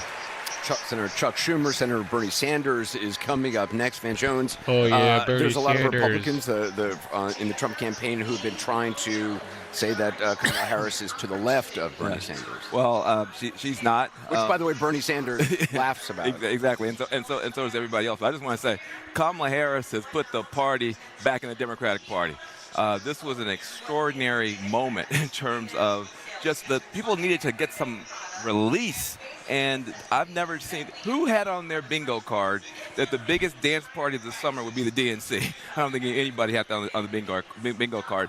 Look, Bernie Sanders is leading an important movement in this party, but it is not Kamala Harris's movement, and that will be clear tonight. Is there a danger, David Axelrod, in having Bernie Sanders? No, I don't think. Look, the truth is that Bernie Sanders is going to get up there and he's going to talk about economic issues, I'm sure, that are very, very central to people in their lives. And that is his wheelhouse. And that's really what you can say, and I'm sure Scott will, well, she's running on Bernie Sanders' platform if, raising the minimum wage and family leave and, child care tax credits and so on are that. I think that's fine. I think that's going to be a real help to her, and that's a focus she wants. She would have been One good of on the her takeaways team. from the Trump years, though, is that the Republican Party, instead of looking at their autopsy and saying, here's how we need to change, here's how we appeal to the middle, they ushered in the era of Trump. And the idea was, like, let's stick to our guns about what we believe, and that energy is going to draw more people in. This is a view of a Democratic Party that might be approaching things the same way. That's saying instead of being like, oh no, someone called me a liberal, you just say, great, I'm going to own it, I'm going to make it a party, and maybe that will draw more people in. And that's a different posture from so many years of kind of like, we need to compromise, we need to appeal, we need to move to the middle. It'll be interesting to see. I mean, Sanders being here is another affirmation of what Republicans already think about her because of the way she ran for president before. Medicare for all, friendly with defund the police, permissive immigration structure. I mean, she ran on a lot of very, very progressive things. Now, anonymous campaign sources now say she's no longer for any of that, but for Republicans, that's not going to be good enough.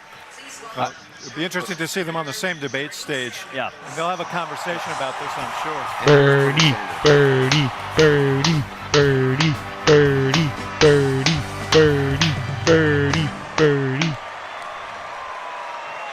Thank you.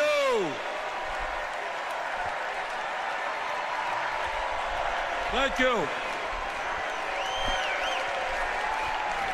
Birdie. My fellow Americans, it is an honor. It is an honor to be with you tonight because we're laying the groundwork for Kamala Harris to become our next president. And let me tell you why that is so important. I want you all to remember where we were 3.5 years ago.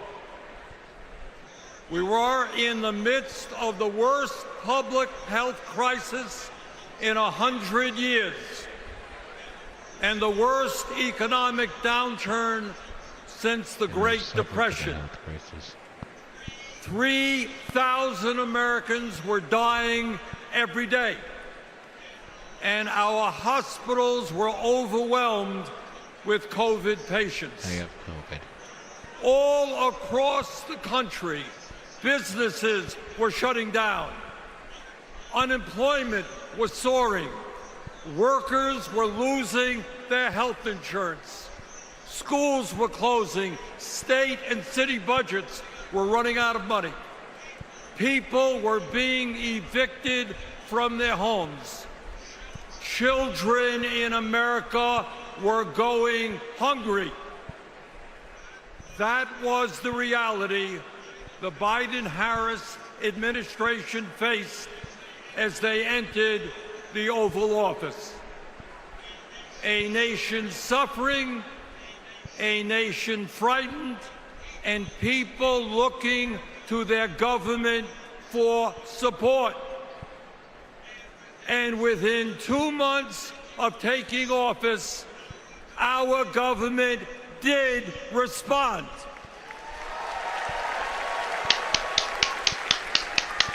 We passed the American Rescue Plan, which provided $1,400 for every man, woman, and child in the working class. We extended and expanded benefits for the unemployed. We provided emergency assistance for small businesses to stay open. We guaranteed health care coverage to tens of millions of Americans through one of the largest expansions of Medicaid in history. We provided rent relief and mortgage assistance, which prevented tenants and homeowners from being evicted. We established emergency food programs for hungry children and the elderly, and protected the pensions of millions of union workers and retirees from being slashed by up to 65%. Oh, and by the way, we cut childhood poverty by over 40% through an expanded child tax credit. Thank you, President Biden. Thank you, Vice President Harris. Thank you, Democratic Congress.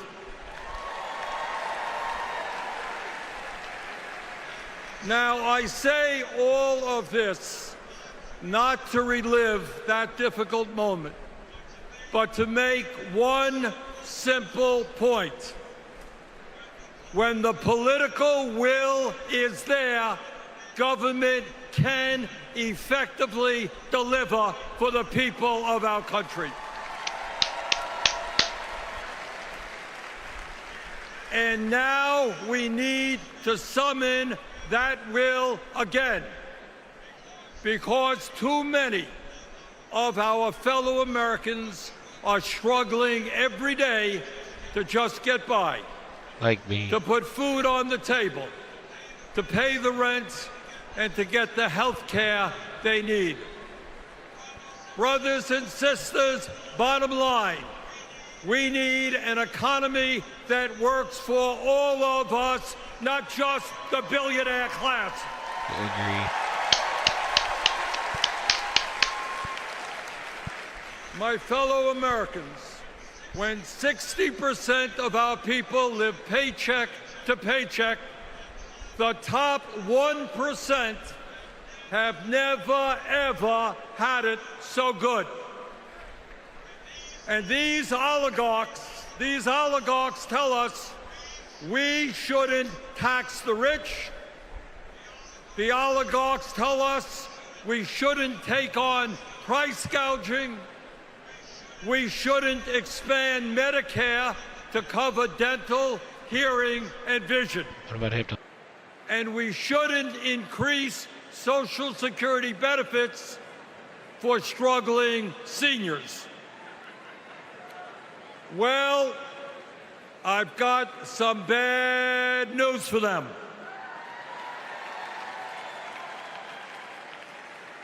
That is precisely what we are going to do.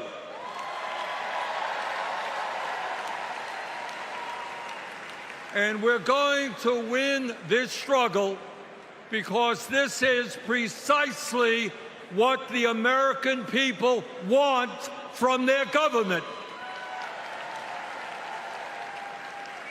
And my friends, at the very top of that to-do list is the need to get big money out of our political process.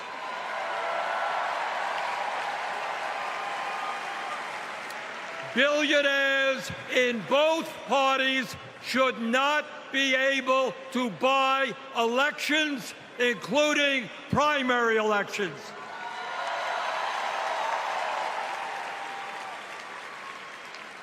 For the sake of our democracy, we must overturn the disastrous Citizens United Supreme Court decision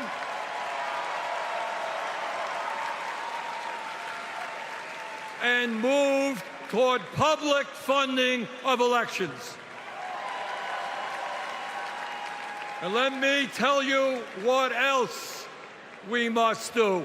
We need to join the rest of the industrialized world and guarantee health care to all people as a human right, not a privilege.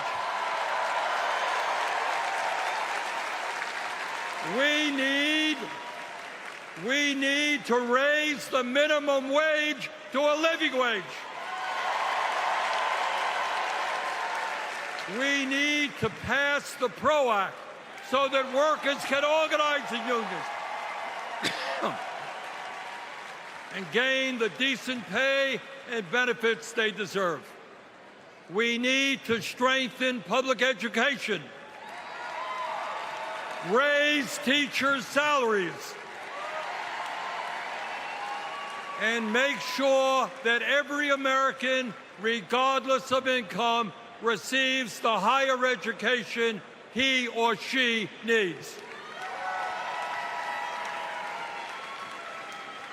We need to take on Big Pharma and cut our prescription drug costs in half so that we no longer pay any more than other countries. Joe and Kamala made sure that no senior in America pays over $35 a month for insulin. We need to make sure that reality is true for every American.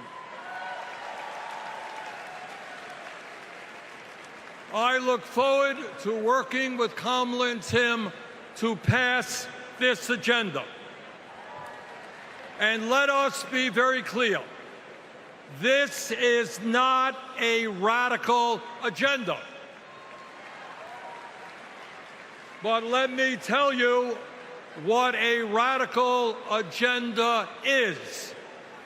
And that is Trump's Project 2025. At a time of massive income and wealth inequality, giving more tax breaks to billionaires is radical. Putting forth budgets to cut Social Security, Medicare, and Medicaid is radical. Letting polluters destroy our planet is radical. And my friends, we won't let that happen.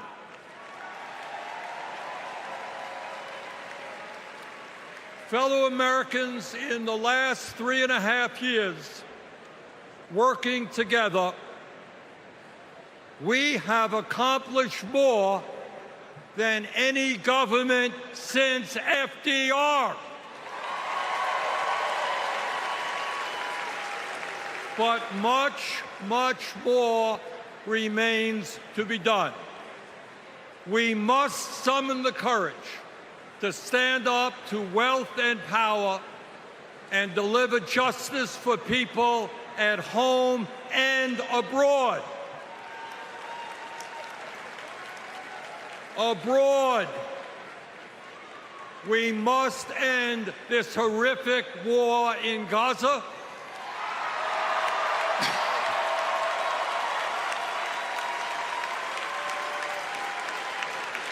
bring home the hostages, and demand an immediate ceasefire.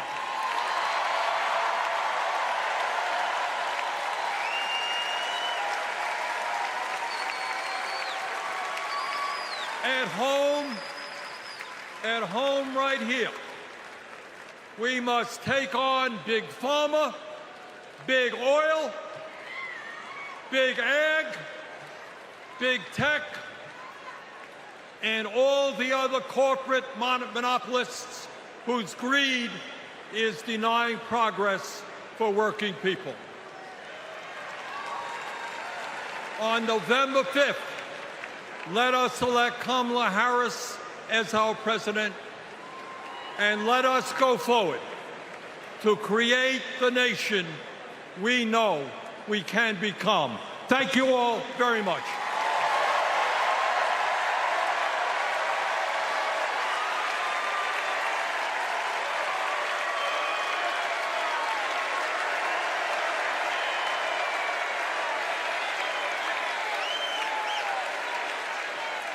Please welcome Illinois Governor J.B. Pritzker.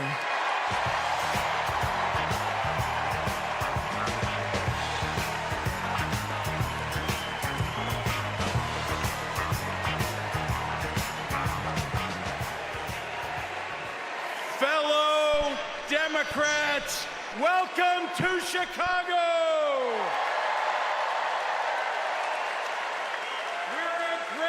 American city in a proud blue state.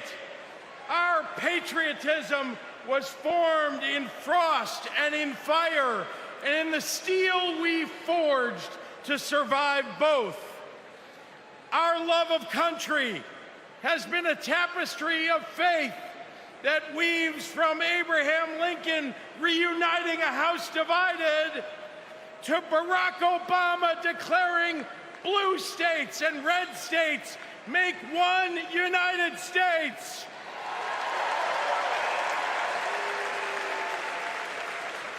Now, Illinois' presidential pedigree is unmatched. And given that Vice President Kamala Harris spent some of her early life right here, I speak for the entire Illinois delegation when I say we claim her too.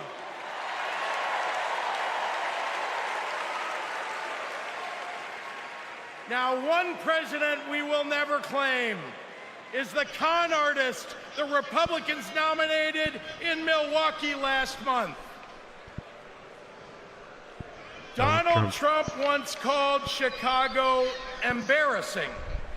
To quote a great Chicagoan who won 6 world championships on these very grounds, we take that personally.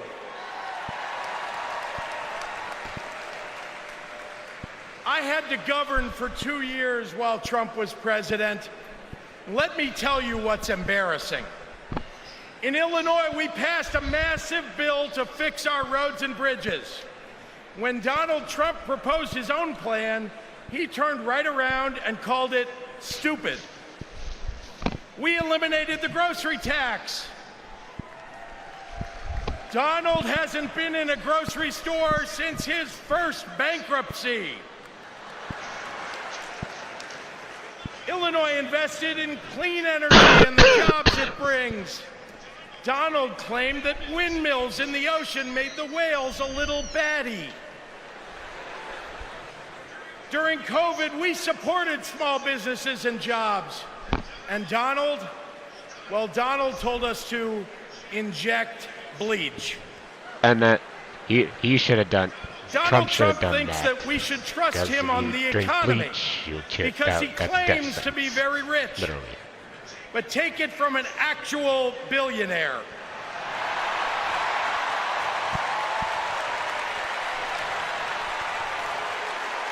Trump is rich in only one thing: stupidity.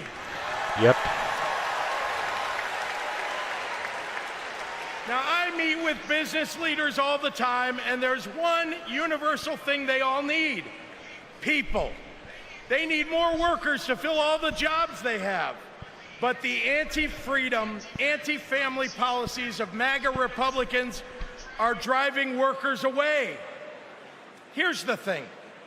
Americans don't want to be forced to drive 100 miles to deliver a baby because a draconian abortion law shut down the maternity ward.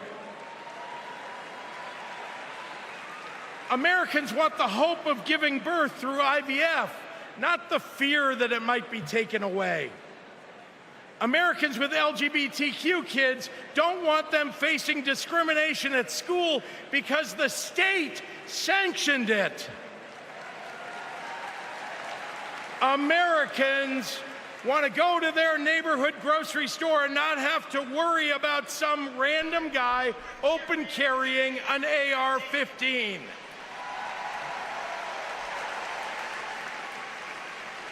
Americans don't want their kids to be taught in history class that slavery was a jobs program. And if Americans are black or brown, they want to get promoted at work without being derided as a DEI hire for the sin of being successful while not white.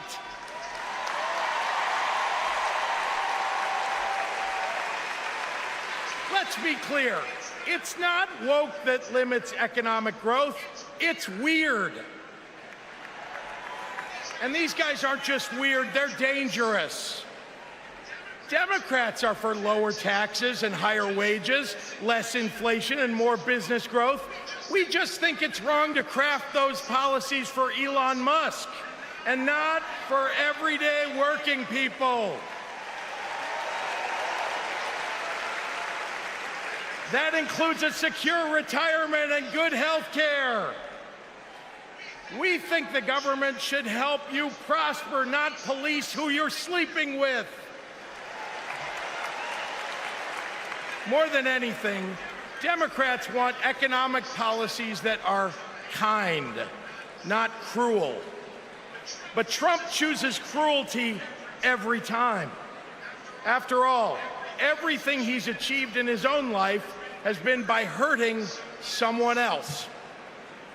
Kamala Harris and Tim Walz, well, they've spent their lives lifting people up, not pushing them down. They know that a White House that leads with kindness looks at someone who is struggling and sees not what they might cost society, but what they might create for it.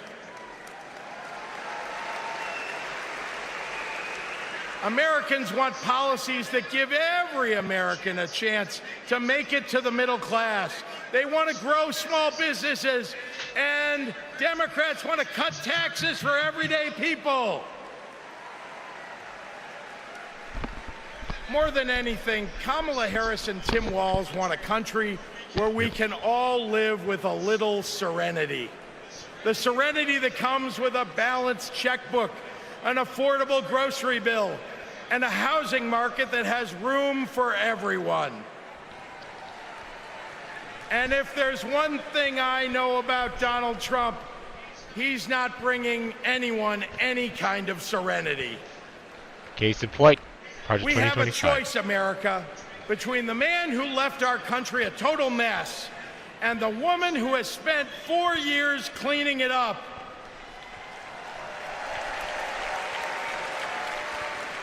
And I think it's time we stop expecting women to clean up messes without the authority and the title to match the job.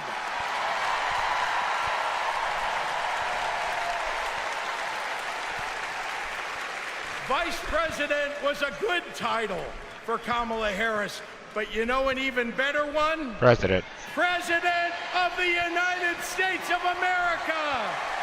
Let's go get 'em!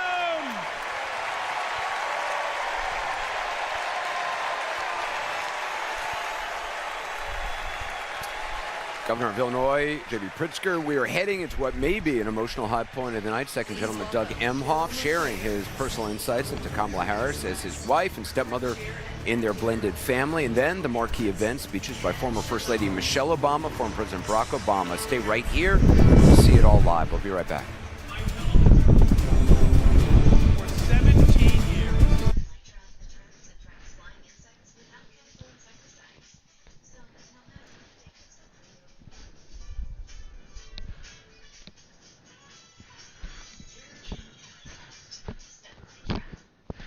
I'm gonna do a personal reaction video to Bernie Sanders because the video cut out.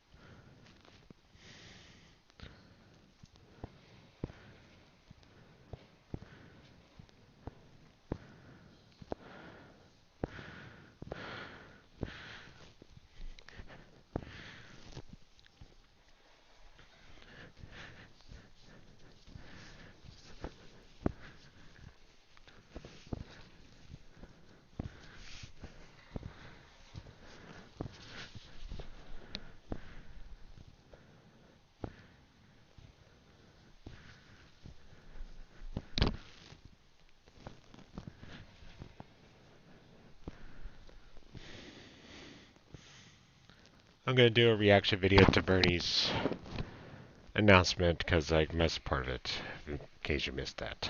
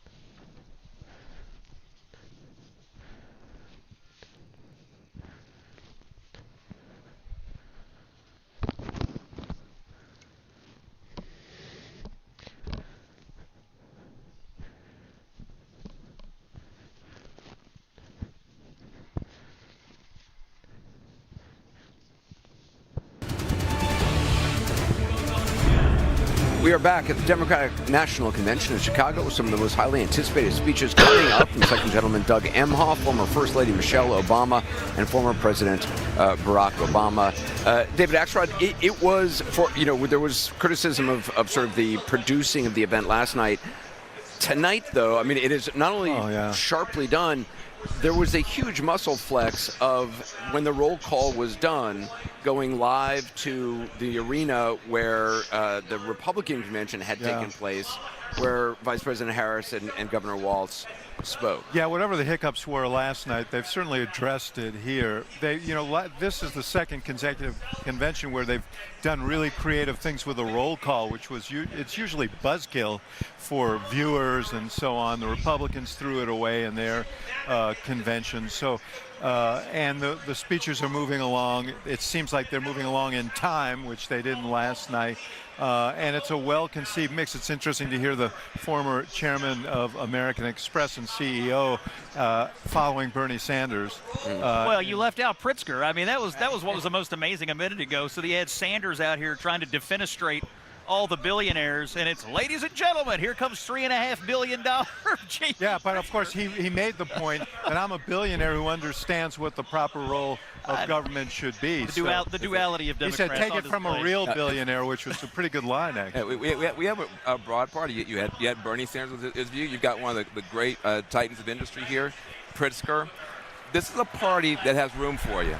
If you want government to be strong and good, if you want business to be strong and good, if you want community to be strong and good, if you want faith to be strong and good, if you want strong and good, you're welcome here. And that's what you're seeing tonight. But DeSantis doesn't want, he literally doesn't want the billionaires to exist, though. You know.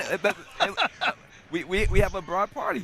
In terms of what the Obamas are going to do tonight, what do you expect?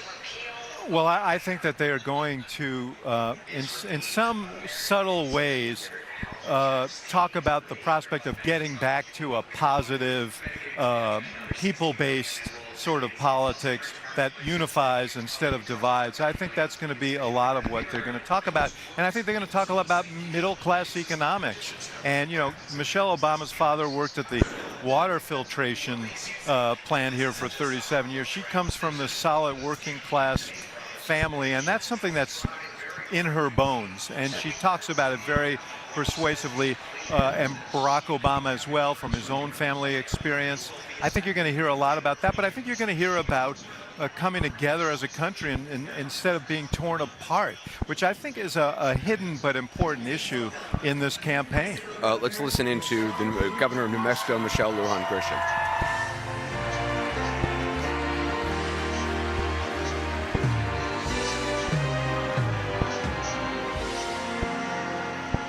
Good evening, America. I'm Michelle Lujan Grisham, governor of the great state of New Mexico. And in my state, we like things spicy, a little chili on everything, a little kick in our campaigns. And let me tell you, we are feeling en fuego right now.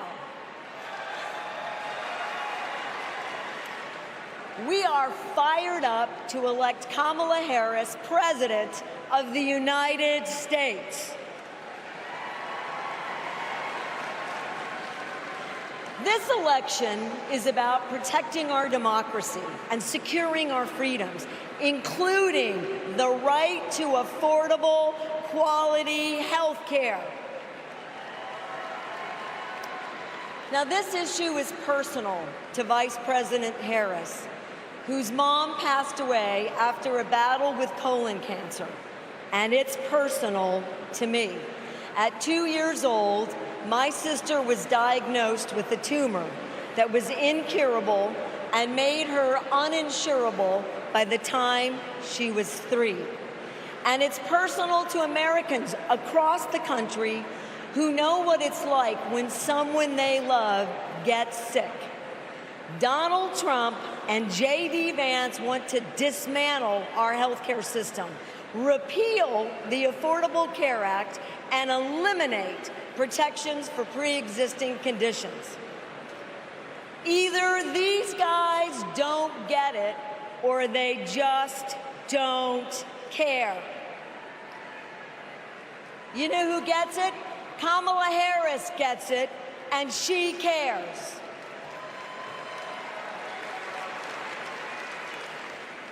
As Attorney General, she took on drug companies that jacked up prices and hospitals that overcharged patients.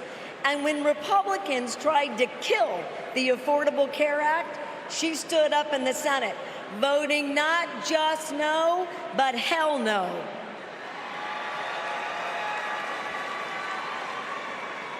And Kamala Harris hasn't just stopped Republicans from making our healthcare system worse. Watch the language. She fights every day to make it better. And I know, I spent 20 years working to get Medicare the ability to negotiate lower drug prices. As Vice President, Kamala Harris delivered it. You know what Donald Trump delivered? Junk plans, higher premiums, and abortion bans. And if you don't think a second term would be worse, then I've got a box of Trump steaks to sell you. We have not just a better choice. America, we have the best choice.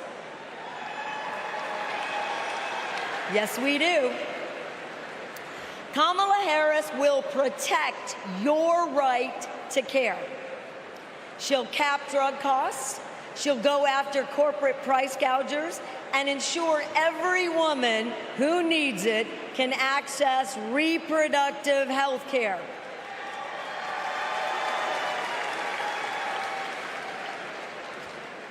That's the president I want. And that's the president America needs. And with your help, that's the next president of the United States. President Kamala Harris.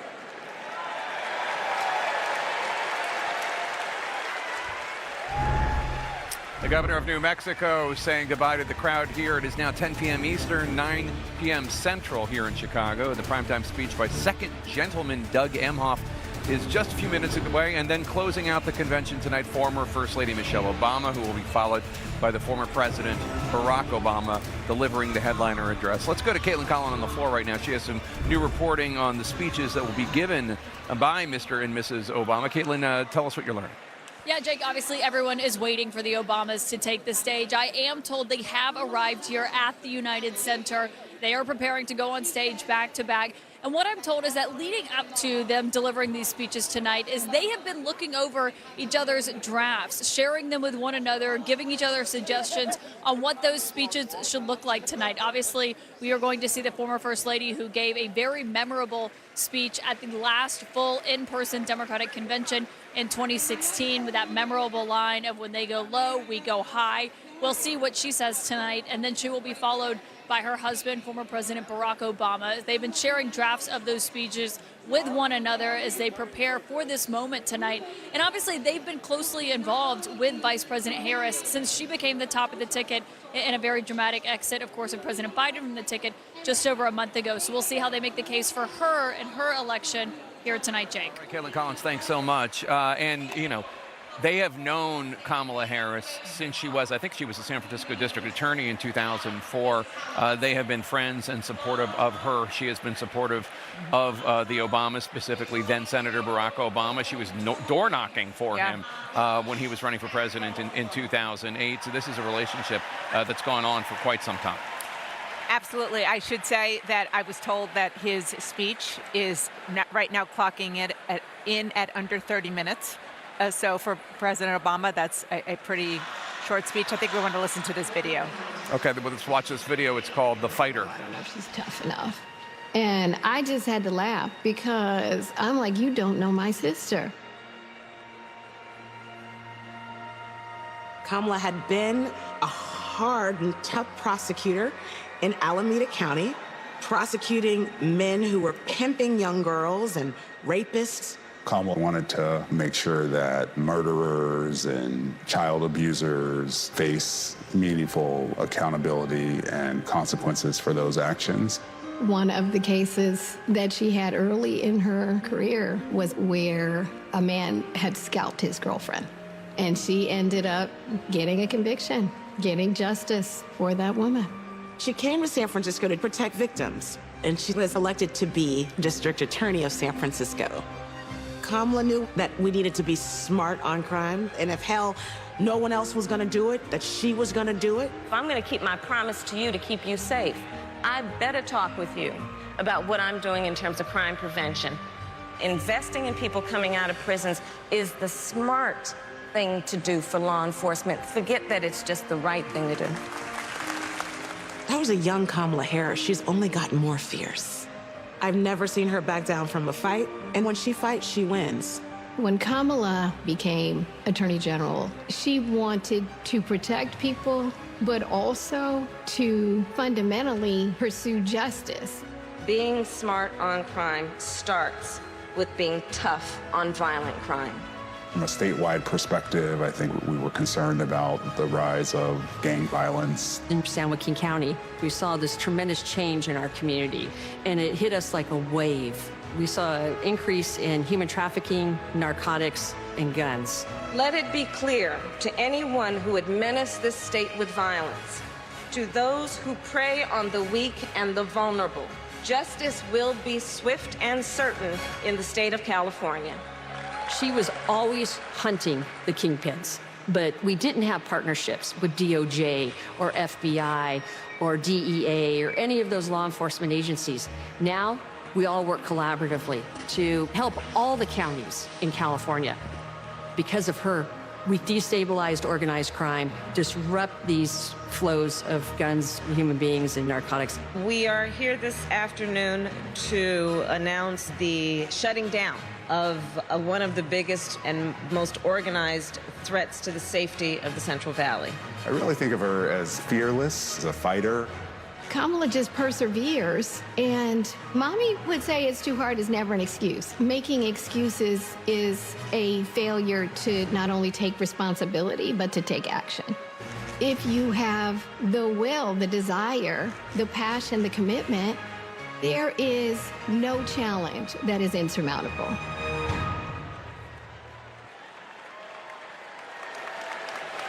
Please welcome the Democratic nominee for Senate in Maryland, Angela Alsobrooks.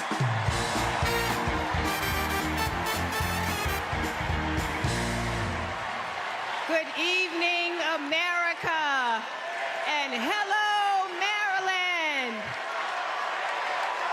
People like me, thank you.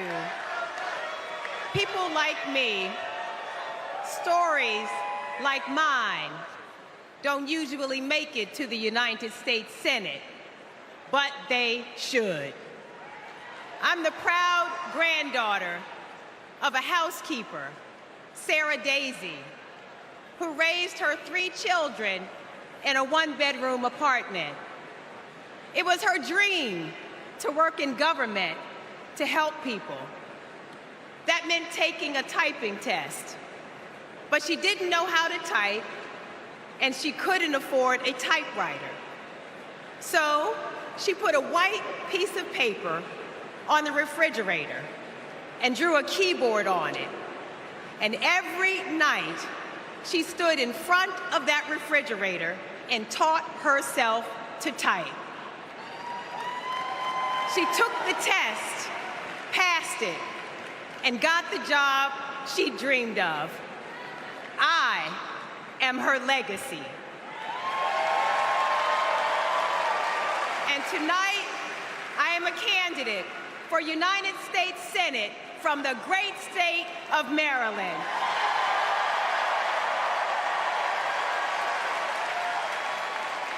I've always been inspired by women like my grandmother, women who imagine a better future and then have the grit to make it a reality. One of those women is a friend, a mentor, and a role model. That woman is Kamala Harris. Let me tell you about the Kamala I've known for 14 years. I first heard about her in 2009 when I was running for state's attorney in Prince George's County, Maryland. I read a story in Essence magazine about a district attorney in San Francisco using new ideas to keep her community safe. Few had a better record prosecuting violent crime. She put rapists, child molesters, and murderers behind bars. But what she knew was that violent crime accounts for about 30% of all crimes. For the 70% that are nonviolent, she created a first-of-its-kind program called Back on Track. After serving time and pleading guilty, these low-level offenders would get the job training, GED help, and apprenticeships they needed to find a job. The result? The recidivism rate plummeted. Now, after reading about this super bad district attorney, I talked nonstop about her on the campaign trail. 2 days after I won the election, my phone rings. It's Kamala Harris calling to congratulate me and ask how she could help. She helped me bring back on track to Maryland. And wouldn't you know it, crime went down and economic growth went up. Back on track is now a national model. Now Donald Trump says if Kamala Harris is elected, tough guys will treat her like a play toy. Do you know who else thought that? The drug cartels she busted, the big oil companies she made pay for polluting, the big banks that she made pay $20 billion to homeowners they ripped off. Getting justice for others isn't a power trip for her. It's a sacred calling. And hear me, Kamala Harris knows how to keep criminals off the streets. And come November, with your help, she'll keep one out of the Oval Office.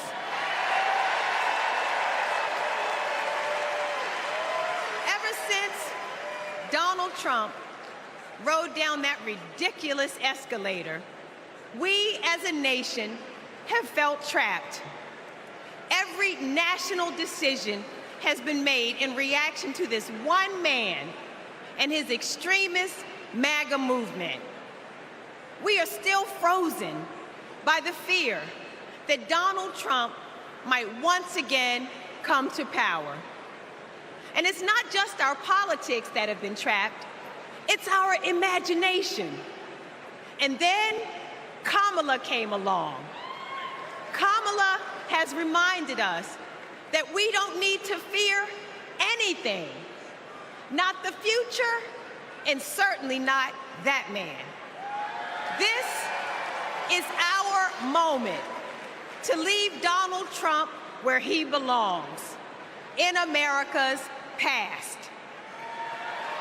We stand with Kamala Harris because we as a country are not going back. For the ancestors who sat at lunch counters and made sure that we all had the right to vote, we are not going back. For the mamas and grandmamas who marched to make sure that women could control our own bodies, we are not going back. For the parents who work from can't see in the morning until can't see at night, not so that they will have a better future, but so that their children will have a better life. We are not going back. When facing an obstacle, my father has often said to me, your faith is stronger than your fears. Tonight, our faith is stronger than our fears. Faith in the promise of America, faith in the American idea, in the American values that we share, faith that we, the people, can choose a new leader, a better future for the people. Faith that as dark as our days and challenges have sometimes felt, it's always darkest before the dawn. We know that we can endure for a night because joy cometh in the morning. Morning is coming. Morning is coming. And that joy will be led by Kamala Harris. Thank you so much.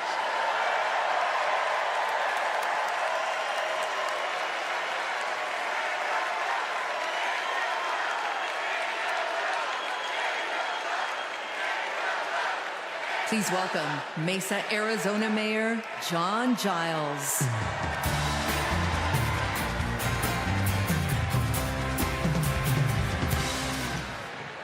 Good evening. I have a confession to make.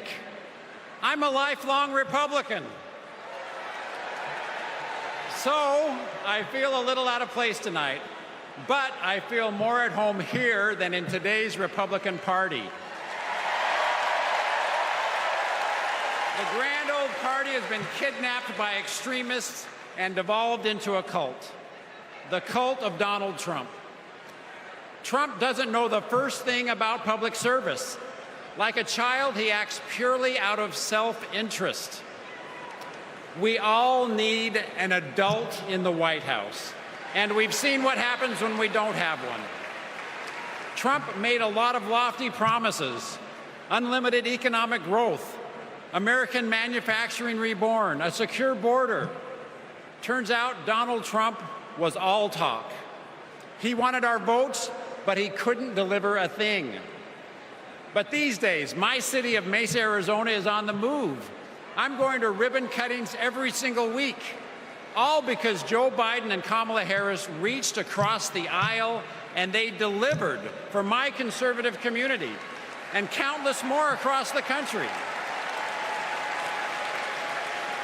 My hero, John McCain, taught us to put country over party. And that's how Vice President Harris and Governor Walz will lead too. I have an urgent message for the majority of Americans who, like me, are in the political middle. John McCain's Republican Party is gone, and we don't owe a damn thing to what's been left behind. So let's turn the page. Let's put country first. Let's put adults in the room where our country deserves. Thank you. All right, Dana Bash, it has been a pretty big and exciting night for Democrats tonight, and of course the big event coming up. Abby Phillip, Barack Obama, Michelle Obama are going to speak this evening, but right now we are waiting for Doug Emhoff to speak. Yeah. There's so much that people do not know about Vice President Kamala Harris. More than a third of registered voters, according to one poll I saw, said they really don't even know what she stands for. This all happens so quickly. And it is almost always the spouse who fills in the blanks. Most importantly, obviously, the blanks of who she is as a human being. And for this particular couple, they are relatively unique for this position, but certainly not unique in America in that they are part of a blended family. And so we expect him to lean into how she came into his life as somebody who's divorced. His ex-wife, you mentioned this earlier, is here, is part of the extended modern family, and how she brought his kids into her life and how they kind of connected all of that. Yeah, I mean, it's an unconventional family story. I mean, the two of them met later in both of their lives, and even though she herself does not have biological children, this persona of Mamala is a big part of who she is.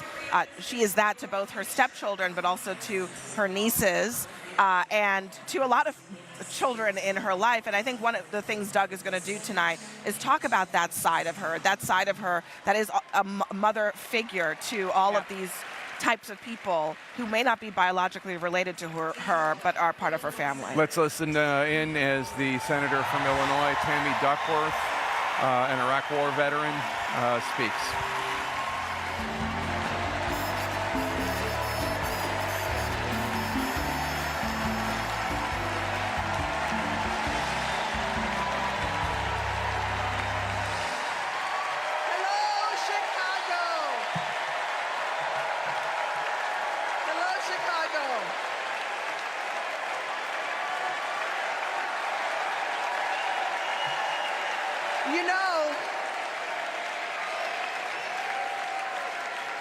You know, I went to war to protect America's rights and freedoms. So I take it personally when a five-time draft-dodging coward like Donald Trump tries to take away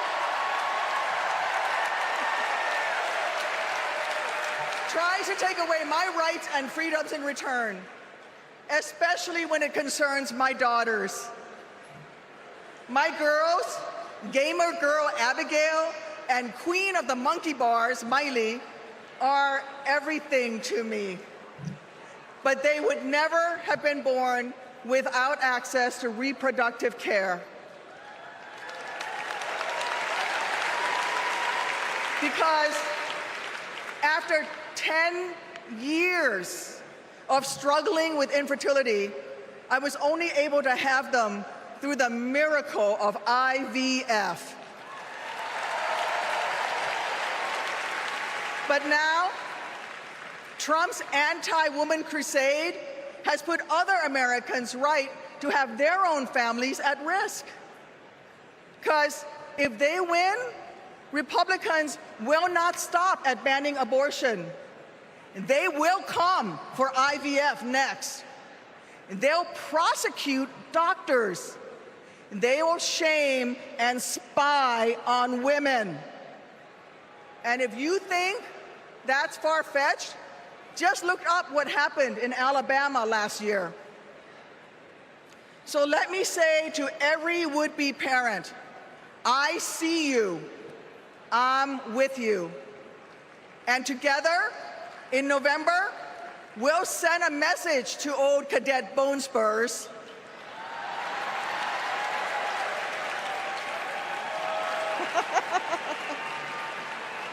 Stay out of our doctors' offices, and where you're at it, out of the Oval Office too.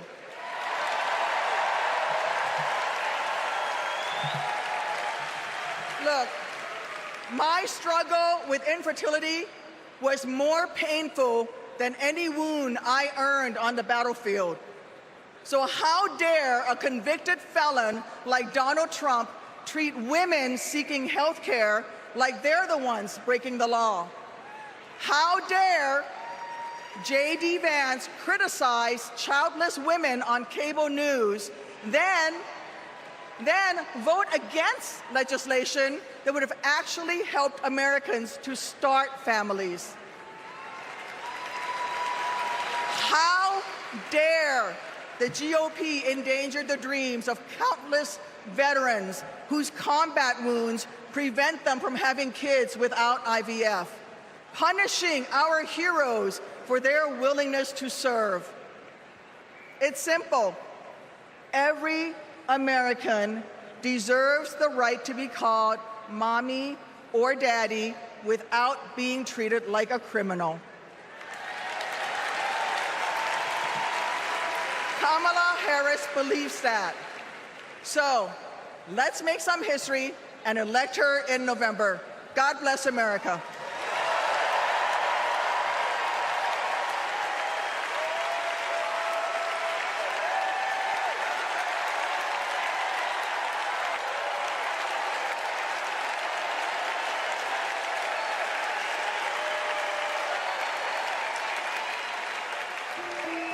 This is my dad, Doug. He was raised in Jersey, moved to LA when he was 16. These are his parents, Barb and Mike. They think he walks on water. This is what he wore to his bar mitzvah. And here's him at summer camp. They voted him most athletic, so he says. This is a photo McDonald's used when he was Employee of the Month. It hung on our wall for years. My dad is a lawyer, a really good one. My mom called him the crisis guy because he was everyone's first call. My parents split when I was in middle school, and that wasn't easy. That's not easy for any kid. But it helped that my parents stayed friends, and we all kept hanging together. We grew closer than ever. And then he met Kamala, the blind date that would dramatically change all of our lives forever. It was my senior year of high school. Elle and I would laugh watching them fall in love, acting like teenagers. In 2014, Kamala became Mamala. She took over Sunday night dinners and taught Doug how to actually cook. Our blended family wasn't used to politics or the spotlight, but when Kamala became senator, we were all excited to step up, especially my dad. Then Kamala became vice president. It felt like Doug was a bit out of place on Capitol Hill. I thought, what is my goofy dad doing here? But he embraced it. He left his practice after being a lawyer for 30 years. That was tough. I was so proud to watch him do it, to stand by her side, an example of true partnership. I just got married myself, and he's inspired me as a new husband. Anyone who really gets close to him knows he's kind, loving, and fiercely protective. I mean, just look at this face. This is my dad, the first second gentleman in the history of this nation. He's found his voice around the issues that matter to him. You have no choice but to speak up and speak out. There is an epidemic of hate, including a crisis of anti-Semitism in our country and around the world. What they are doing on reproductive freedom and freedom in general is just outrageous. And next, he's gonna make history again as the first gentleman. I can't wait for everyone to get to know why we all love him. He's the glue that keeps this family together.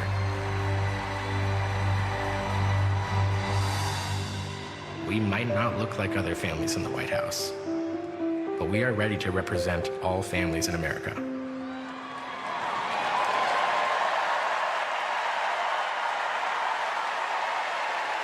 Please welcome my dad, the second gentleman of the United States, Doug Emhoff.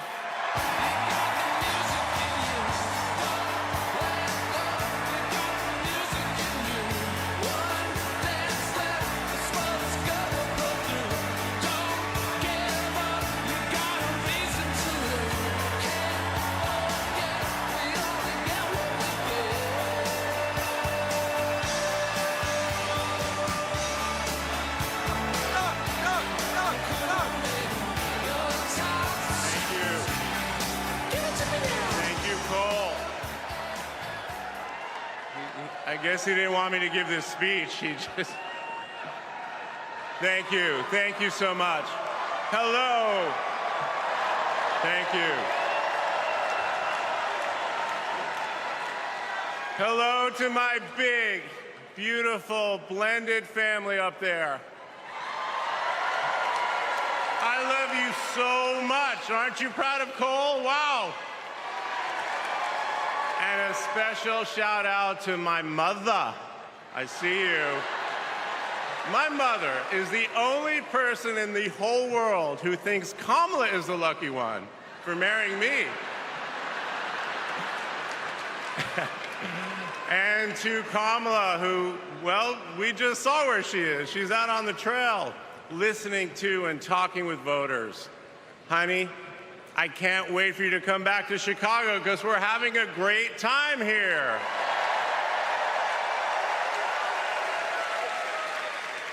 I love you so much. I'm so proud of how you're stepping up for all of us. But that's who she is. Wherever she's needed, however she's needed, Kamala rises to the occasion. And she did it for me and our family. And now that the country needs her, she's showing you what we already know. She's ready to lead. She brings both joy and toughness to this task, and she will be a great president we will all be proud of. Now, I'm the son of two Brooklynites, Mike and Barb. They've been together almost 70 years. My dad worked in the shoe business in Manhattan, and he moved our family out to New Jersey. Where's New Jersey? I see you out there when I was a little kid. And in a lot of ways, I had a typical Jersey suburban childhood. I biked around the neighborhood. I took the bus to Hebrew school. And I rode to Little League practice in the way back of my coach's wood-paneled station wagon. And if we did well, we got to have a Slurpee after. In my neighborhood, everyone left their garage door open. Wherever you ended up at dinner time, that's the family that fed you. Everyone took care of everyone else. And the guys I grew up with are still my best friends. The group chat is active every day, and it's probably blowing up right now, guys.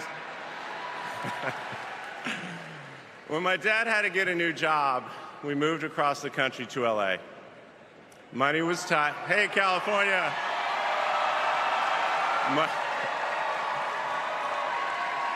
Money was tight, so I worked at McDonald's in high school for some extra cash.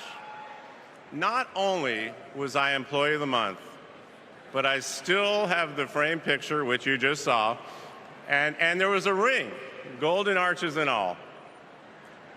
And then I waited tables, parked cars. I was working full-time so I could afford to go to college part-time. And thanks to partial scholarships, student loans, and a little help from my dad, I got myself through law school. And I got my first job as a lawyer, which is also where I met the guys in my fantasy football league. And a lot has changed in our lives since the early 90s, but my team name is still Nirvana. Yes, after the band. I worked hard, and I love being a lawyer. And by the way, I still get to be part of the profession by teaching students at Georgetown Law School. I got married, became a dad to Cole and Ella. Unfortunately, I went through a divorce, but eventually started worrying about how I would make it all work. And that's when something unexpected happened. In 2013, I walked into a contentious client meeting.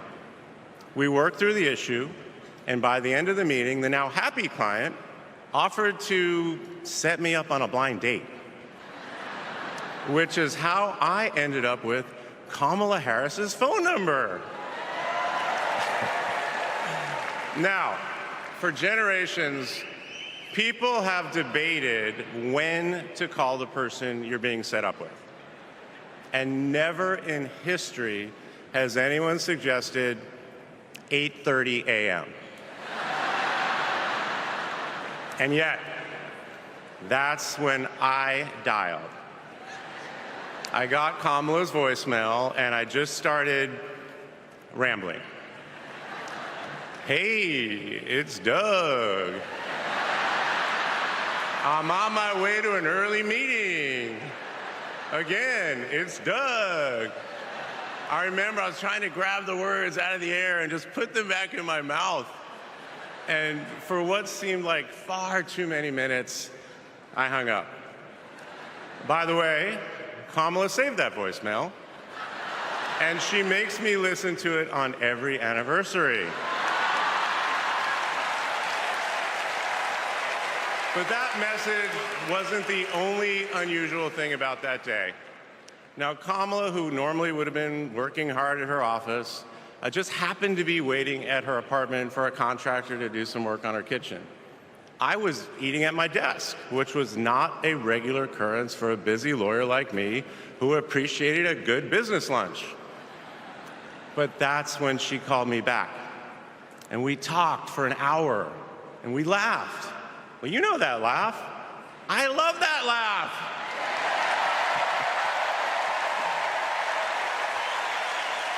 And maybe that counted as our first date. Or maybe it was that Saturday night when I picked her up and told her, buckle up, I'm a really bad driver.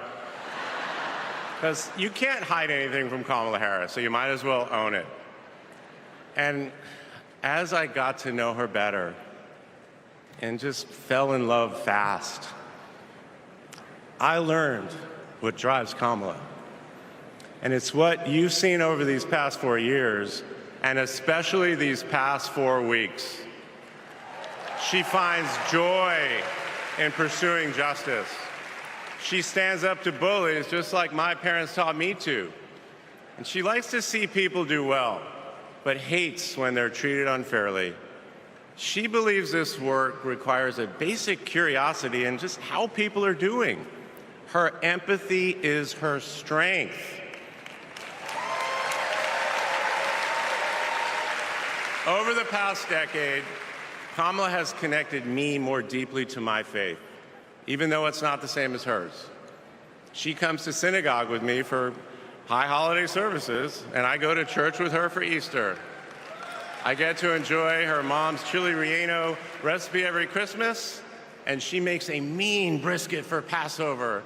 It brings me right back to my grandmother's apartment in Brooklyn, you know, the one with the plastic-covered couches. But Kamala has fought against anti-Semitism and all forms of hate her whole career. She's the one who encouraged me as second gentleman to take up that fight, which is so personal to me. And those of you who belong to blended families know that they can be a little complicated. But as soon as our kids started calling her Mamala, I knew we'd be okay. Ella calls us a three-headed parenting machine. Kamala and Kirsten, thank you both. Thank you both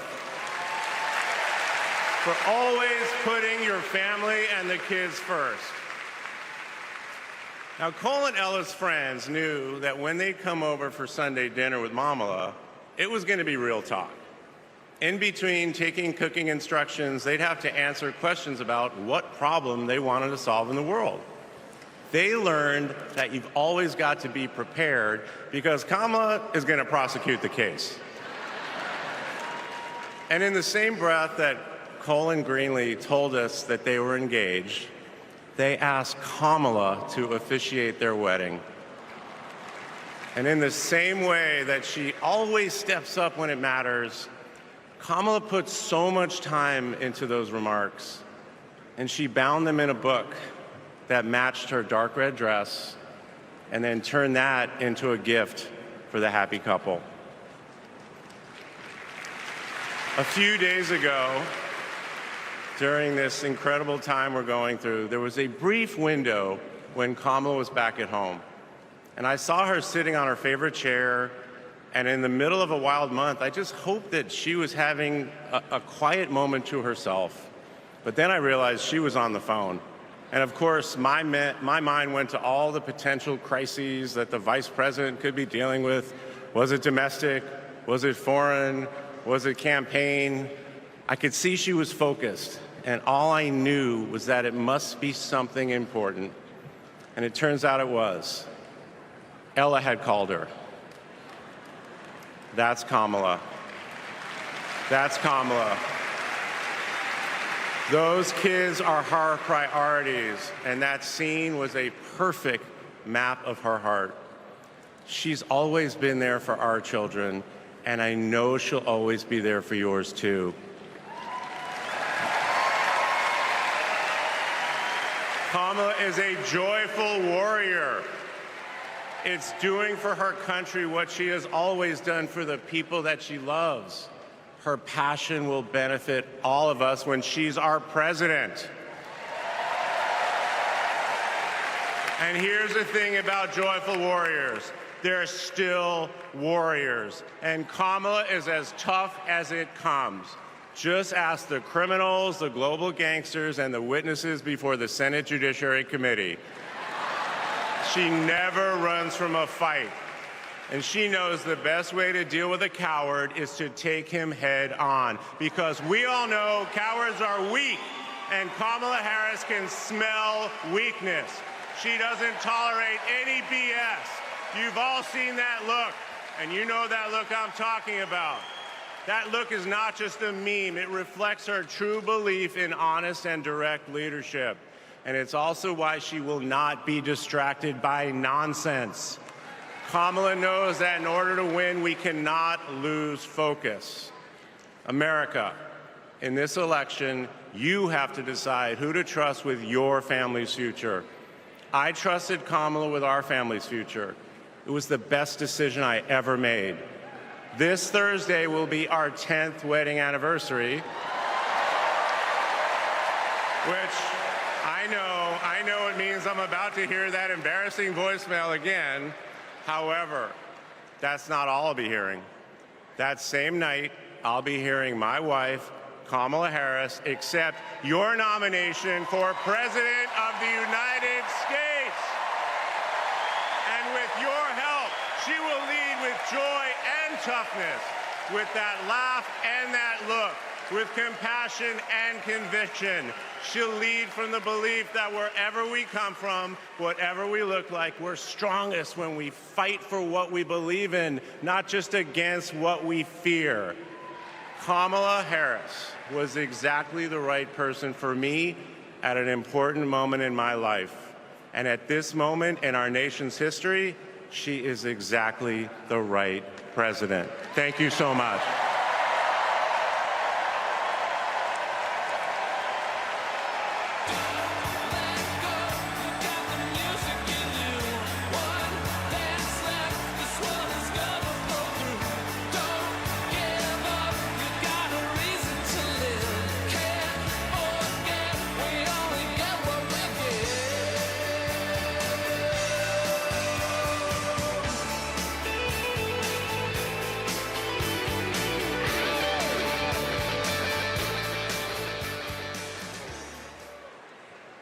Please welcome former First Lady Michelle Obama.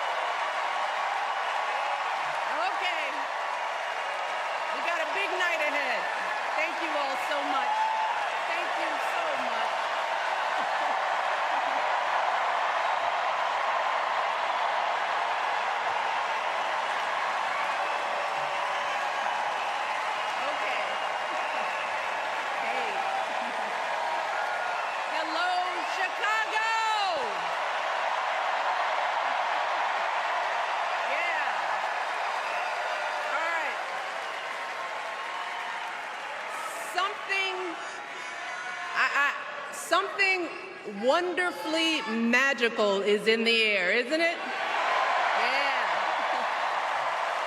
You know, we're feeling it here in this arena, but it's spreading all across this country we love. A familiar feeling that's been buried too deep for far too long. You know what I'm talking about. It's the contagious power of hope. The anticipation, the energy, the exhilaration of once again being on the cusp of a brighter day. The chance to vanquish the demons of fear, division, and hate that have consumed us and continue pursuing the unfinished promise of this great nation, the dream that our parents and grandparents fought and died and sacrificed for. America, hope is making a comeback.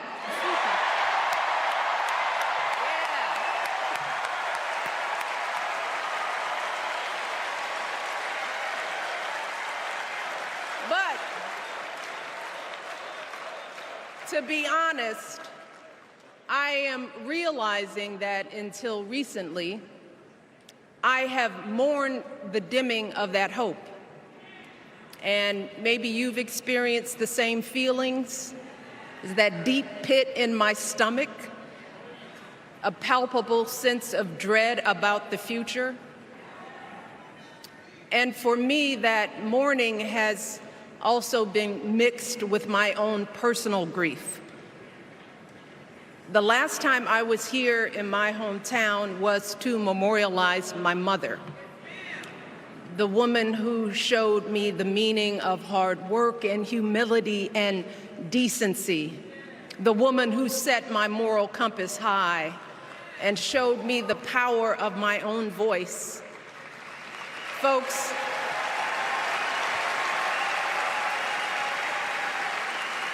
I still feel her loss so profoundly. I wasn't even sure if I'd be steady enough to stand before you tonight, but my heart compelled me to be here because of the sense of duty that I feel to honor her memory and to remind us all not to squander the sacrifices our elders made to give us a better future. You see, my mom, in her steady, quiet way, lived out that striving sense of hope every single day of her life. She believed that all children, all people have value, that anyone can succeed if given the opportunity. She and my father didn't aspire to be wealthy. In fact, they were suspicious of folks who took more than they needed. They understood that it wasn't enough for their kids to thrive if everyone else around us was drowning. So my mother volunteered at the local school. She always looked out for the other kids on the block. She was glad to do the thankless, unglamorous work that for generations has strengthened the fabric of this nation. The belief that if you do unto others, if you love thy neighbor, if you work and scrape and sacrifice, it will pay off. If not for you, then maybe for your children or your grandchildren. You see, those values have been passed on through family farms and factory towns, through tree-lined streets and crowded tenements, through prayer groups and National Guard units and social studies classrooms. Those were the values my mother poured into me until her very last breath. Kamala Harris and I built our lives on those same foundational values. Even though our mothers grew up an ocean apart, they shared the same belief in the promise of this country. That's why her mother moved here from India at 19. It's why she taught Kamala about justice, about the obligation to lift others up, about our responsibility to give more than we take. She'd often tell her daughter, "Don't sit around and complain about things, do something." So, with that voice in her head, Kamala went out and she worked hard in school, graduating from an HBCU, earning her law degree at a state school. And then she went on to work for the people, fighting to hold lawbreakers accountable, strengthening the rule of law, fighting to get folks better wages, cheaper prescription drugs, a good education, decent health care, child care, elder care. From a middle-class household, Kamala worked her way up to become Vice President of the United States of America. My girl, Kamala Harris, is more than ready for this moment. She is one of the most qualified people ever to seek the office of the presidency. And she is one of the most dignified. A tribute to her mother, to my mother, and to your mother too. The embodiment of the stories we tell ourselves about this country. Her story is your story. It's my story. It's the story of the vast majority of Americans trying to build a better life. Look, Kamala knows, like we do, that regardless of where you come from, what you look like, who you love, how you worship, or what's in your bank account, we all deserve the opportunity to build a decent life. All of our contributions deserve to be accepted and valued. Because No one has a monopoly on what it means to be an American. No one.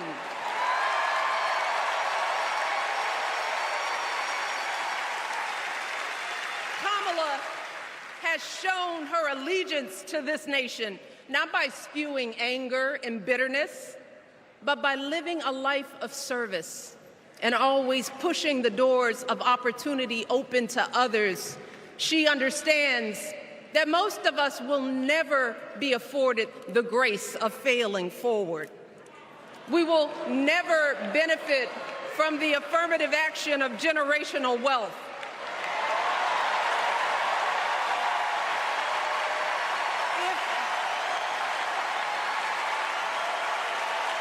If we bankrupt a business or choke in a crisis, we don't get a second, third, or fourth chance. If things don't go our way, we don't have the luxury of whining or cheating others to get further ahead. No. We don't get to change the rules so we always win. If we see a mountain in front of us, we don't expect there to be an escalator waiting to take us to the top. No. We put our heads down. We get to work. In America, we do something. And throughout her entire life, that's what we've seen from Kamala Harris. The steel of her spine, the steadiness of her upbringing, the honesty of her example, and yes, the joy of her laughter and her light. It couldn't be more obvious. Of the two major candidates in this race, only Kamala Harris truly understands the unseen labor and unwavering commitment that has always made America great.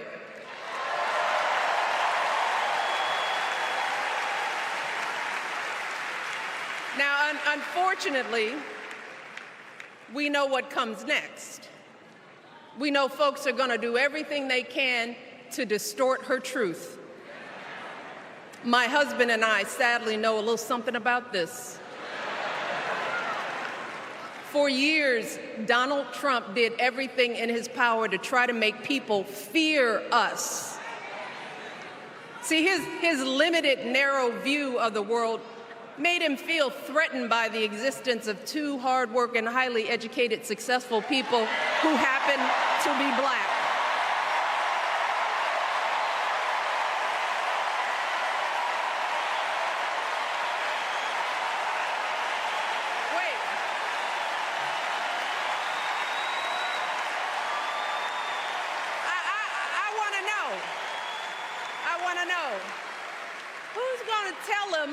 Who's going to tell him that the job he's currently seeking might just be one of those black jobs?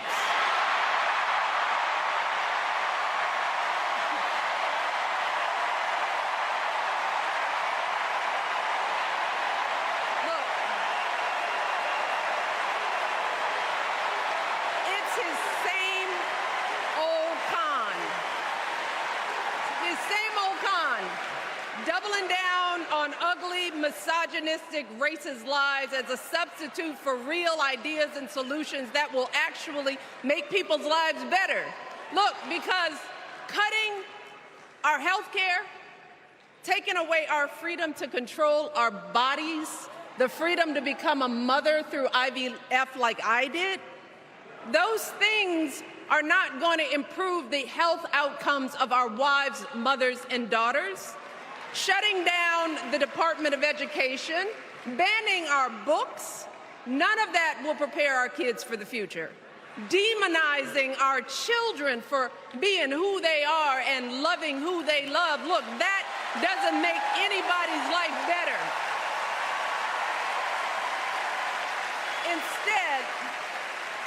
Instead, it only makes us small. And let me tell you this, going small is never the answer. Going small is the opposite of what we teach our kids. Going small is petty, it's unhealthy, and quite frankly, it's unpresidential.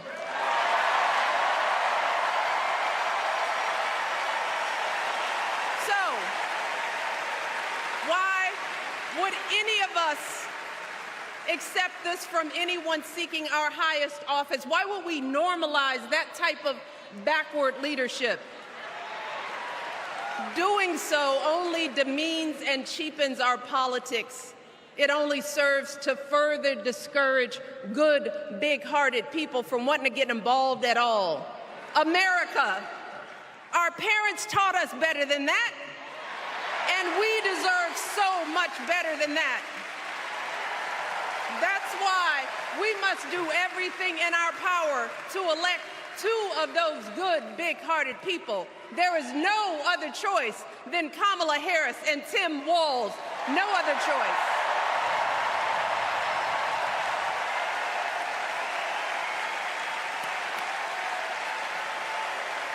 But as we embrace this renewed sense of hope, let us not forget the despair we have felt. Let us not forget what we are up against. Yes, Kamala and Tim are doing great now. We're loving it. They're packing arenas across the country. Folks are energized. We are feeling good. But remember, there are still so many people who are desperate for a different outcome, who are ready to question and criticize every move Kamala makes, who are eager to spread those lies, who don't want to vote for a woman, who will continue to prioritize building their wealth over ensuring that everyone has enough. So no matter how good we feel tonight or tomorrow or the next day, this is going to be an uphill battle. So folks, we cannot be our own worst enemies. No. See, because the minute something goes wrong, the minute a lie takes hold, folks, we cannot start wringing our hands. We cannot get a Goldilocks complex about whether everything is just right. And we cannot indulge our anxieties about whether this country will elect someone like Kamala instead of doing everything we can to get someone like Kamala elected.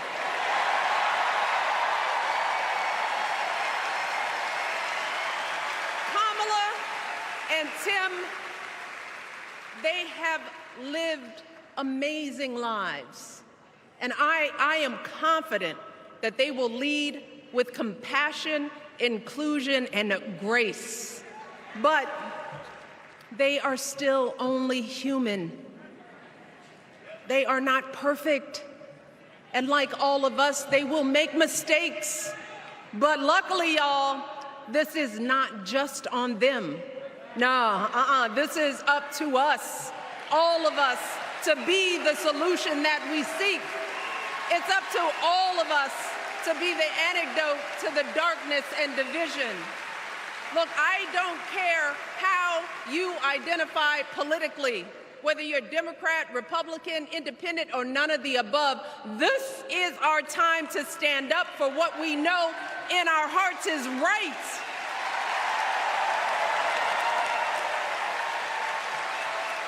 To stand up, not just for our basic freedoms, but for decency and humanity, for basic respect, dignity, and empathy, for the values at the very foundation of this democracy. It's up to us to remember what Kamala's mother told her. Don't just sit around and complain, do something. So if they lie about her, and they will, we've got to do something. If we see a bad poll, and we will, we got to put down that phone and do something. If we start feeling tired, if we start feeling that dread creeping back in, we got to pick ourselves up, throw water on our face, and what? We only have 2.5 months, y'all, to get this done. Only 11 weeks to make sure every single person we know is registered and has a voting plan. So, we cannot afford for anyone America to sit on their hands and wait to be called. Don't complain if no one from the campaign has specifically reached out to you to ask you for your support. There is simply no time for that kind of foolishness. You know what you need to do. So, consider this to be your official ask. Michelle Obama is asking you, no, I'm telling y'all to do something.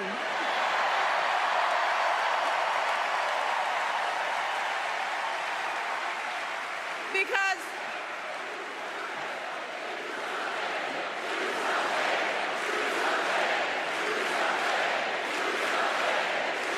you all, this election is going to be close. In some states, just a handful, listen to me, a handful of votes in every precinct could decide the winner. So we need to vote in numbers that erase any doubt. We need to overwhelm any effort to suppress us. Our fate is in our hands. In 77 days, we have the power to turn our country away from the fear, division, and smallness of the past. We have the power to marry our hope with our action. We have the power to pay forward the love, sweat, and sacrifice of our mothers and fathers and all those who came before us. We did it before, y'all, and we sure can do it again. Let us work like our lives depend on it. And let us keep moving our country forward and go higher, yes, always higher than we've ever gone before as we elect the next President and Vice President of the United States, Kamala Harris and Tim Walz. Thank you all. God bless.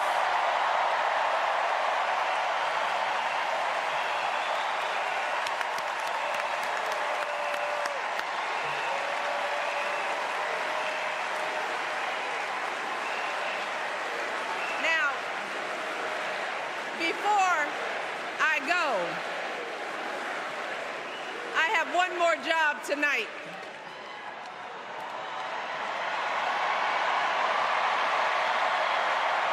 Yeah, one more job. You all, thank you for all the love, but it is now my honor to introduce somebody who knows a whole lot about hope.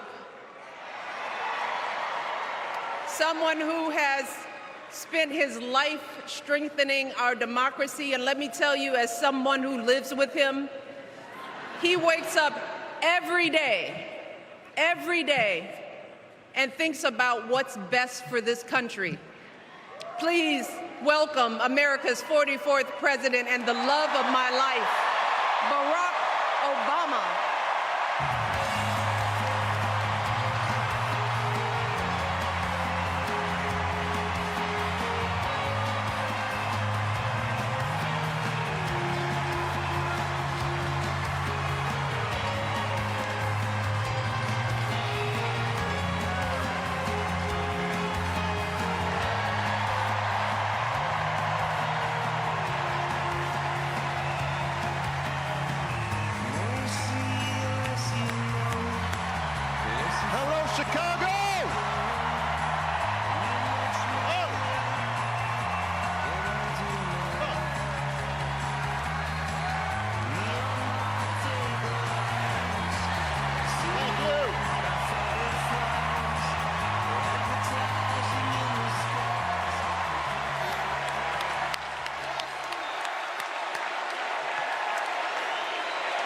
Thank you.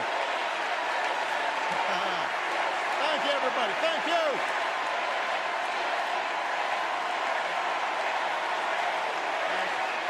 Thank you.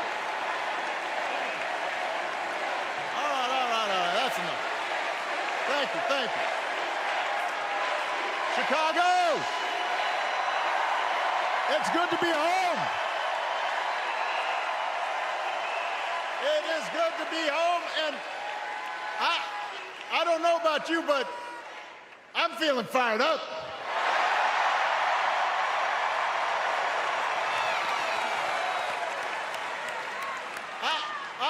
I am feeling ready to go.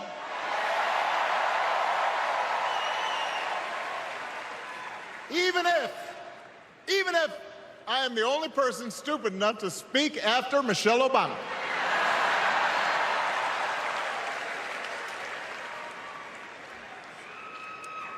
I am feeling hopeful because this convention has always been pretty good to kids with funny names who believe in a country where anything is possible. Because we have a chance to elect someone who has spent her entire life trying to give people the same chances America gave her. Someone who sees you and hears you and will get up every single day and fight for you. The next president of the United States of America, Kamala Harris.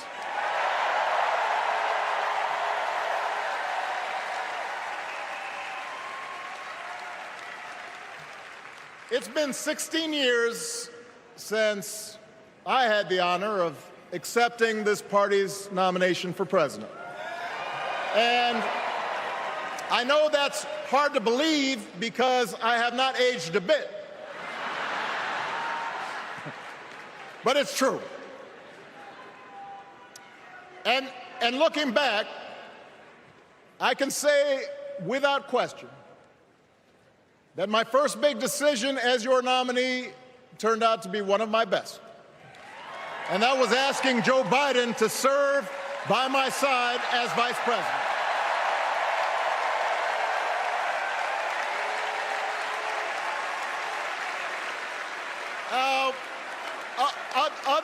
Other than some common Irish blood,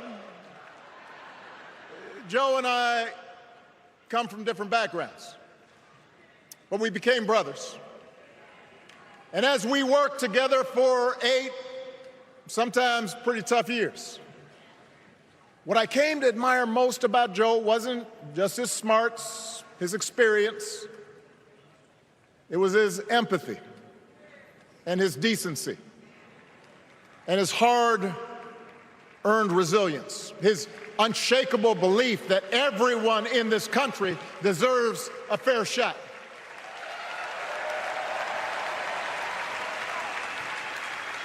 And over the last 4 years, those are the values America has needed most. At a time when millions of our fellow citizens were sick and dying, we needed a leader with the character to put politics aside and do what was right. At a time when our economy was reeling, we needed a leader with the determination to drive what would become the world's strongest recovery. 15 million jobs, higher wages, lower health care costs. At a time when the other party had turned into a cult of personality, we needed a leader who was steady and brought people together and was selfless enough to do the rarest thing there is in politics, putting his own ambition aside for the sake of the country.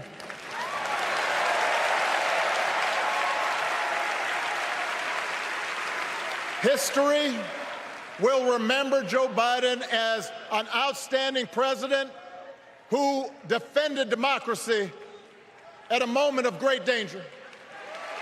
And I am proud to call him my president, but I am even prouder to call him my friend.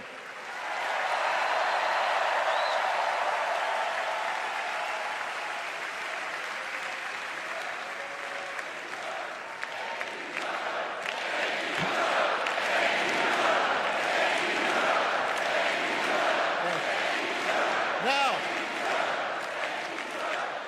the torch has been passed. Now it is up to all of us to fight for the America we believe in. And make no mistake, it will be a fight. For all the incredible energy we've been able to generate over the last few weeks, for all the rallies and the memes,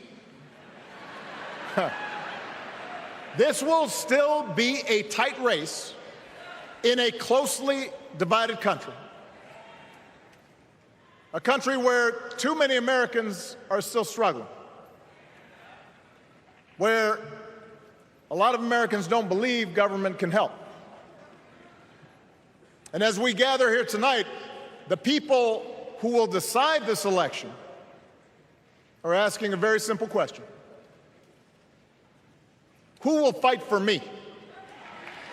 Who's thinking about my future, about my children's future, about our future together? One thing is for certain, Donald Trump is not losing sleep over that question.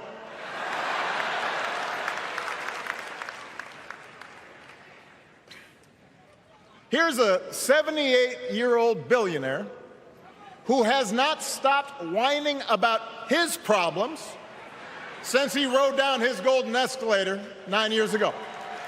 It has been a constant stream of gripes and grievances that's actually been getting worse now that he's afraid of losing to Kamala.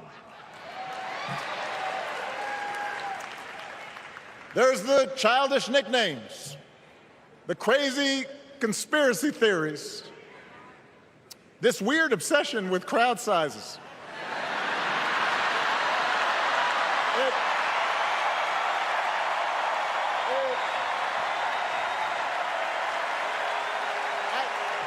It just goes on and on and on.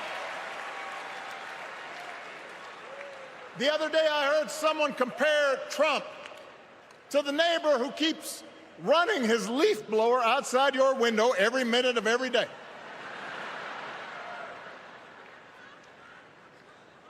Now, from a neighbor, that's exhausting.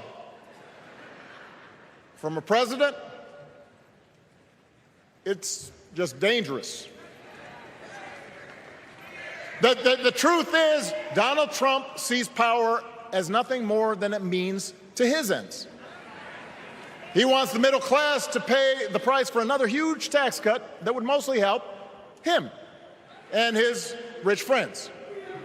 He killed a bipartisan immigration deal written in part by one of the most conservative Republicans in Congress that would have helped secure our southern border because he thought trying to actually solve the problem would hurt his campaign. He doesn't. Do not boo. Vote.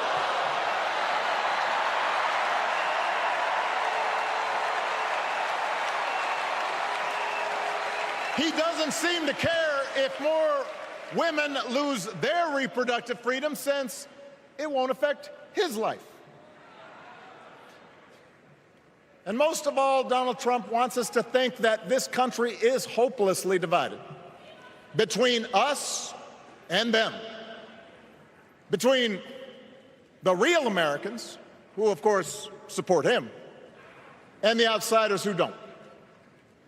And he wants you to think that you'll be richer and safer if you will just give him the power to put those other people back in their place. It is one of the oldest tricks in politics from a guy whose act has, let's face it, gotten pretty stale. We do not need 4 more years of bluster and bumbling and chaos. We have seen that movie before, and we all know that the sequel is usually worse.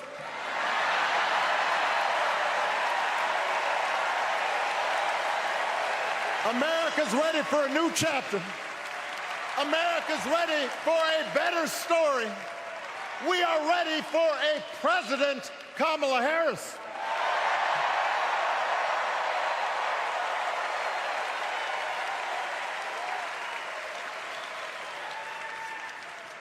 And Kamala Harris is ready for the job. This is a person who has spent her life fighting on behalf of people who need a voice and a champion. As you heard from Michelle, Kamala was not born into privilege.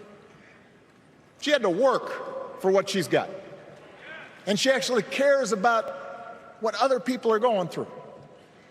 She's not the neighbor running the leaf blower. She's the neighbor rushing over to help when you need a hand. As a prosecutor, Kamala stood up for children who had been victims of sexual abuse. As an attorney general of the most populous state in the country, she fought big banks and for-profit colleges,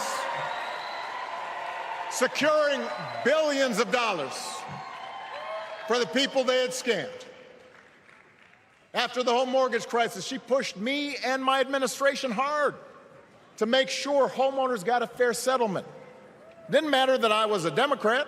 Didn't matter that she had knocked on doors for my campaign in Iowa. She was going to fight to get as much relief as possible for the families who deserved it.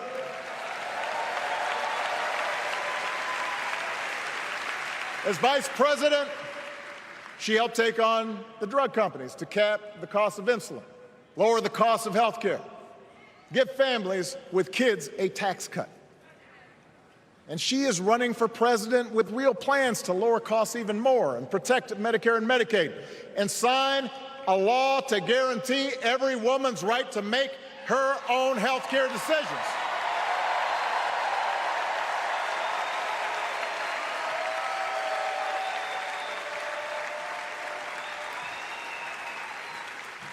In other words, Kamala Harris won't be focused on her problems.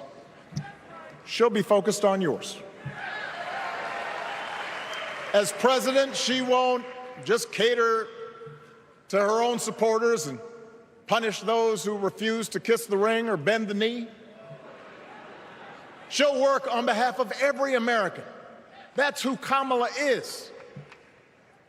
And in the White House, she will have an outstanding partner in Governor Tim Walz.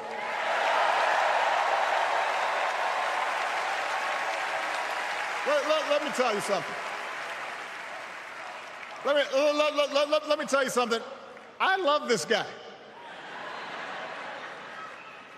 Tim is the kind of person who should be in politics.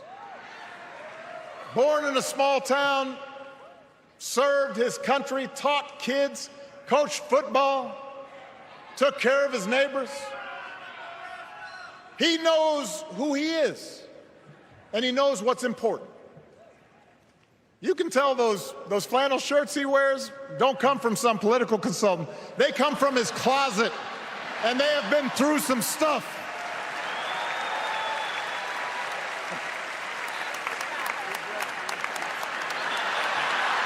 They have been through some stuff.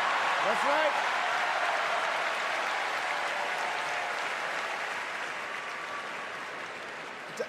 Together, Kamala and Tim have kept faith with America's central story. A story that says we are all created equal. All of us endowed with certain inalienable rights, that everyone deserves a chance, that even when we don't agree with each other, we can find a way to live with each other. That's Kamala's vision. That's Tim's vision. That's the Democratic Party's vision. And our job over the next 11 weeks is to convince as many people as possible to vote for that vision. Now, it won't be easy. The other side knows it's easier to play on people's fears and cynicism, always has been. They will tell you that government is inherently corrupt, that sacrifice and generosity are for suckers. And since the game is rigged, it's okay to take what you want and just look after your own. That's the easy path. We have a different task. Our job is to convince people that democracy can actually deliver. And in doing that, we can't just point to what we've already accomplished. We can't just rely on the ideas of the past. We need to chart a new way forward to meet the challenges of today. And Kamala understands this.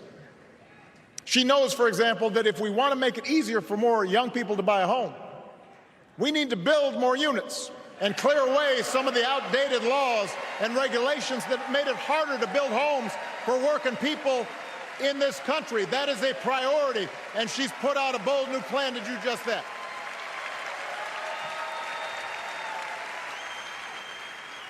On health care, we should all be proud of the enormous progress that we've made through the Affordable Care Act,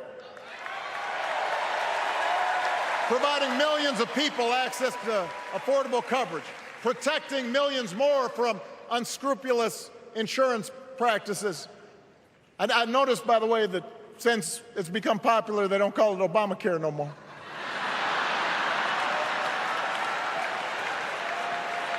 But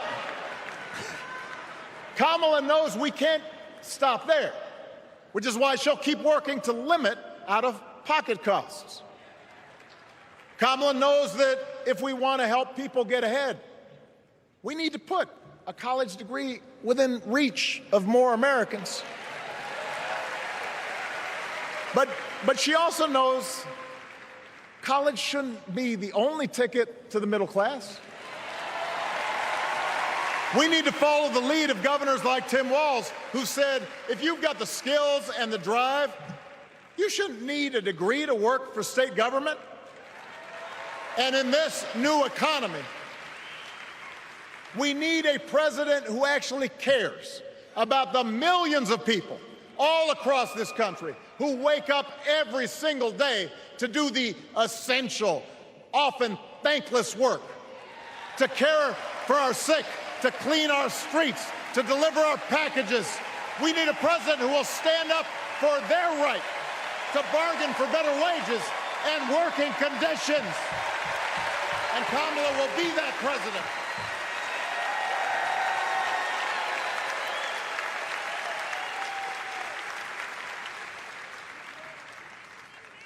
Yes, she can.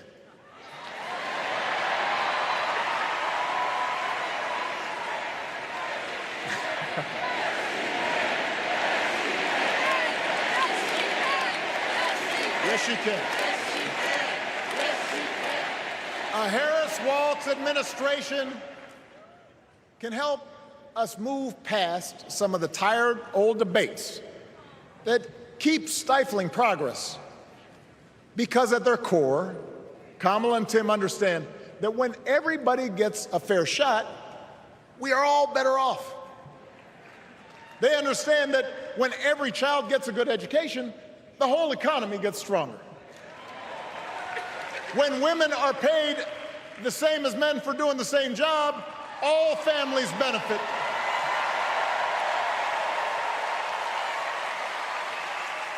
They understand that we can secure our borders without tearing kids away from their parents, just like we can keep our streets safe while also building trust between law enforcement and the communities they serve and eliminating bias. That will make it better for everybody.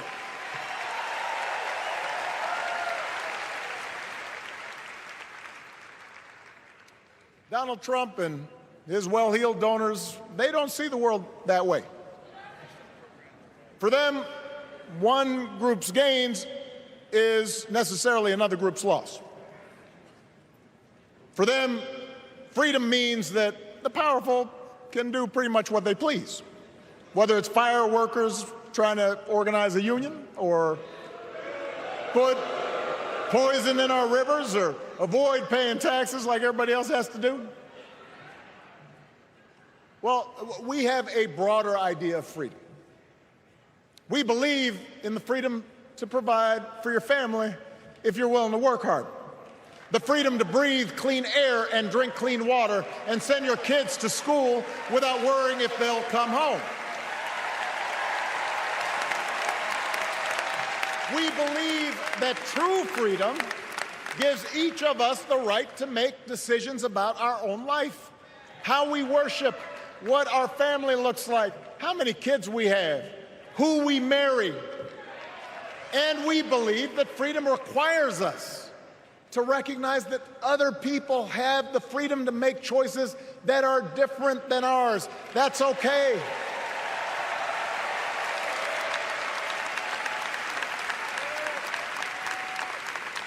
That's the America Kamala Harris and Tim Walz believe in. An America where we, the people, includes everyone. Because that's the only way this American experiment works. And despite what our politics might suggest, I think most Americans understand that. Democracy isn't just a bunch of abstract principles and dusty laws in some book somewhere. It's the values we live by. It's the way we treat each other, including those who don't look like us, or pray like us, or see the world exactly like we do.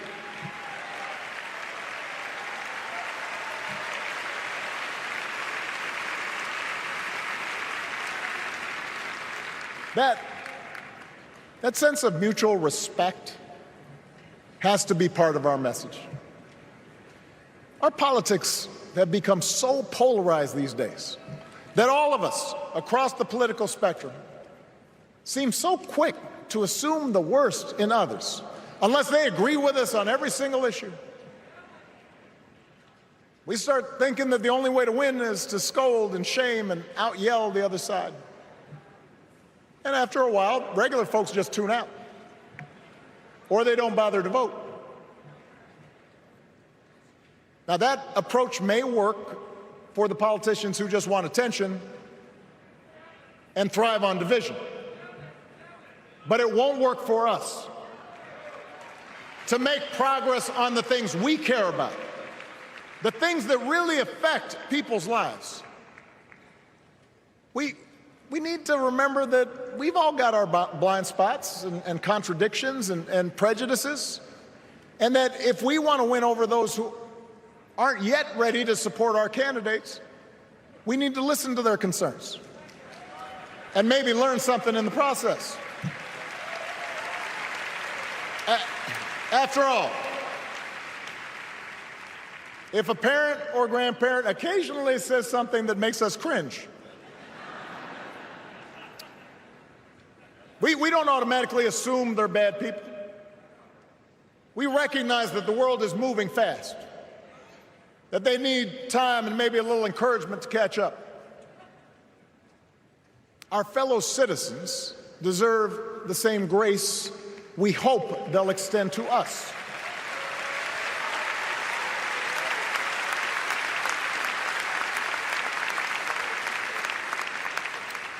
That's how we can build a true democratic majority, one that can get things done. And by the way, that does not just matter to the people in this country. The rest of the world is watching to see if we can actually pull this off.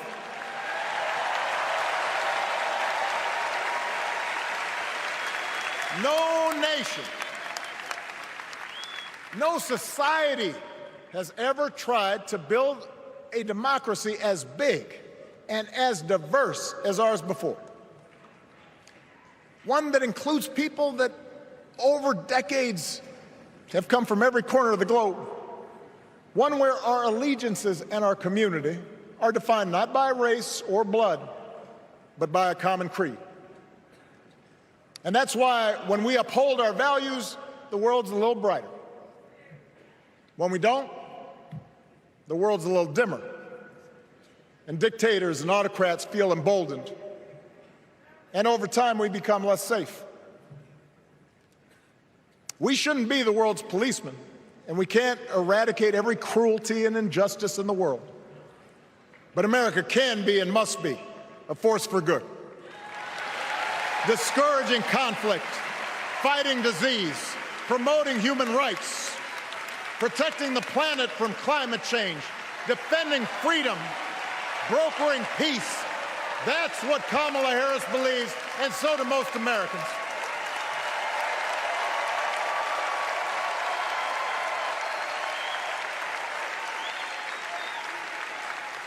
Now,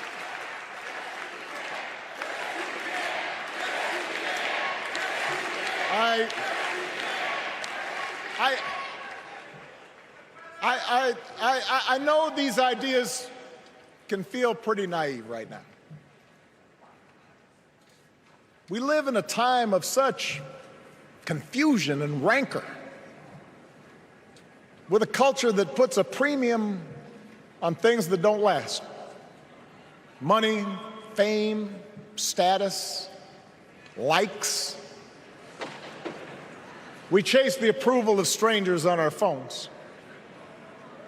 We build all manner of walls and fences around ourselves, and then we wonder why we feel so alone. We don't trust each other as much because we don't take the time to know each other.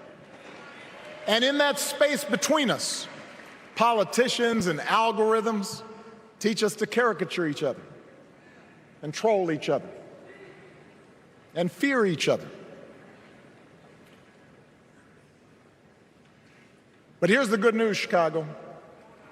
All across America, in big cities and small towns, away from all the noise, the ties that bind us together are still there. We still coach Little League and look out for our elderly neighbors. We still feed the hungry in churches and mosques and synagogues and temples. We share the same pride when our Olympic athletes compete for the gold. Because the vast majority of us do not want to live in a country that's bitter and divided. We want something better. We want to be better. And the joy and the excitement that we're seeing around this campaign tells us we're not alone. You know, I've spent a lot of time thinking about these past few months because, as Michelle mentioned, this summer we lost her mom, Ms. Marion Robinson. And I don't know that anybody has ever loved their mother-in-law any more than I love mine. Mostly it's because she was funny and wise and the least pretentious person I knew. That, and she always defended me with Michelle when I messed up. I'd hide behind her.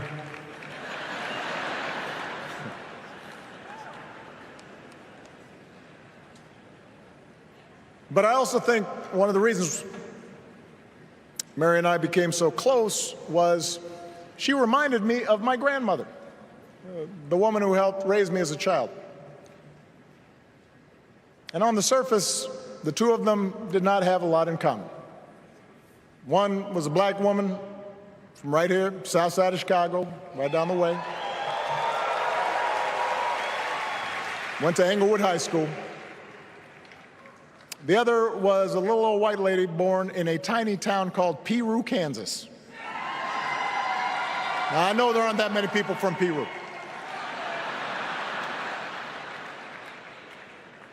And yet they shared a basic outlook on life. They were strong, smart, resourceful women, full of common sense, who, regardless of the barriers they encountered, and women growing up in the 40s and 50s and 60s, they encountered barriers. They still went about their business without fuss or complaint and provided an unshakable foundation of love for their children and their grandchildren. In that sense, they both represented an entire generation of working people who, through war and depression, discrimination and limited opportunity, helped build this country. A lot of them toiled every day at jobs that were often too small for them and didn't pay a lot. They willingly went without just to keep a roof over their families' heads, just to give their children something better. But they knew what was true. They knew what mattered. Things like honesty and integrity, kindness and hard work. They weren't impressed with braggarts or bullies. They didn't think putting other people down lifted you up or made you strong. They didn't spend a lot of time obsessing about what they didn't have. Instead, they appreciated what they did. They found pleasure in simple things. A card game with friends, a good meal, and laughter around the kitchen table. Helping others. And most of all, seeing their children do things and go places that they would have never imagined for themselves.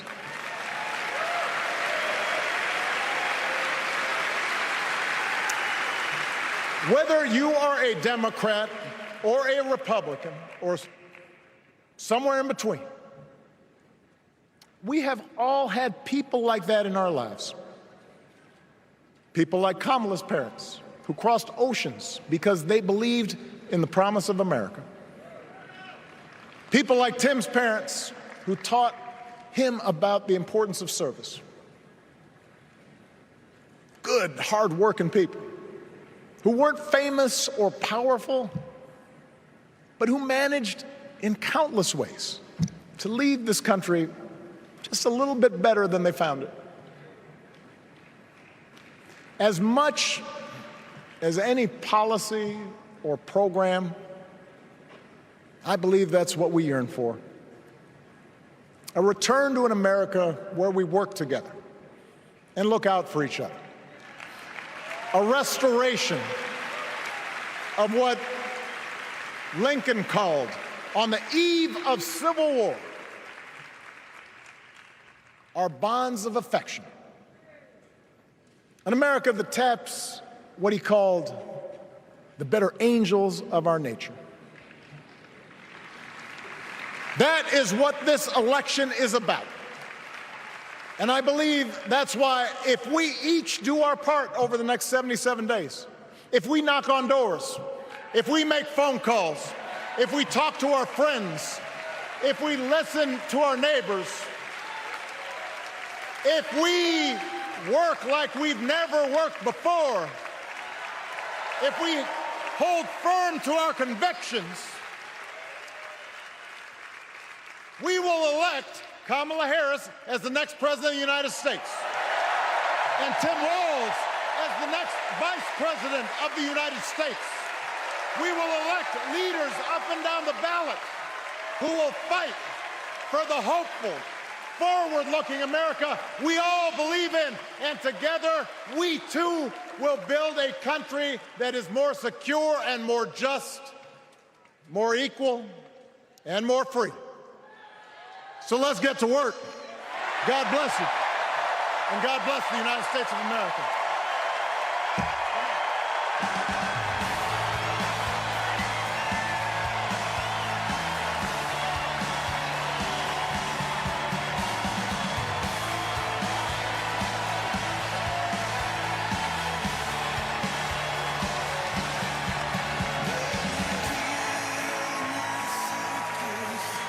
The 44th President of the United States, Barack Obama, 20 years and 3 weeks since he burst onto the national scene with the 2004 Democratic Convention speech when John Kerry was being nominated. This was almost a bookend of that speech, in which he talked about there being one United States of America. This was also a speech about the promise of the United States of America. You can see why the crowd here loves him so much.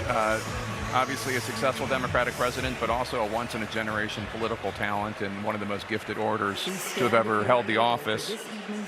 He testified in favor of the election of Vice President Kamala Harris, his friend of 20 years, made a plea to the Democratic voters to be patient with those voters that they're going to be talking to in the next 77 days, to not just reject them, to speak to them, to hear them, to listen to them.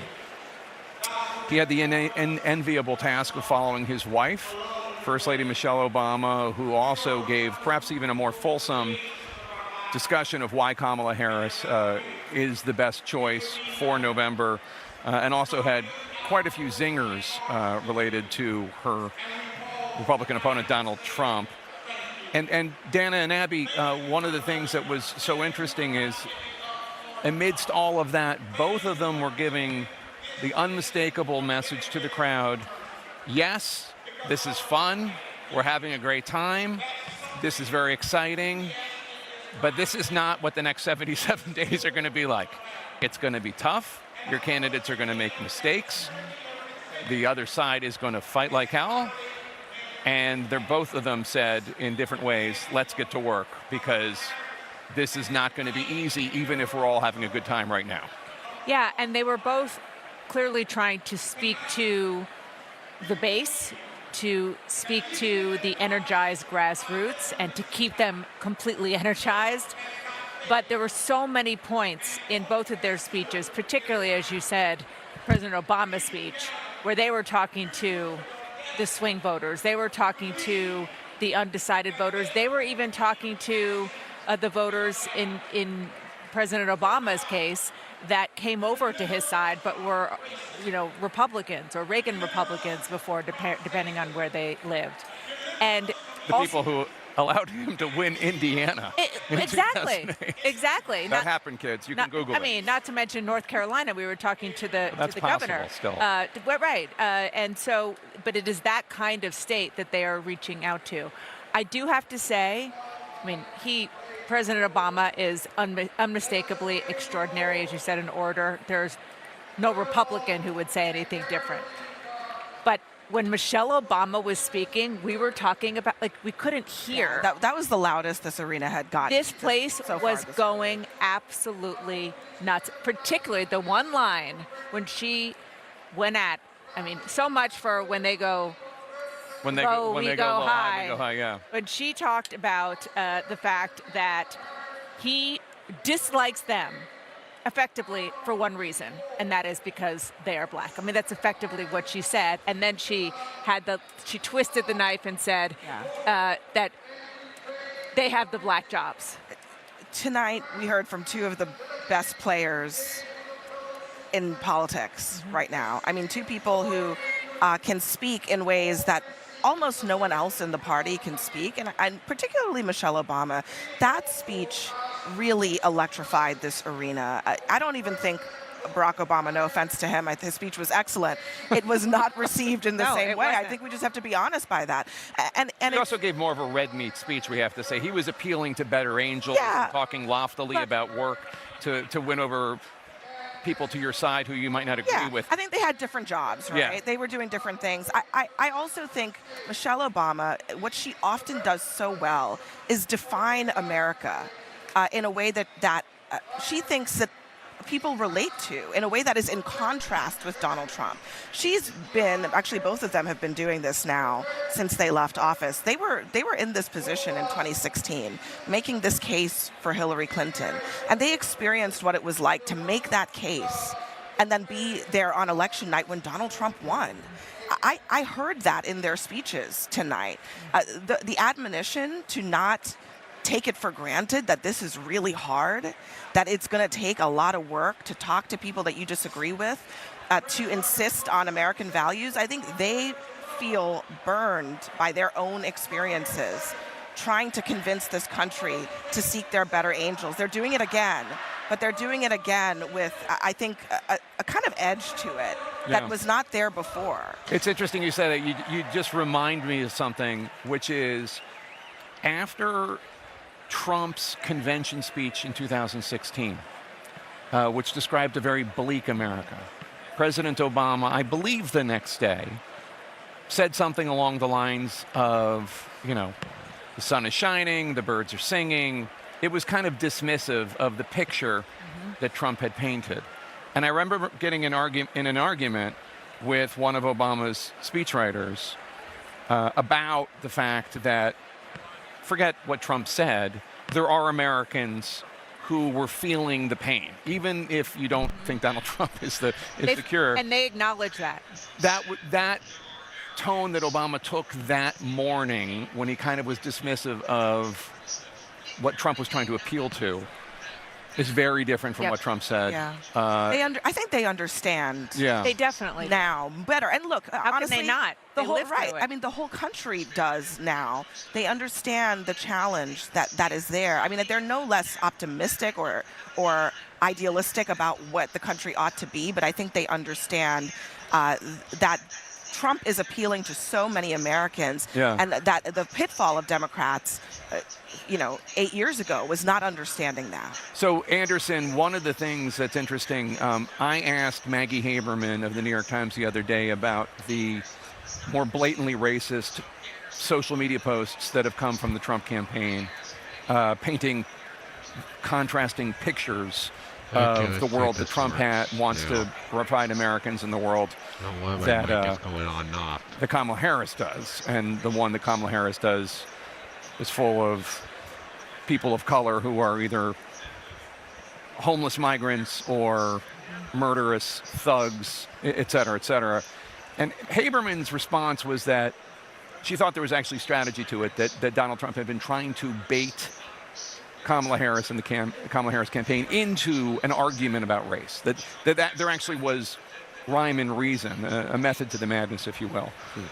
It was interesting tonight, the particular zingers that both First Lady Michelle Obama and former President Barack Obama made at Donald Trump, because they seemed quite targeted and aimed at things that Donald Trump might be insecure about, and I am specifically referring to his hand gestures when discussing crowd sizes. Over to you. I want to go actually just straight to Van Jones, because Van, I think Michelle Obama's speech was probably the most effective, powerful political speech I've ever heard.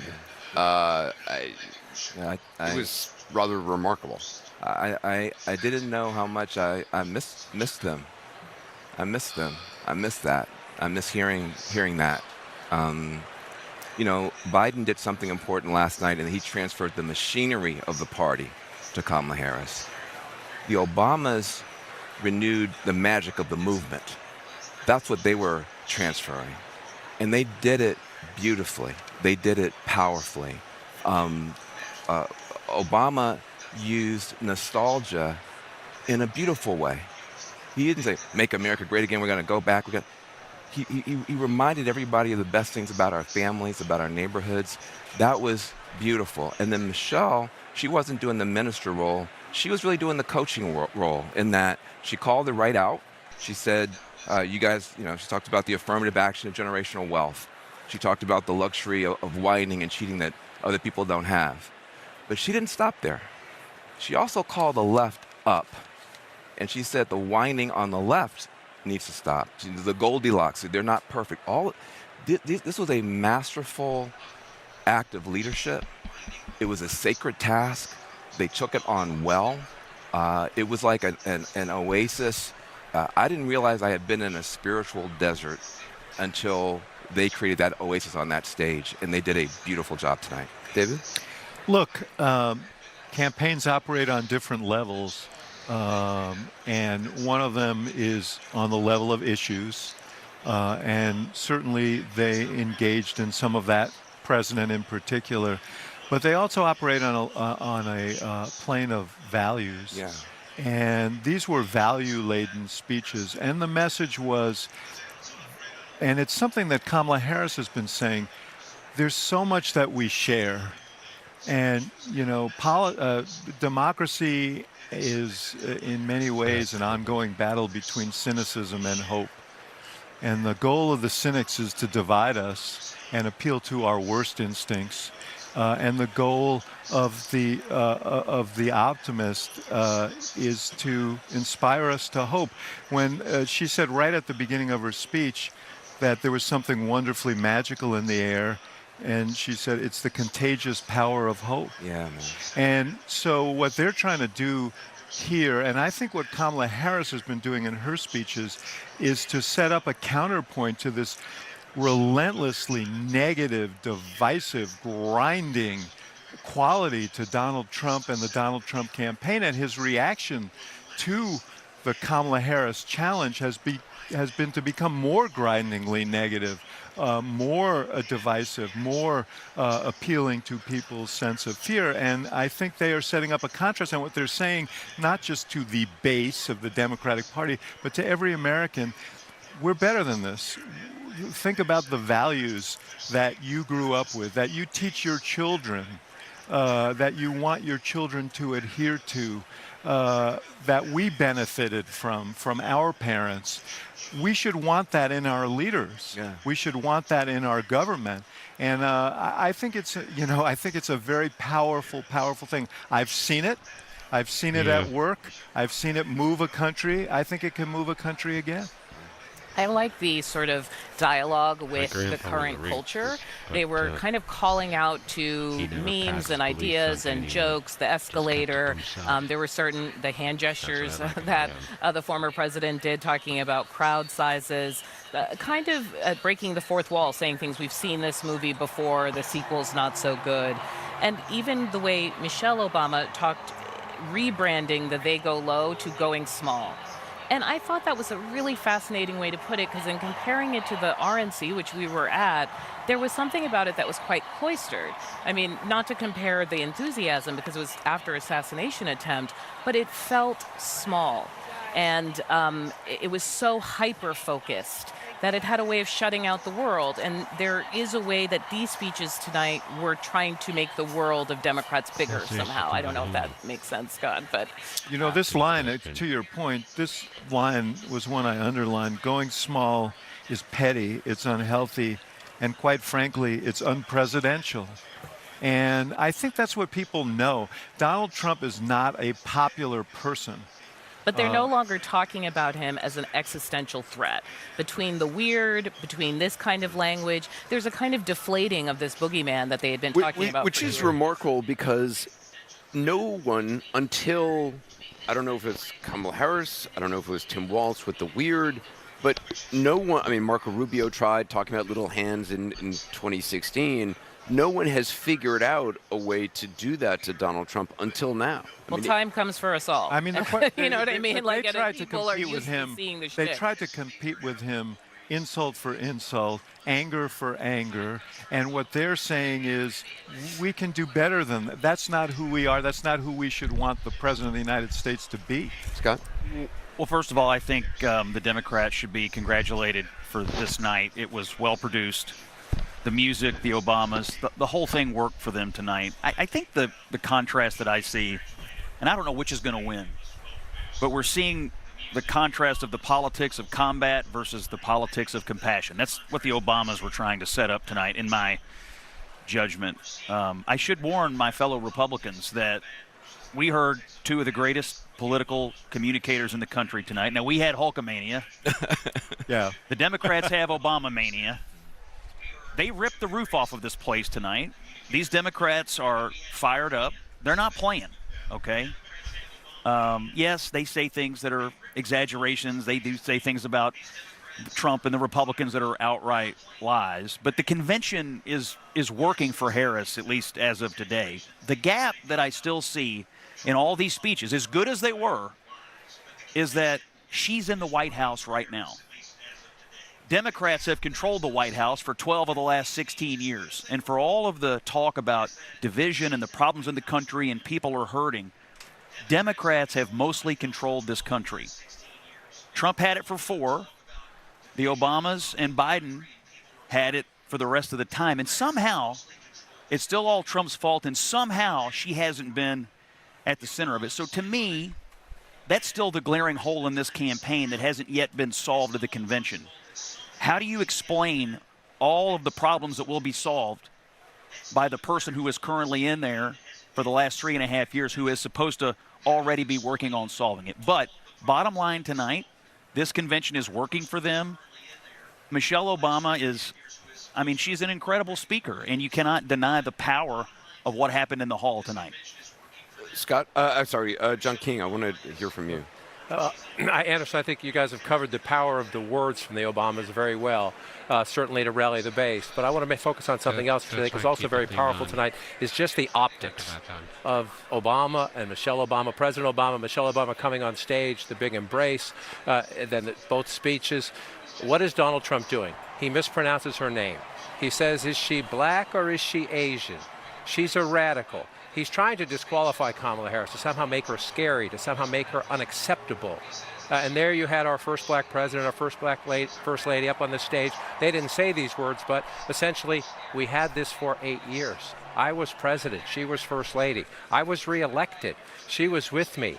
We had a pretty booming economy that we handed off to Donald Trump. This is not weird. This is not strange. We had this for 8 years. And I'll tell you from my travels, the first thing Democrats have to do is turn out their base.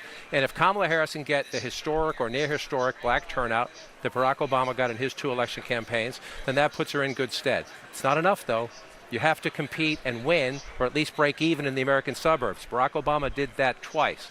In my travels, you meet a lot of people, a lot of Republicans who maybe didn't vote for Barack Obama, or maybe who did once, who remember the Obamas in the White House. They were dignified. They were respectful. They had those cute girls who became beautiful young women in the family. So I think the optics tonight, given how Donald Trump is campaigning against Harris, I think the optics of, oh yeah, we did that for 8 years. It was pretty good for the country, even if you didn't like it, even if you're a Republican who didn't vote for it. We're all still here, right? We weren't in any big wars at the time. The optics, to me, given how Donald Trump is campaigning against the vice president, were almost as important as the very powerful words. Yeah, we're going to be playing you a lot of the comments from Michelle Obama, as well as the former President Barack Obama, and also Doug Emhoff, who gave a really nuanced, really fascinating speech, like we have not heard from the spouse of any candidate, really. Stay with us as we dig deeper in tonight's speeches and talk to the keynote speaker at the convention tonight. Our live coverage continues after this break.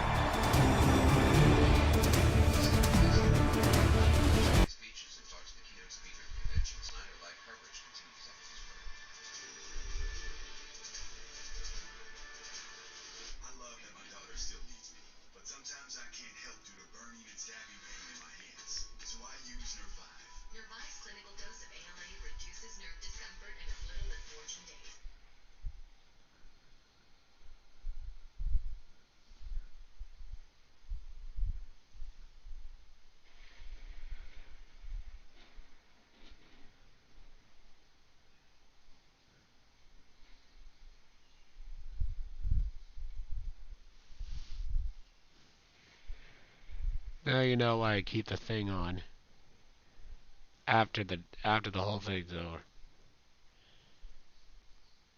For you to because of all that.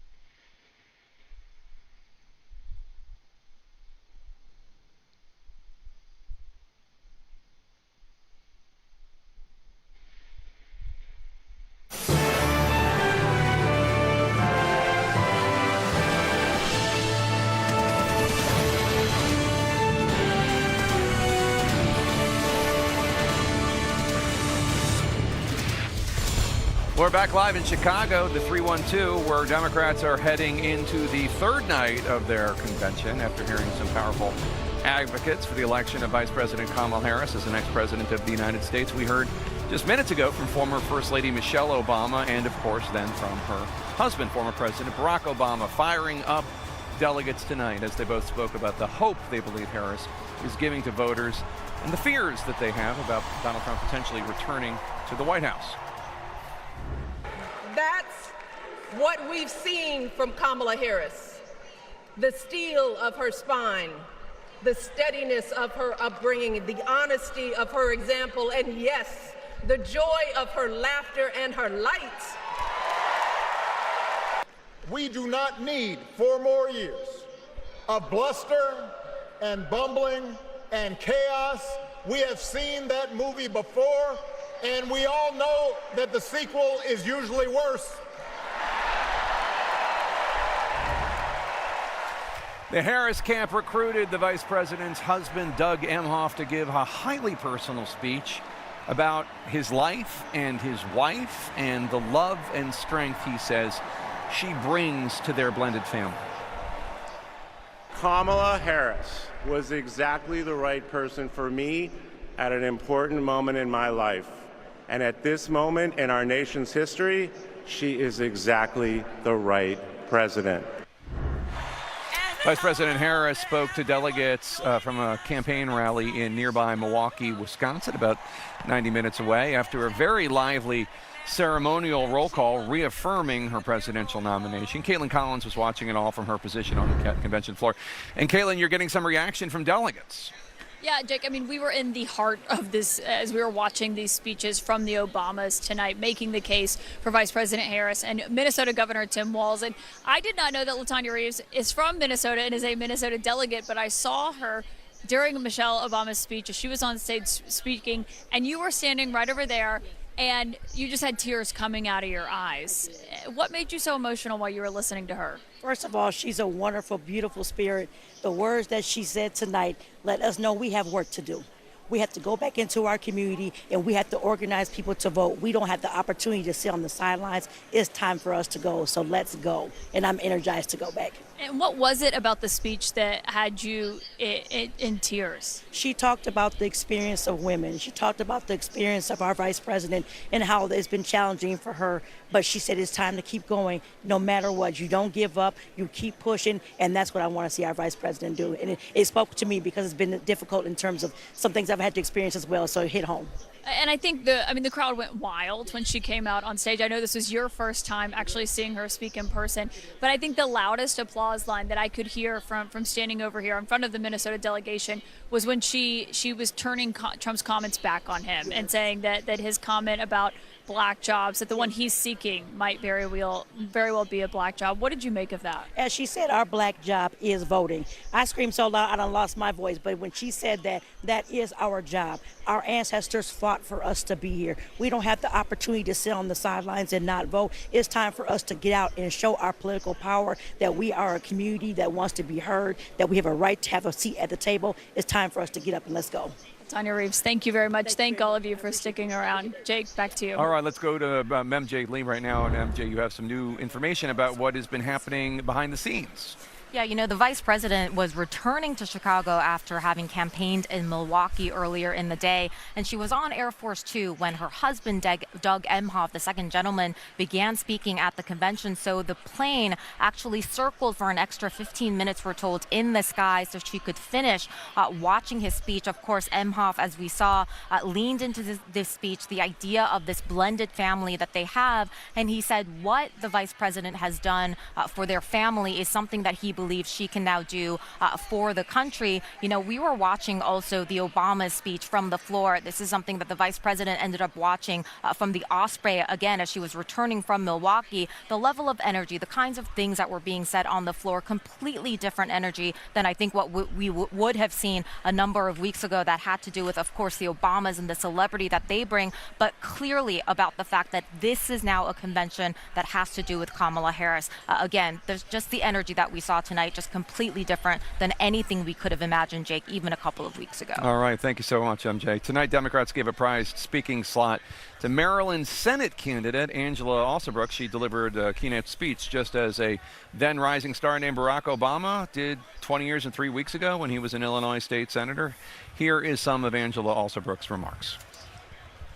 Kamala Harris knows how to keep criminals off the streets. And come November, with your help, she'll keep one out of the Oval Office. Angela Alsobrooks is with CNN's Abby Phillip on the convention floor. Abby. Jake, I'm here with Angela Alsobrooks, who, by the way, is from my home state of Maryland, my home county of Prince George's County as well. I want to get your take on what you heard here from the former president, former First Lady Barack and Michelle Obama. How was it for you to experience that? Oh my gosh, it was wonderful. It really was. There was excitement and joy in this arena tonight. And I think that really was the message of the First Lady and former president. Was that we're all ready to turn the page, that it is high time, I think, as a country, that we should move forward and move out of this era that we've been in, one where the fear has really gripped the country in so many ways, and really just explaining to us that we do have the opportunity to choose another path and move forward, and that we can experience joy again. And so this was a forward-looking message, I think one that said also we shouldn't take anything for granted. I think that was especially clear. Is that the Democrats were reminded that we're going to have to work for it and we cannot take it for granted. So I'm going to be honest, the state of Maryland is not usually a place where we get a lot of political action. It's a pretty Democratic state, but you are running in one of the most closely watched and competitive Senate races in this cycle. Your opponent is Republican former Governor Larry Hogan, who called himself a maverick. He has broken with Trump, but first of all, does he deserve credit for that? And how do you run against someone who is not a garden variety Republican? Well, you know what I mean? I think the thing we can't forget when we talk about a maverick is Mitch McConnell is the person who invited my opponent into this race. And what he said was that it was his interest that he would flip the Senate red, and thought that Maryland was one of the best opportunities that the Republican Party would have to gain a majority. And this is after Larry Hogan said for many, many months that he had no interest whatsoever in running for the Senate. At Mitch McConnell's invitation, he came into the race. And so we have to take it very seriously, because we know that the majority, whoever has the majority in the Senate, controls the agenda. So Maryland now is central to holding the majority. I believe that Marylanders will look at this race and realize that the Supreme Court, the confirmation of Supreme Court justices, the committee chairs like the Judiciary Committee, where Lindsey Graham would be chair, Senate Majority Leader. These are all decisions that are made on really early on. And so it's going to be critically important that for Kamala Harris, who will be our next president, has to have a Senate majority in order to get her agenda forward. And so this is, and nobody knows that better than Vice President Harris, because she was a senator. And she's been tie-breaking votes for the last 3 years. You guys go back pretty far. You were both prosecutors. She mentored you, as you talked about in your speech. What has it been like for you to see her now suddenly the Democratic nominee, and to be essentially on the ballot with her, 2 black women in this election cycle? Oh my God, it's been so powerful and so exciting to see a person that I've come to know, who I know to be a very principled, a deeply principled person. I've had many, many conversations with her, and so I feel that I know what her values are. I know how hard she's worked. I know about her record. I'm a former prosecutor. One of her programs, Back on Track, is one of the programs we replicated in my county. But I know that she's been not only tough but compassionate, that she's a person who cares about the progress of every family. She's demonstrated it not only as the district attorney, but attorney general. She's been a senator. She's been a vice president. She's served our country and our families, and she's going to continue to do so, and will be an outstanding president of the United States. So I called your race competitive, closely watched, but you defied expectations in the Democratic primary. You ran well ahead of where people thought you would run in that primary. Is your race being underestimated right now? Well, you know what? We worked really hard in the primary. I'm working hard in this race, too. We will take nothing for granted. We have worked 7 days a week over the last year and a half. I'm going to continue to do that through November 5th. I understand the stakes of this election. It's about the future of our children. It's about having choice, the choice and the freedom and privacy to make our own health care decisions. And we know the Republicans don't share this view. We know as well that where gun safety is concerned, making sure that we are no longer allowing gun violence to be the #1 killer of children in our country. So these issues are ones that are front and center. I'm going to fight hard because we're going to win this election in November, and it's going to be important to have the majority. So we're not taking anything for granted. The primary, as you mentioned, was a tough one as well, but Marylanders are very savvy. And they will decide, I believe, to keep the majority in Democratic hands, but we're going to have to work hard to make sure that it happens. All right, Angela, also Brooks from Jake, gorgeous Prince George's, as we say. Prince George's County, hello. Back to you. All right, 2 queens from PGC. Much more of our coverage from the DNC in Chicago ahead. Up next, JFK's grandson, Jack Schlossberg, is going to join us. He addressed the convention earlier tonight. Stay with us. I wonder what JFK grandson thinks of RFK Jr., I think his name is.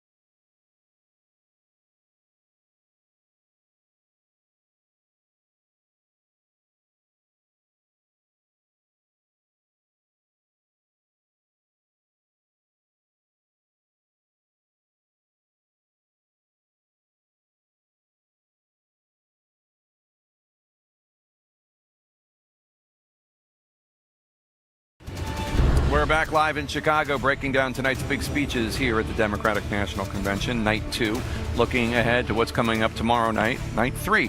Tonight, delegates heard from a new generation of Democrats with remarks from the grandsons of 2 presidents. Jimmy Carter and John F. Kennedy are the presidents. Here are the grandchildren.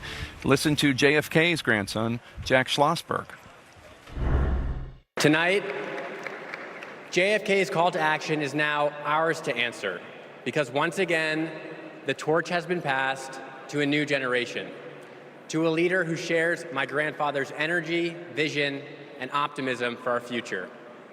That leader is Vice President Kamala Harris. And we're joined now by Jack Schlossberg, who is a delegate from New York State. Dana? Nice to see you. Great to have you here. That is a pretty big statement from you, the grandson of JFK, to say that the torch has been passed to the woman running on the Democratic ticket now. I think thank you for having me. I think this is a historic election, and I could not be more excited about Kamala Harris's candidacy. I think it is a really big moment for our country, and that's why I chose that language. Yeah. You are somebody who has made your own name for yourself on social media, especially. You do some unorthodox videos. Yeah, that's right. Characters of sorts. Characters of sorts, exactly. You obviously understand maybe more than the two of us. Certainly more than me. I'll speak for myself. Certainly much more than me. How this campaign in particular, you said you're kind of on the young side of the millennial generation, but millennial and Gen Z in particular is really using the mode of communication that you are using online. Can you just kind of describe how you think that they're doing and maybe what they could do more of? Well, I think the Harris campaign is doing a great job with social media. I think that young people are like all other people, and they need to be equipped with good arguments and reasons to vote for a candidate. And I think on social media, there's an opportunity to do that in an authentic way and to give people the chance to tell the difference between someone who's genuine and not. And I think people are really smart, and my generation is good at telling the difference. And so I think that people, young viewers, I think, reward people who take risks. And I think Vice President Harris walks the walk and talks the talk in terms of young people and what they care about. And so I'm feeling good about it.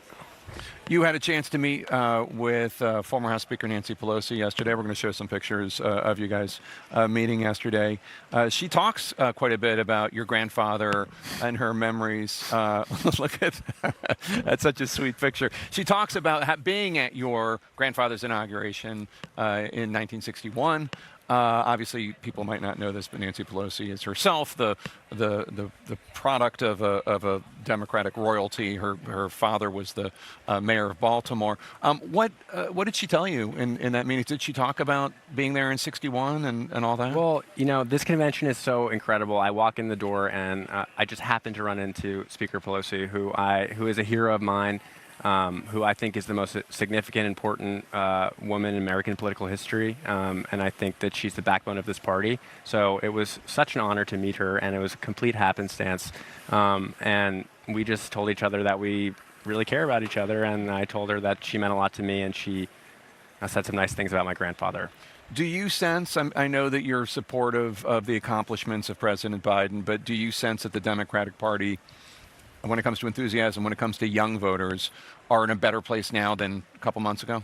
I think we're in an absolutely great place now. I think young people are going to take this election over, young people are going to take Kamala Harris over the finish line, and we're going to win this election. So I feel confident. That's a pretty confident statement. Absolutely. Do you see it online? Do you see it when you go out? Everyone's pumped. Everyone's pumped about this. We're going to elect an amazing president, first female president ever. Young people are excited. They understand the picture. It's not that complicated. I've heard some people talk about the fact that despite the fact that there's a huge presence online, which you're talking about, concern that it's almost too much online, to make sure that that is translated to boots on the ground and getting people out to vote. Are you going to be involved in that? I'd love to be. I would absolutely love to be. I'll do anything I can to help the campaign. I think it's not an either or, it's both. You need both social media and boots on the ground operation, and whatever I can do to help, I would love to help. You obviously are very well aware of your cousin RFK Jr.'s campaign. He has been flirting with the idea of endorsing Donald Trump. You obviously do not want Donald Trump to be president again. Do you have a message to? I think my cousin should do whatever he thinks is the best interest of our country. That's it? Yeah. What if it's endorsing Trump? Well, then we would disagree about what the interests of our country are.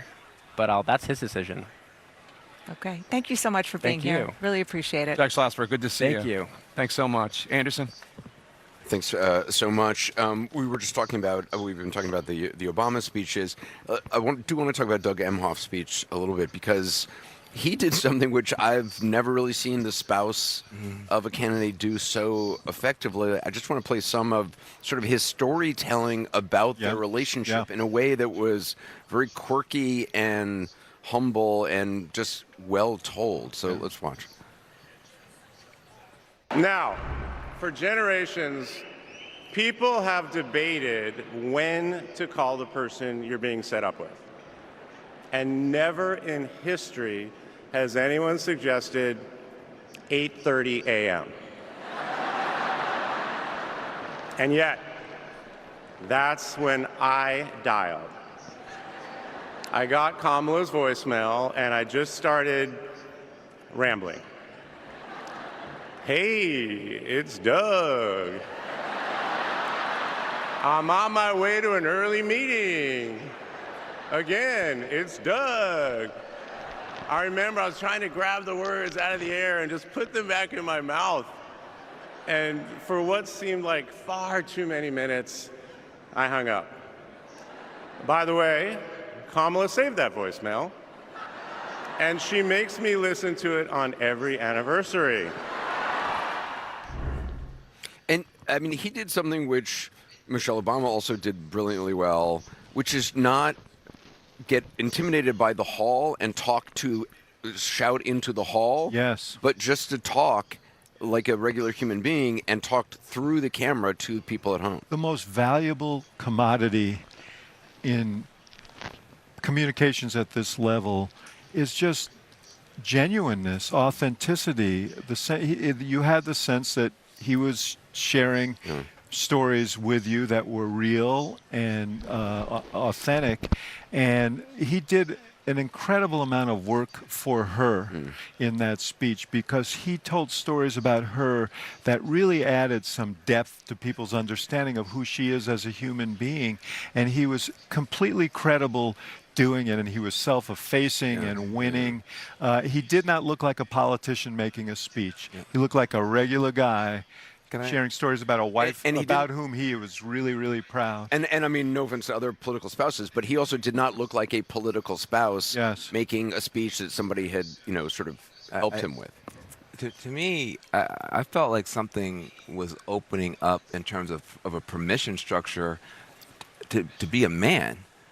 Like, to be a man just completely in love with this woman, to be able to be jokey about it. You don't have to be this strong, that's, I haven't seen that before. I haven't seen that before from any male political spouse. And I thought it opened up space in the culture. You can just be head over heels, stupid in love, and talk about it in an honest way and be appreciative of what she's doing. He was so appreciative of what she was doing for his family, for what he was doing for his children, that she didn't bear, but that she bears up.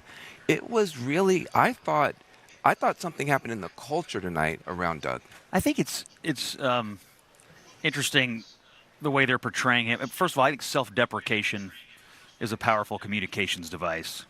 It works for him. Mm-hmm. His name is Doug, so it's sort of, it's like it works. But the situation he's in, and the Democrats are in, trying to introduce a presidential spouse to the country. I thought we haven't done this before. When Hillary Clinton was running, we were introducing the old president, to the country. So we knew Bill Clinton. We don't know Doug, and they started introducing him tonight. I thought it worked, actually. I thought the video worked. I thought the self-deprecate. I mean, look, we'll leave aside Doug's dalliances that have been in the news for another conversation. But overall, I thought the way he handled it, it was funny.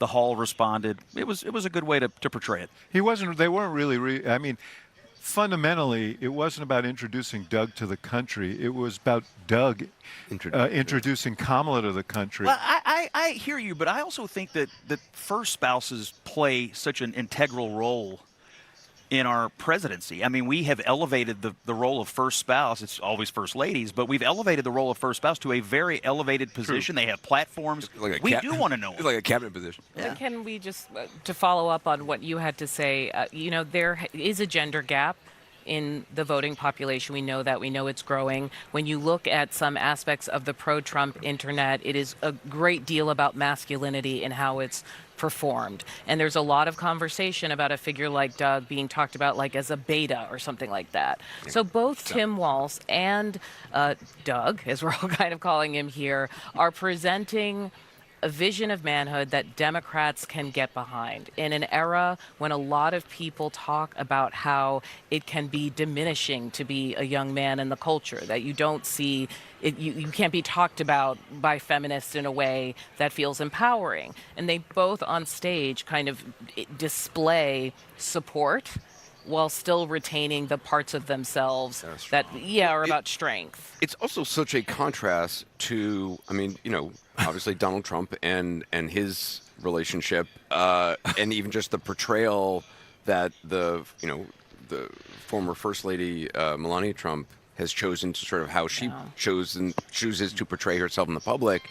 It's just, the contrast could not be any more starker. There's such an important part of the GOP platform that is about the nuclear family and the family as Americans have understood it for a very long time. J.D. Vance is a great example of this.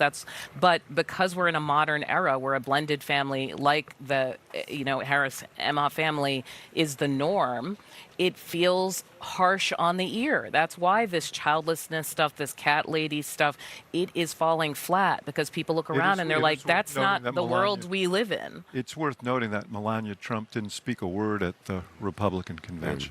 Coming up more on the Obama's convention speeches and what they plan to do now to help Kamala Harris win the White House. Our coverage continues after this break.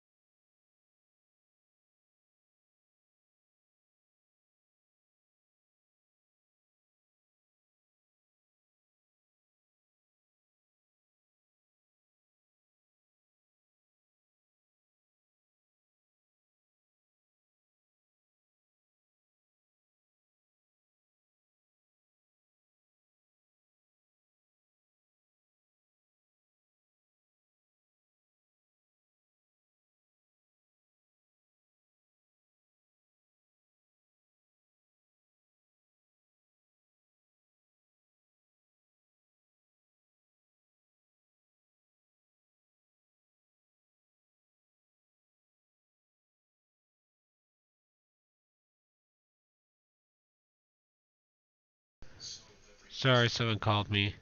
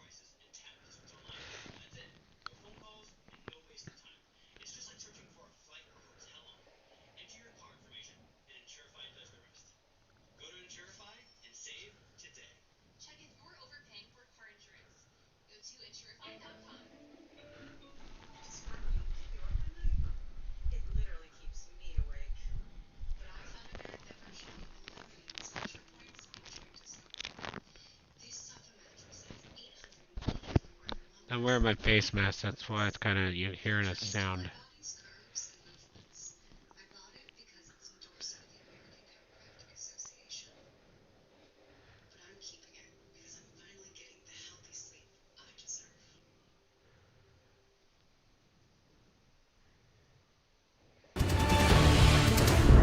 Welcome back to our special coverage of the Democratic National Convention. We're now halfway through the week. Night 2 wrapping up a short time after with a headliner speech from former President Barack Obama, as well as former First Lady Michelle Obama. I want to go to CNN Jeff Zeleny.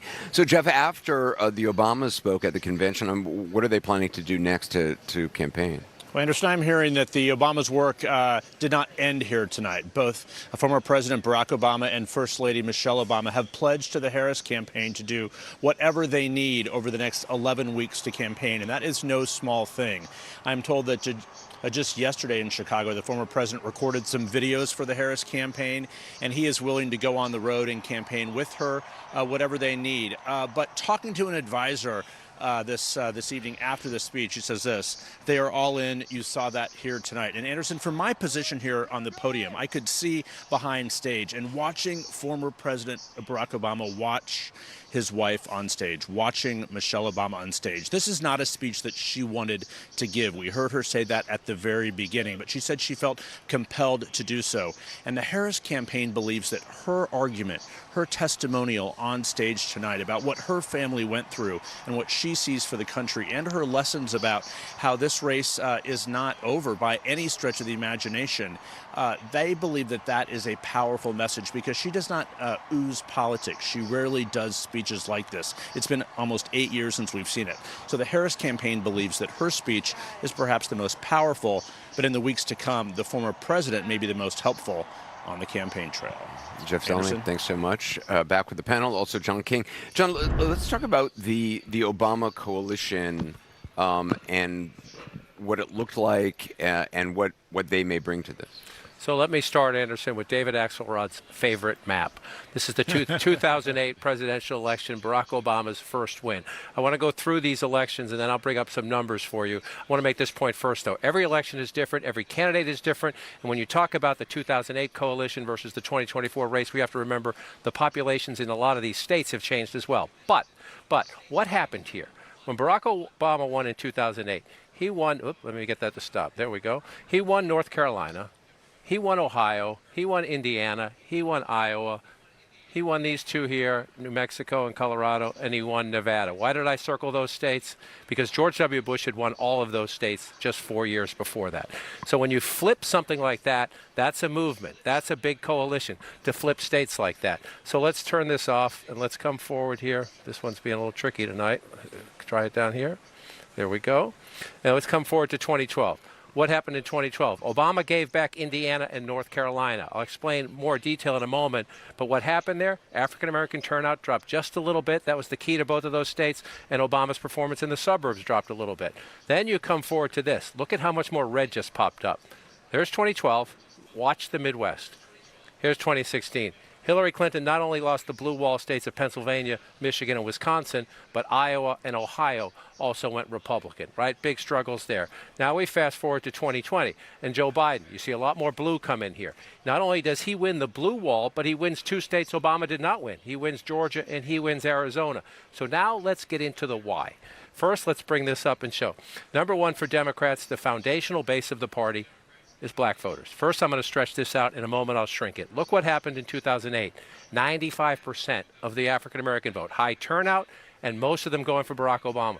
2012, it dipped just a little bit. That's why he suffered a little bit. 2016, Hillary Clinton got 89%. Not a bad number. She's not Barack Obama. Not a bad number, but it wasn't enough. We know that in Michigan, in Wisconsin, and in Pennsylvania as well. Joe Biden actually got a smaller share of the black vote in 2020, 87. So how did he win? Let me shrink this down and bring this over. This is the point about coalitions are different. Everyone focuses on 2008 and Obama's share of the black vote, and don't get me wrong, it was critically important. But let me bring this in underneath, and we'll look at these as we go through these two maps. Okay? 2008, 95% of the black vote. Obama also won the suburbs, or tied in the suburbs, 50%.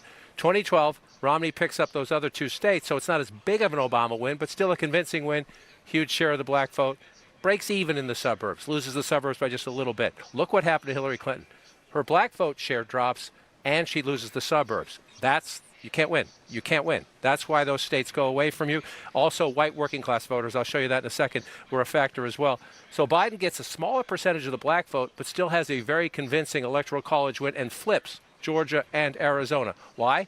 54% in the suburbs. He won by even a bigger margin than Barack Obama in America's growing suburbs, especially in the Sun Belt states. Just bring this in. With Trump on the ballot, this also matters more because Trump has exacerbated this. It started in the Romney election. He also made up some ground among white working class voters. But look at the difference. Hillary Clinton gets 28%. White voters without a college degree.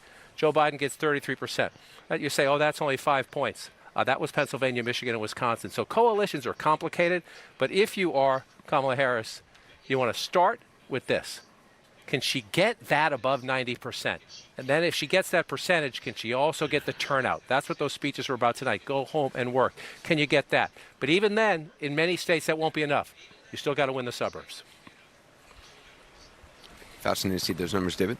Yeah, John, one thing that you didn't talk about was what Obama got among those non-college whites. And he actually outperformed Biden in those areas, and it's one of the reasons why he was able to carry Indiana. Right. By the way, that 2008 map is my screensaver. I just want you to know that. But and so the question is, in some of these polls that we're seeing lately from the battleground states, she's showing a larger number among non-college whites than you would expect. And the question is that real? And is it possible to get those voters? The economic message that they're promoting is one that's aimed at those voters, or some of those voters, working class voters generally. The question is, can that part, are we so polarized now, and is Trump so galvanizing among those voters that it's impossible to get those voters back? To win them is probably impossible. Yes. One cycle for a Democrat. It's back but again, to Obama levels. Yeah, but again, you're in these states here where Pennsylvania, for example, won by 81,000 votes, right? So it's about the margins. Can you get your share? Biden did better. Like, come out to Wisconsin, won by 20,000 votes by Joe Biden, and Hillary Clinton, 20,000 votes Joe Biden, 22,000 votes Donald Trump. We're going to go through the same thing again in these states. Don't anticipate a blowout. So the question is, can you improve your margins just a little bit? That's the challenge for Harris. And right now, the Republicans are saying she's on a sugar high. I think one of the advantages here is not only do the Democrats go second with the convention being second, this is also a very late convention, so you only have 11 weeks to the election. Can Donald Trump get back into this race and change perceptions, or can she get ahead of him to compete in the margins? That is the communications challenge. Scott was saying earlier he thought the Democrats had a good night tonight. If the Democrats can have a good night Wednesday, good night Thursday, you continue what is momentum for now. And then you leave your convention, and you got 10 weeks to go, and you see. Yeah, John, I think that the reason she is up a bit in the national polls right now is because she effectively occupies generic Democrat. That's where Biden had fallen way off of that. He was performing well under what you would expect a Democrat to do in a lot of places and with a lot of groups. She's now basically restored that. Where do you think that she is most susceptible? What subgroups, and maybe even in what pockets of states, to being dragged back into something less? I mean, if Trump ends up running against just avatar generic Democrat, it's dicey. But if he ends up running against something that is portrayed as dangerous or radical, that's where I think the magic of Obama was, in a way. And I know the right caricatures him as an extreme liberal, but he kind of ran, I mean, not to put words in Axelrod's mouth, but he kind of, my recollection, he sort of ran as a moderate, non-threatening Democrat in 08. Isn't that her challenge, to not be defined down as a radical? And how long do you think it's possible to maintain that sort of generic feel? Yes, to not be defined down, to not be Dukakis or Mondale and push so far left that you can't win the country. That's certainly a challenge, number one. Number two, to your point about the polling, I find what's most interesting in the polling is once Biden stepped aside, a lot of people were unhappy with the Trump-Biden choice. And so the third-party numbers were way up. If you come over here, this is March. That's Robert Kennedy in purple at 11%. The other third-party candidates getting 2 or 3%. Look what has changed. Trump's still in the race, but after the Harris change, Trump numbers are actually up a little bit. You see the red ticking up a little bit because we're gone back to a more traditional race. In 2016, 6% of the vote went to the third-party candidates. Hillary Clinton lost.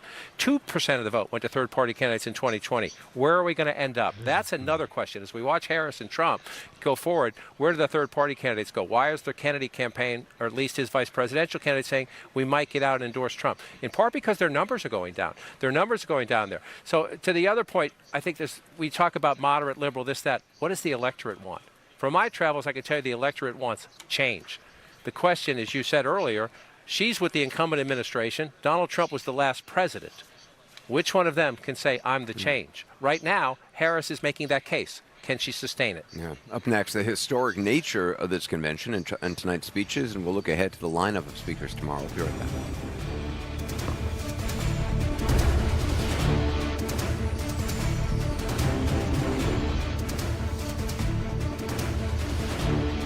Excuse me.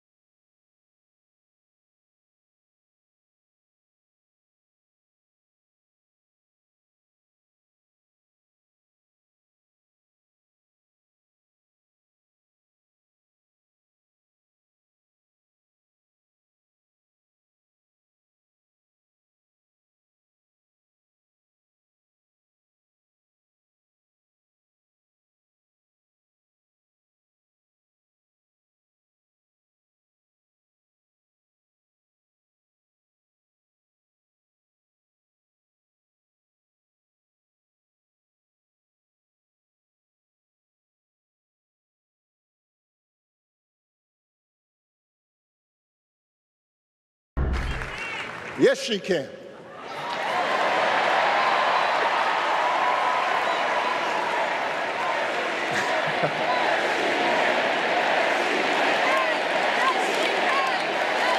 Yes, she can. Democrats chanting "Yes, she can" on the second night of their convention, obviously harking back to the "Yes, we can" made famous by then candidate Obama in 2008. The party rallying around Kamala Harris after a truly historic month that upended the race for the White House. Joining us now, political historian and senior contributor Leah Wright-Rigueur. It's great to have you here. It was fascinating to see. I mean, just the brilliance of Michelle Obama's speech, and also obviously to see the former President Obama. What did you make of their speeches tonight? So we are living through history. That is the most remarkable part. And I think there's no one better to tell this story than the Obamas, because they did it the first time around. They became the first black family, first African-American family in the White House. They lived through it 8 terms. And here they are essentially ushering in another moment for someone else who is going to be a historical first. So we're living through this. We're all getting to experience this together. But it's also true. And I think part of what the Obamas are trying to do, and part of what they tried to do, is establish that this is built on the legacies of people that came before them, movements that came before them, institutions and experiences that came before them. So it is history as it's happening, but it's also built on these multiple histories. And particularly, we saw the Reverend Jesse Jackson yesterday in the crowd. A lot of people point back to his campaigns, obviously, in the I guess it was the early 80s. Absolutely, and they have a tremendous impact. And I think it's not just about, here we're going to recognize Jesse Jackson, we're going to give him his flowers, but instead to acknowledge that much of the strategy that we see, not just in Kamala Harris going forward, Kamala Harris and Tim Walz, but also that the strategy that we see in the Obamas is built on Jesse Jackson's blueprint.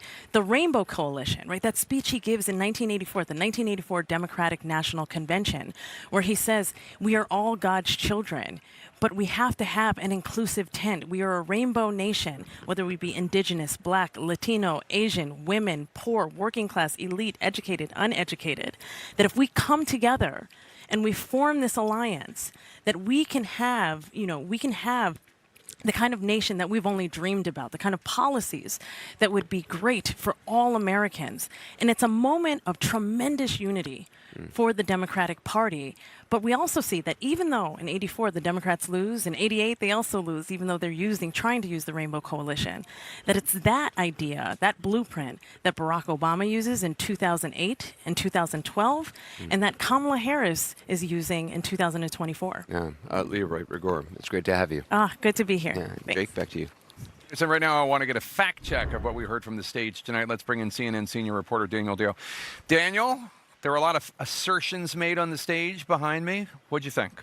I thought there were very few false or misleading claims tonight. I heard a lot of factual statements, subjective opinions, personal stories, uncheckable predictions. Obviously, we'll not try to fact check Lil Jon, but there was at least a smattering of material. So let's look at a couple of claims. Listen to something that Senator Bernie Sanders said about the situation when President Biden took office.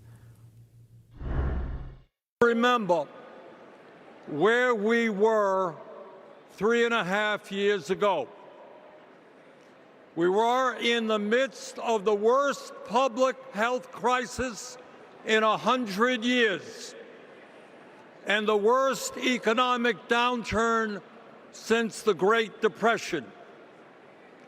3,000 Americans were dying every day, and our hospitals were overwhelmed with COVID patients. Unemployment was soaring. That was the reality the Biden-Harris administration faced as they entered the Oval Office. A good chunk of that was true, but the Sanders claim that Biden and Harris faced soaring unemployment when they took office 3.5 years ago is false. Unemployment did soar 4.5 years ago. At the beginning of the pandemic, March and April 2020, it spiked to 14.8%. But it then started quickly coming down. It had fallen way down to 6.4% in January 2021, the month Biden was sworn in. So they inherited an elevated but declining unemployment rate, not a soaring one. Now, listen to this claim from Illinois Governor J.B. Pritzker. During COVID, we supported small businesses and jobs. And Donald told us to inject bleach. It's misleading. Yes, Donald Trump did make ill-informed remarks, we remember, at a COVID press briefing in April 2020, wondering about whether scientists could somehow test or study the possibility of treating the virus by injecting disinfectant into people. Yes, those comments prompted household disinfectant companies to warn people not to try them at home. But Pritzker was still exaggerating, like President Biden has, in making similar claims recently. Trump never actually advised Americans to go inject bleach. And before Democrats scoff, people can go watch the tape for themselves. It shows Trump was musing to a government science official about doctors, experts looking into the possible use of disinfectants. He never said Americans should go inject themselves. Jake. All right, Daniel Dale, thanks so much. Really appreciate it. I'm back here with Dana and Abby, and we were all talking during the commercial break about one of the interesting things that President Obama did while Michelle Obama, the First Lady, threw red meat to the crowd in a lot of ways, although cautioning them that there was going to be a lot of hard work.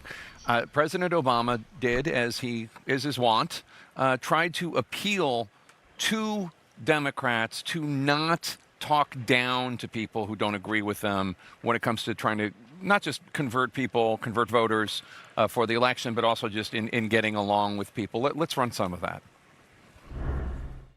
If a parent or grandparent occasionally says something that makes us cringe, we don't automatically assume they're bad people. We recognize that the world is moving fast, that they need time and maybe a little encouragement to catch up. Our fellow citizens deserve the same grace we hope they'll extend to us.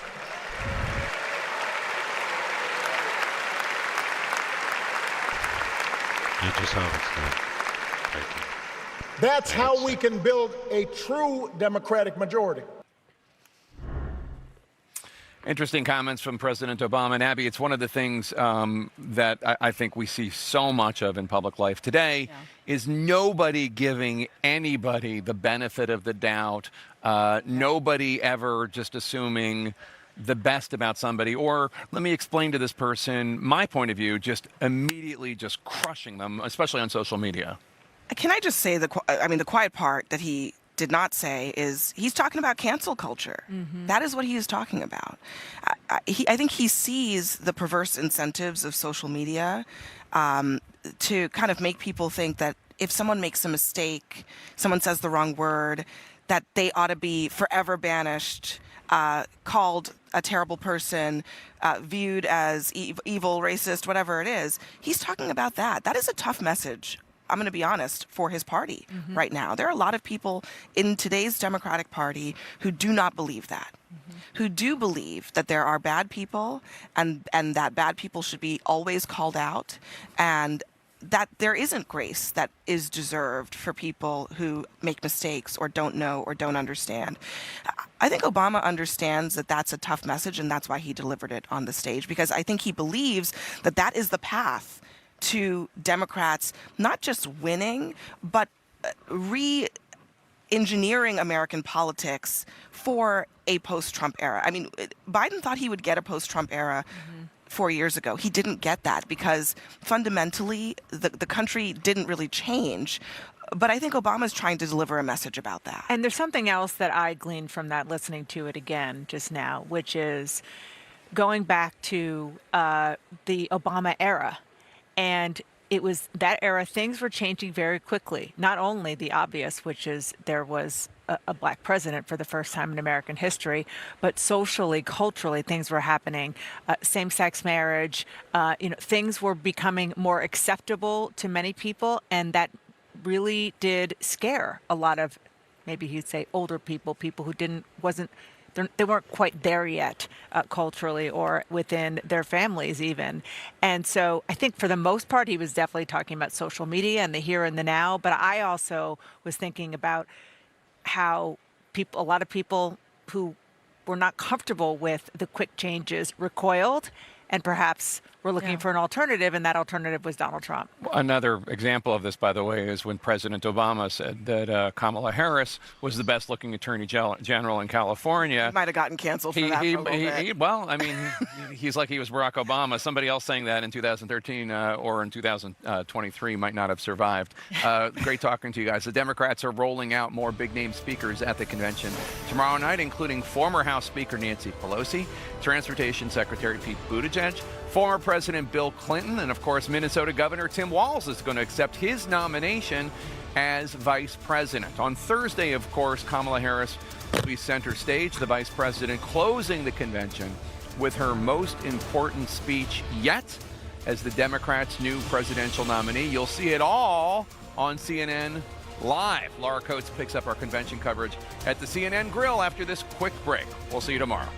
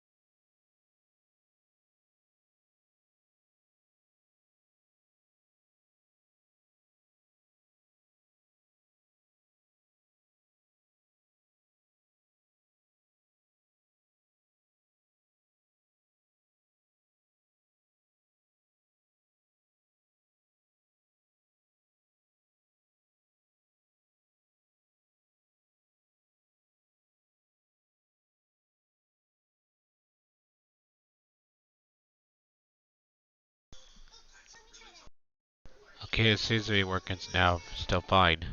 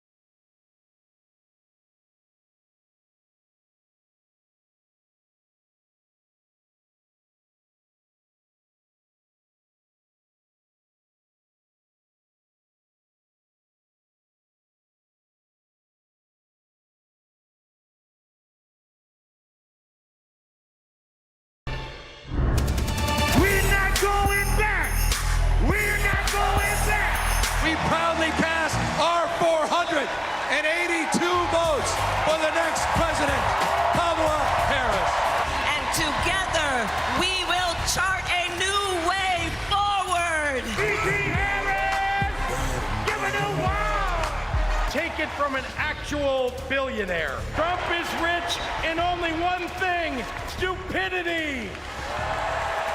Behind closed doors, Trump mocks his supporters. He calls them basement dwellers. You know that laugh. I love that laugh. I love you so much. Something wonderfully magical is in the air, isn't it? America, hope is making a comeback. I'm feeling fired up. America's ready for a new chapter. America's ready for a better story. We are ready for a President Kamala Harris.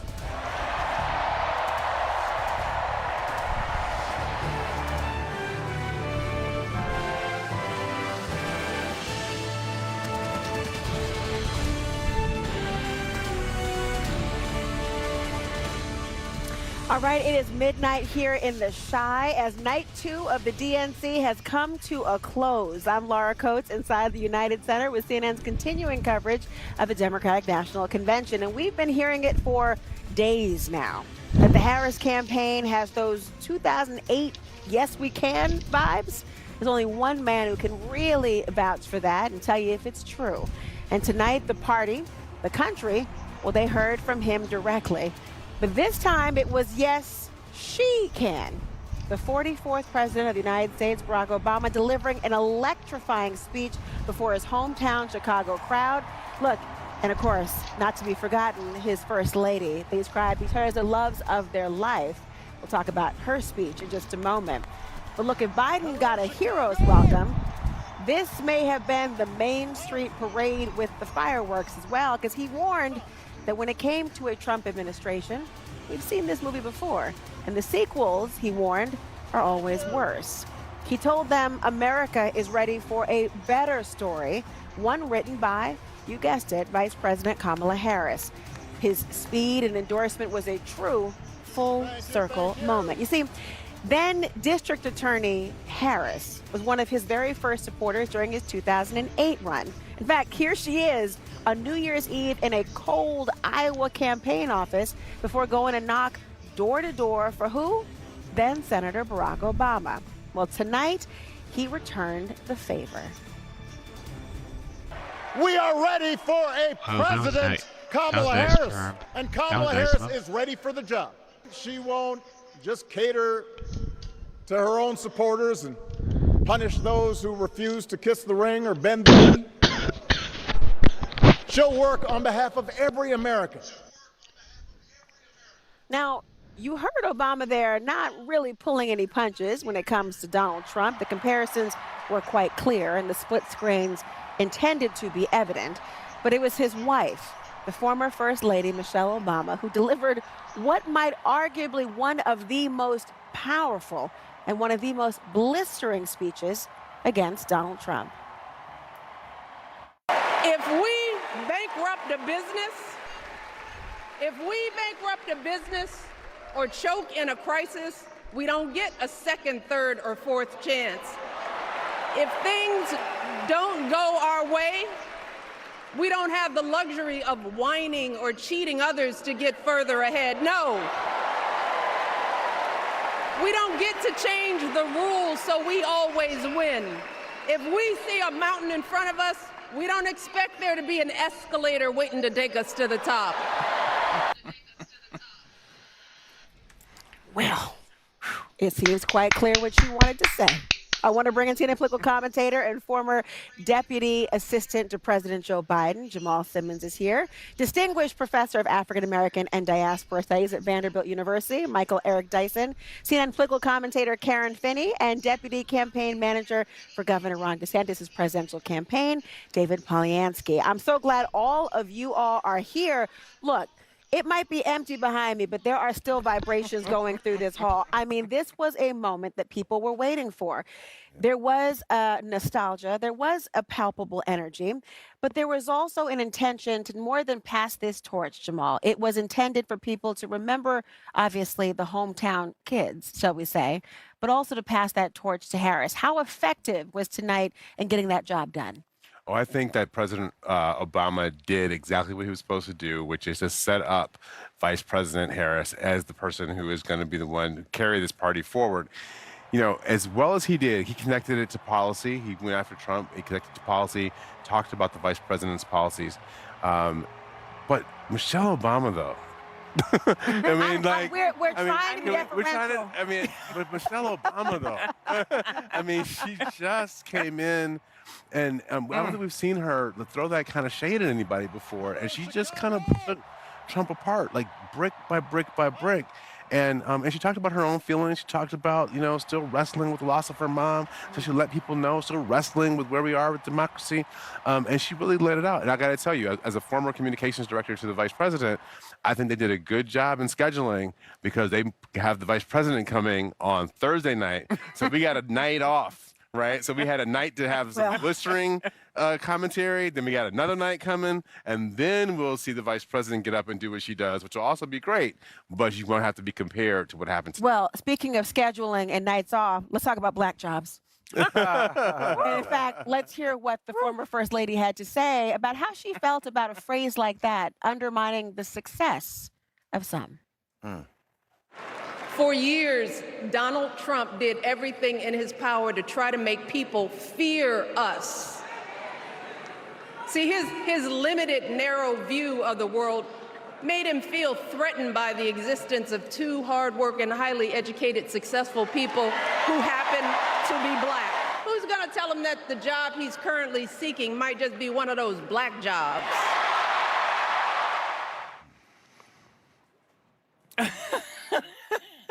Yeah, she had more shade than your night curtain.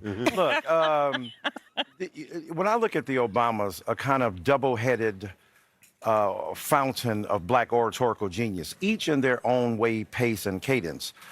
Michelle Obama was James Baldwin indicting the system with searing poetry. I think Keffer Burns texted me and said, the great poet, that she gave, it wasn't a speech, it was an epic poem that she laid out.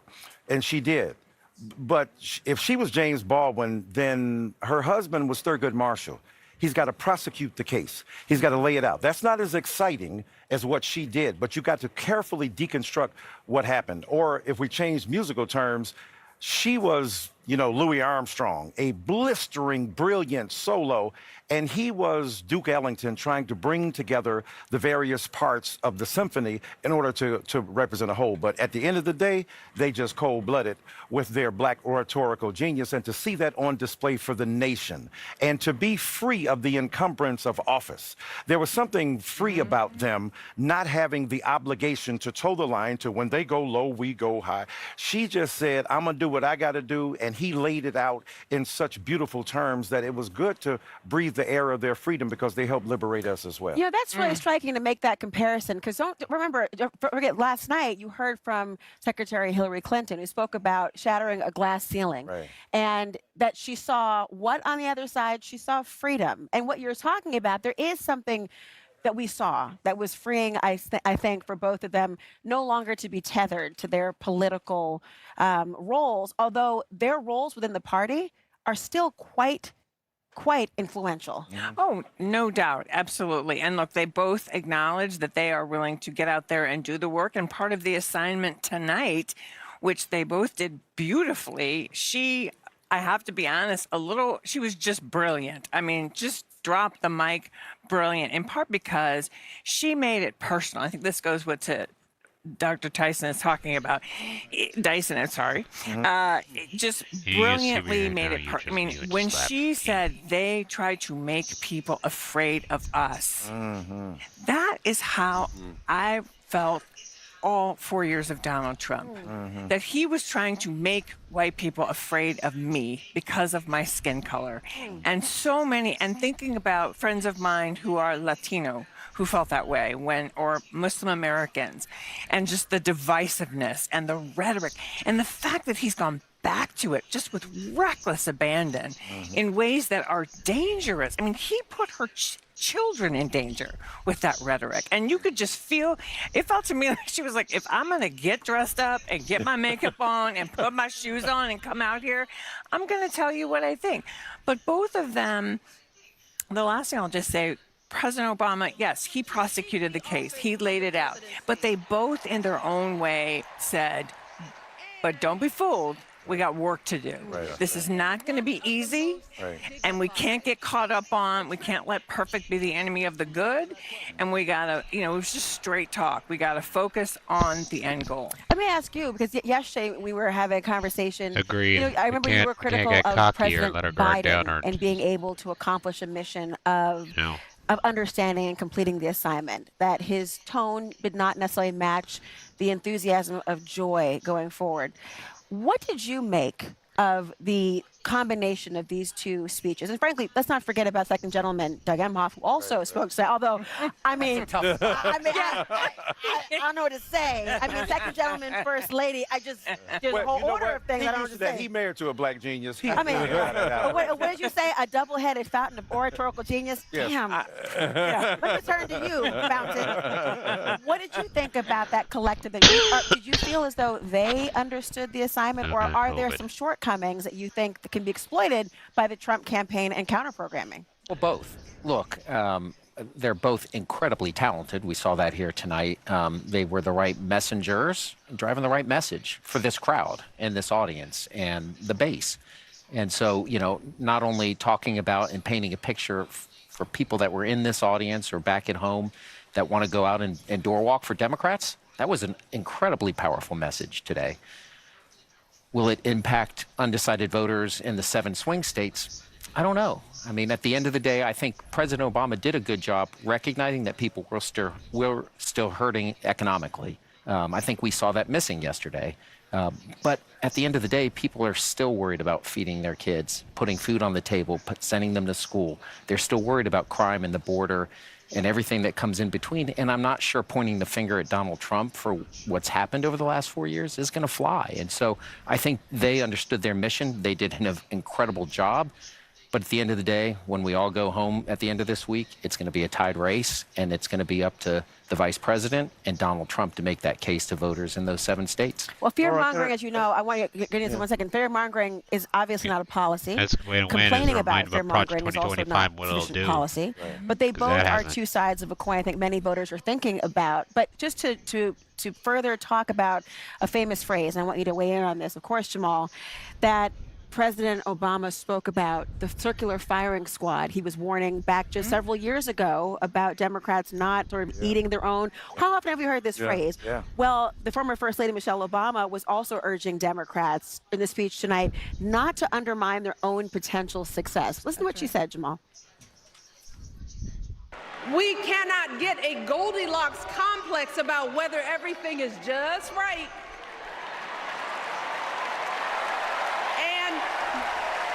We cannot indulge our anxieties about whether this country will elect someone like Kamala instead of doing everything we can to get someone like Kamala elected. I have to laugh a little bit at Busy Phillips. Her face was kind of like, looking around, right? We saw you, Busy. We get it. Jamal, what do you think of that? And that was Lacey Schwartz, who was next to her, was having a very good time, the Lieutenant Governor of New York's wife. So this is exactly what I wanted to pick up on, because Karen started to say this, and I think it was very important, about making the perfect the enemy of the good. And one thing that's been happening over the last few weeks that I think those of us who are watching this maybe get a little concerned about, there is this euphoria that has come around the vice president, and it's excitement, and everybody's into it. But one thing we saw a number. She had an economic number that gained before she ever put an economic plan out. This is telling you that people have something they're really invested in about her, and they see her as something that's there for them. So many people may be reading something of their own into her before they actually hear her speak, which is a great place to be in politics. The nervousness is when somebody says something that counters that, when the Republicans drop an avalanche of negative media on her, and we start to hear things that maybe don't line up with what we thought we were going to get when we had Kamala Harris, then people start to move away from that. And I think what they said tonight was very important. You're going to hear things. They're going to come for her. They're going to try to make this about her and make it negative. We can't fall for it. Don't make Goldilocks decisions. This is about sticking to the plan, do the work, just get her elected. We have more to talk about this. And of course, a lot of that is kind of synonymous with don't judge me by against the almighty, but by the alternative. It's so funny how, what do they say? It's only like really 7 plot lines in the history of all storytelling. Similar for politics. Everyone stand by. Now I want to bring in CNN's Harry Enton. He is live at the CNN Politico Grill. Harry, what is going on at that grill tonight? It is absolutely bonkers, even more filled than last night. And of course, we have the celebrities coming on in. I got my friend over here. Come over here. Chris Witowski, for those of you who don't know, is on The Bear. He plays Pete. Now, I will say The Bear is a little strong for me, but my girlfriend makes me watch it, so I have watched it. Pete, we're in Chicago right here. No, Chris, you called me Pete. I called you Pete because I get confused. I get confused sometimes, characters and the people that they play, or the people that play the characters. So what are you thinking about what's going on here in the DNC night number 2, Chris? Well, so I'm here on behalf of the Creative Coalition. We're fighting for better funding for the arts and schools and stuff. But I got to tell you, Harry, it is an honor to be talking to you because you are my, by far, favorite guy on CNN. Oh. Yes, and I'll tell you why. Because you got good shtick. Oh, thank you. This guy has great shtick, okay? And that's going to get you far in this business. Tapper, be damned. Blitzer, get lost. Harry's the guy. Ooh, Laura, I think I got to put that on my resume. So let me ask you, you're in Chicago. Yes. We're all enjoying the time. I am especially enjoying this segment so far, Mr. Witowski. How's the energy feeling here? Huge. I had the honor of being in there tonight, and man, Michelle, Barack, they tore the roof off of that place. There hasn't been that kind of energy in the United Center since Jordan and Pippen and Rodman were running up and down the court. It was awesome. Well, let me just say, we've got Jordan and Pippen right here, and I am going to toss it back to maybe Rodman. I don't know. Do you want to play Dennis Rodman, Laura? She could be Rodman. I don't have You can any be Rodman. You're a great tattoos. rebounder. You can take that Phil pass. Jackson. No, actually, you know what, fellas? Fun fact, United Center, I was the first president of the Scottie Pippen fan club. Just saying. Wow. That's a 33. What? How'd that turn out? It turned out very much. Well, shout out to you, BJ Armstrong. I liked you. Harry Anthony, thank you so much. Look, several Republicans tonight crossing into what should be hostile territory and criticizing their own party for bowing to Donald Trump. You know, one who spoke on the DNC stage, Mayor John Giles of Mesa, Arizona, a Republican, is my guest next. I have a confession to make. No, he's a hero. Republicans like that are a hero.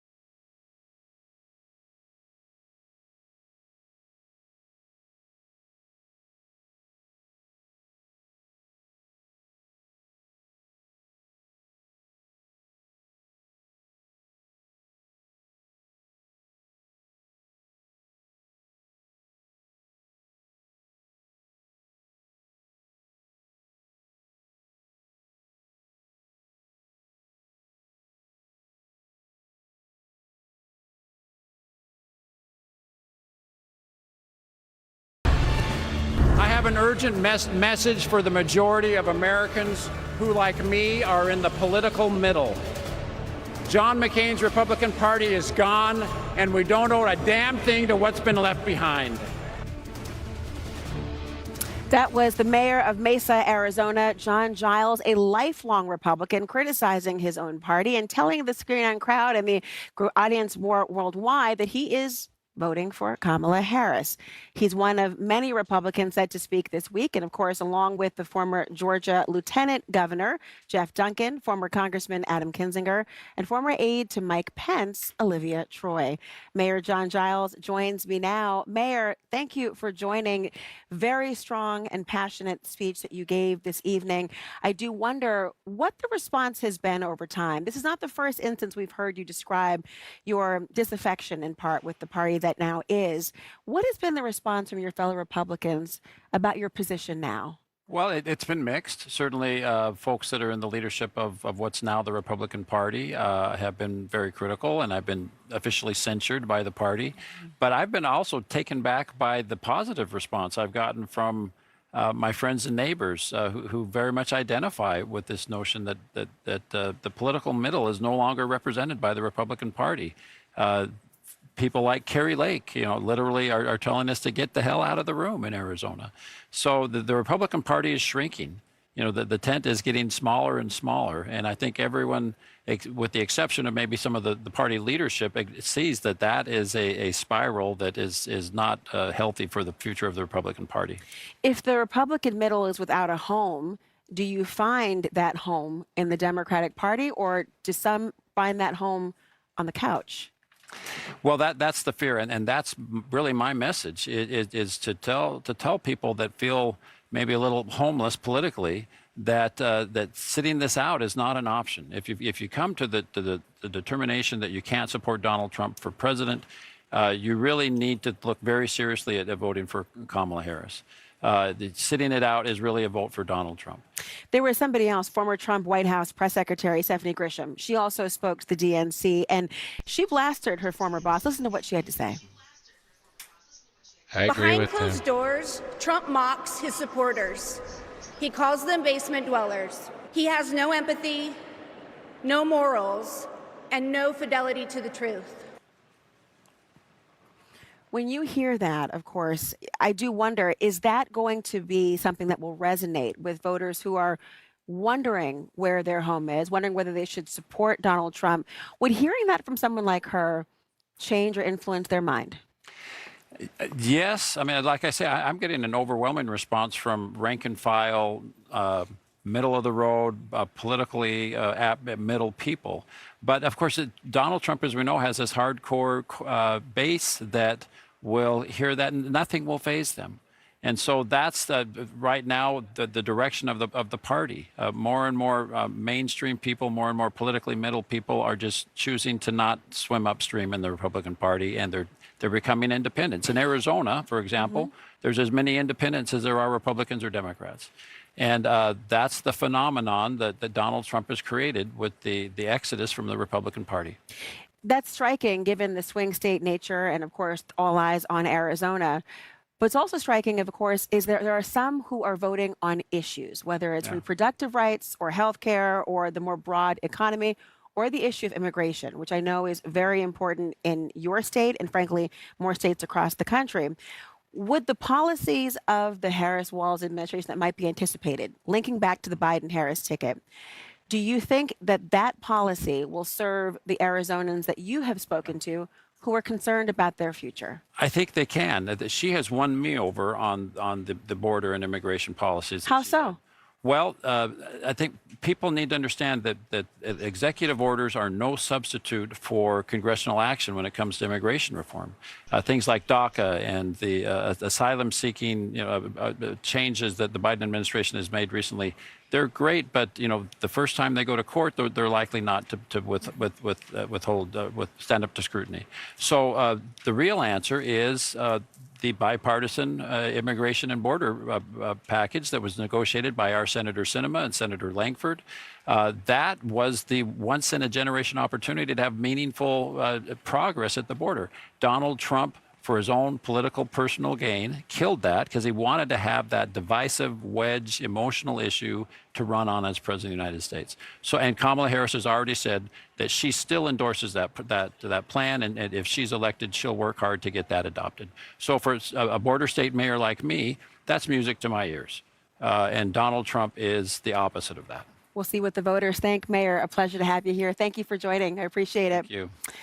Much more from tonight's blockbuster speeches, what former President Barack Obama had to say about his vice president, Joe Biden, after this.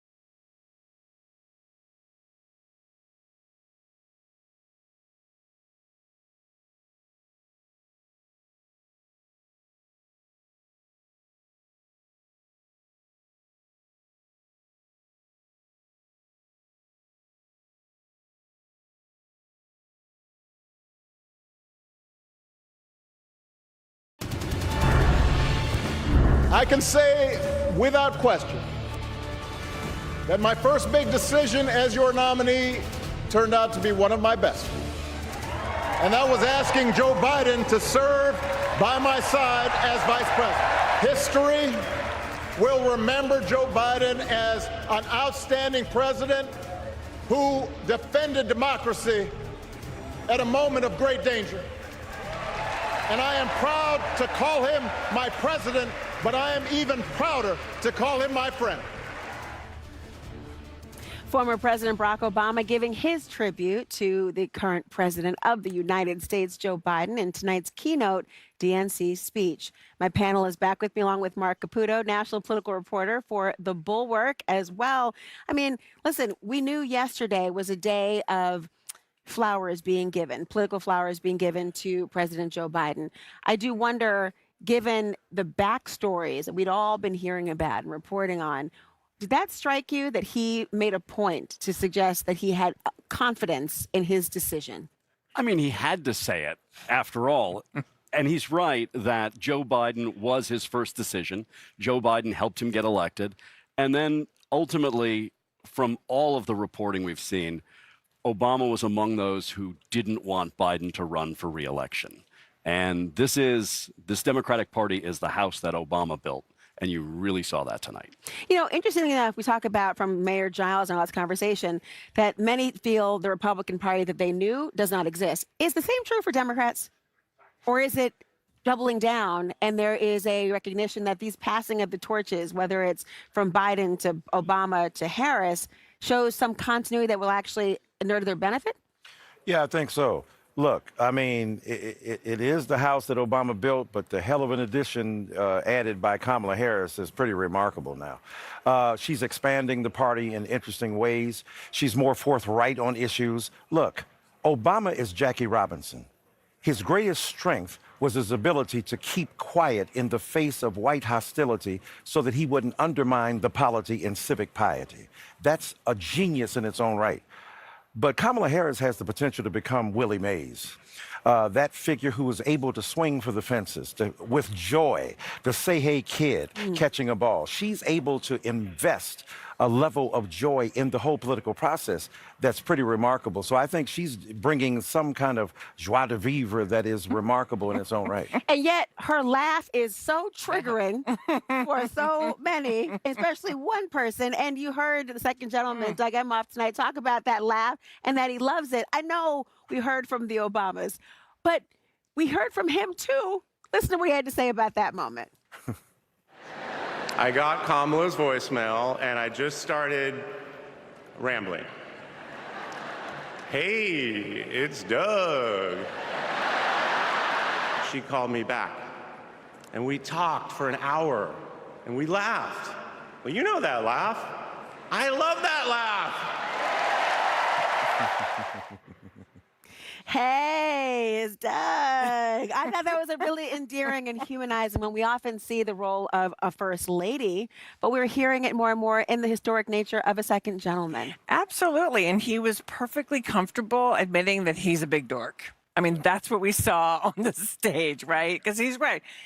A guy leaves you a message at 8:30 in the morning, you're going to, I don't know that I would have called him back. I got to be honest. So, no, it was, but you know, this is part of what spouses do. I mean, they give you, and particularly in politics, people are looking for another entry point into understanding who you are, what your values are. What do you like as you're part of a family? What do you like as part of that family?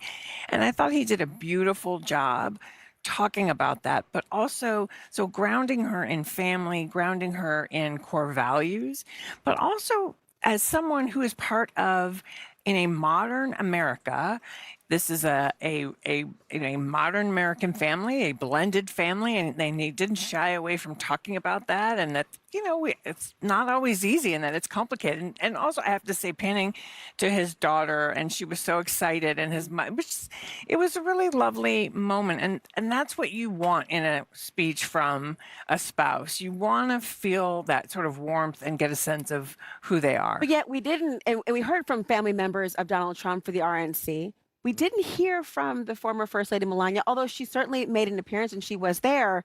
Given what Karen says, does that impact the way voters might see Trump in his quest to be more humanized? Oh, I don't think so. But then why is that? I think one of the best speeches at the RNC was his granddaughter.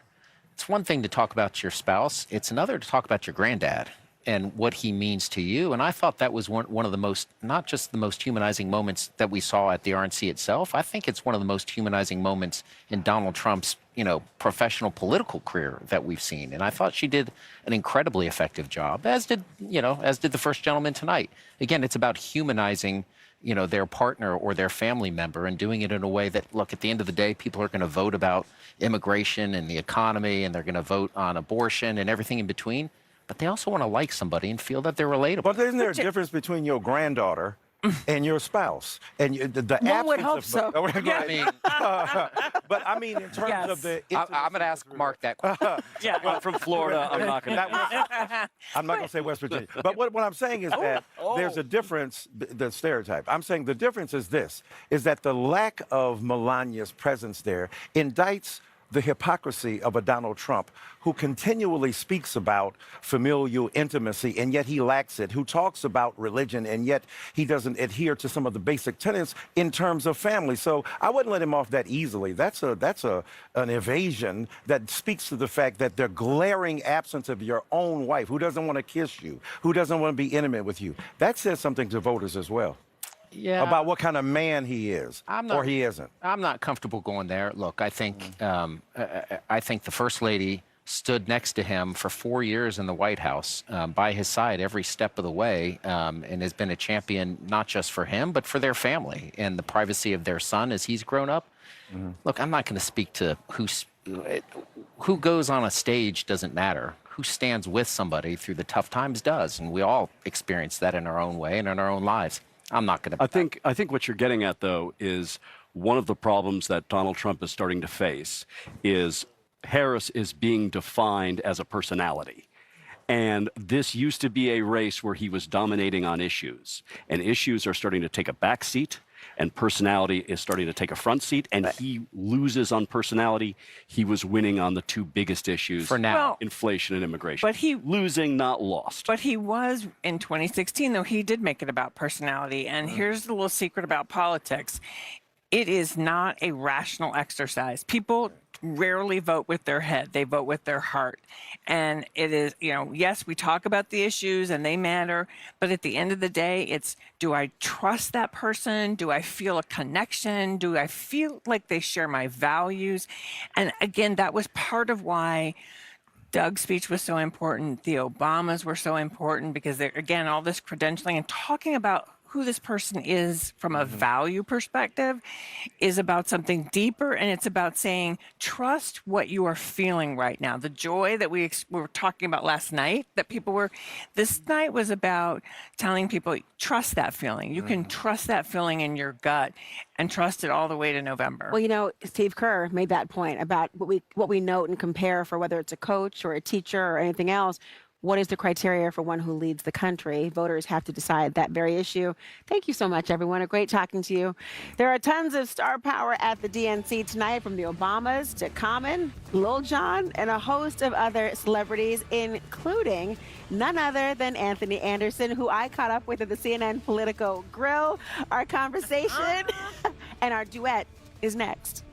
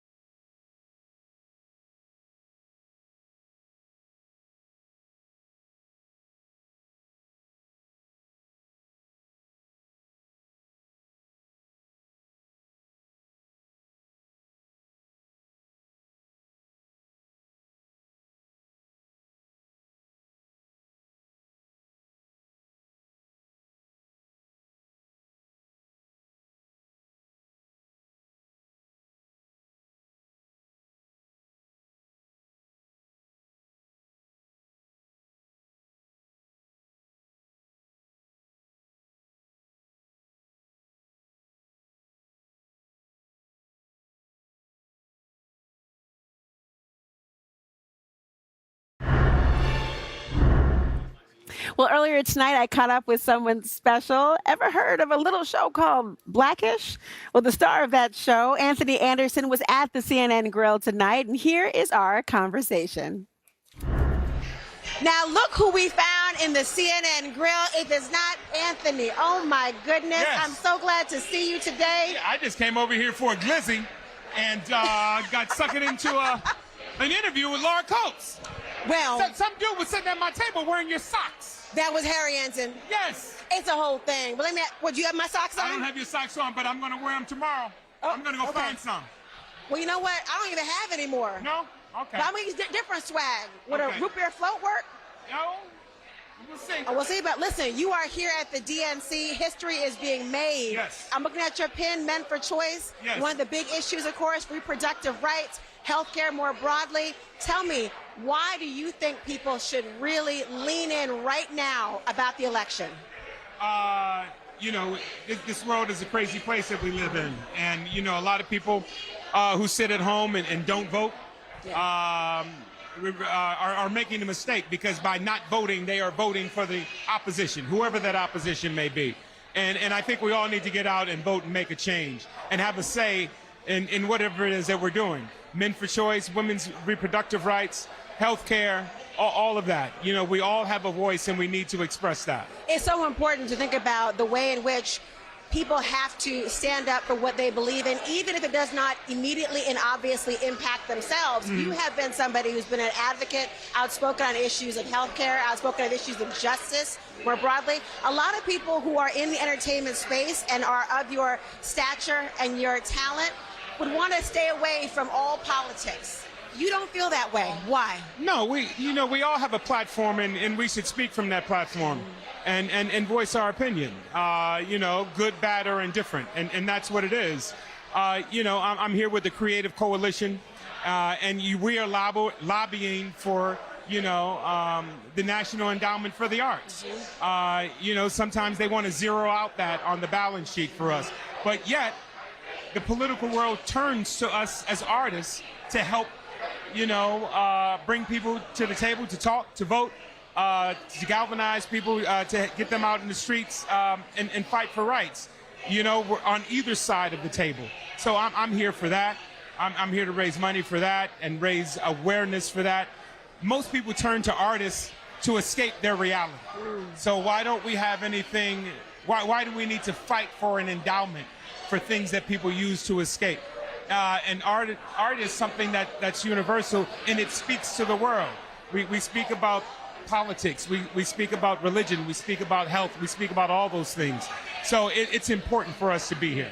And through all the roles you've played, you have really been somebody that people relate to. You have become the everyman. You have become somebody people respect in your talent and in your mind.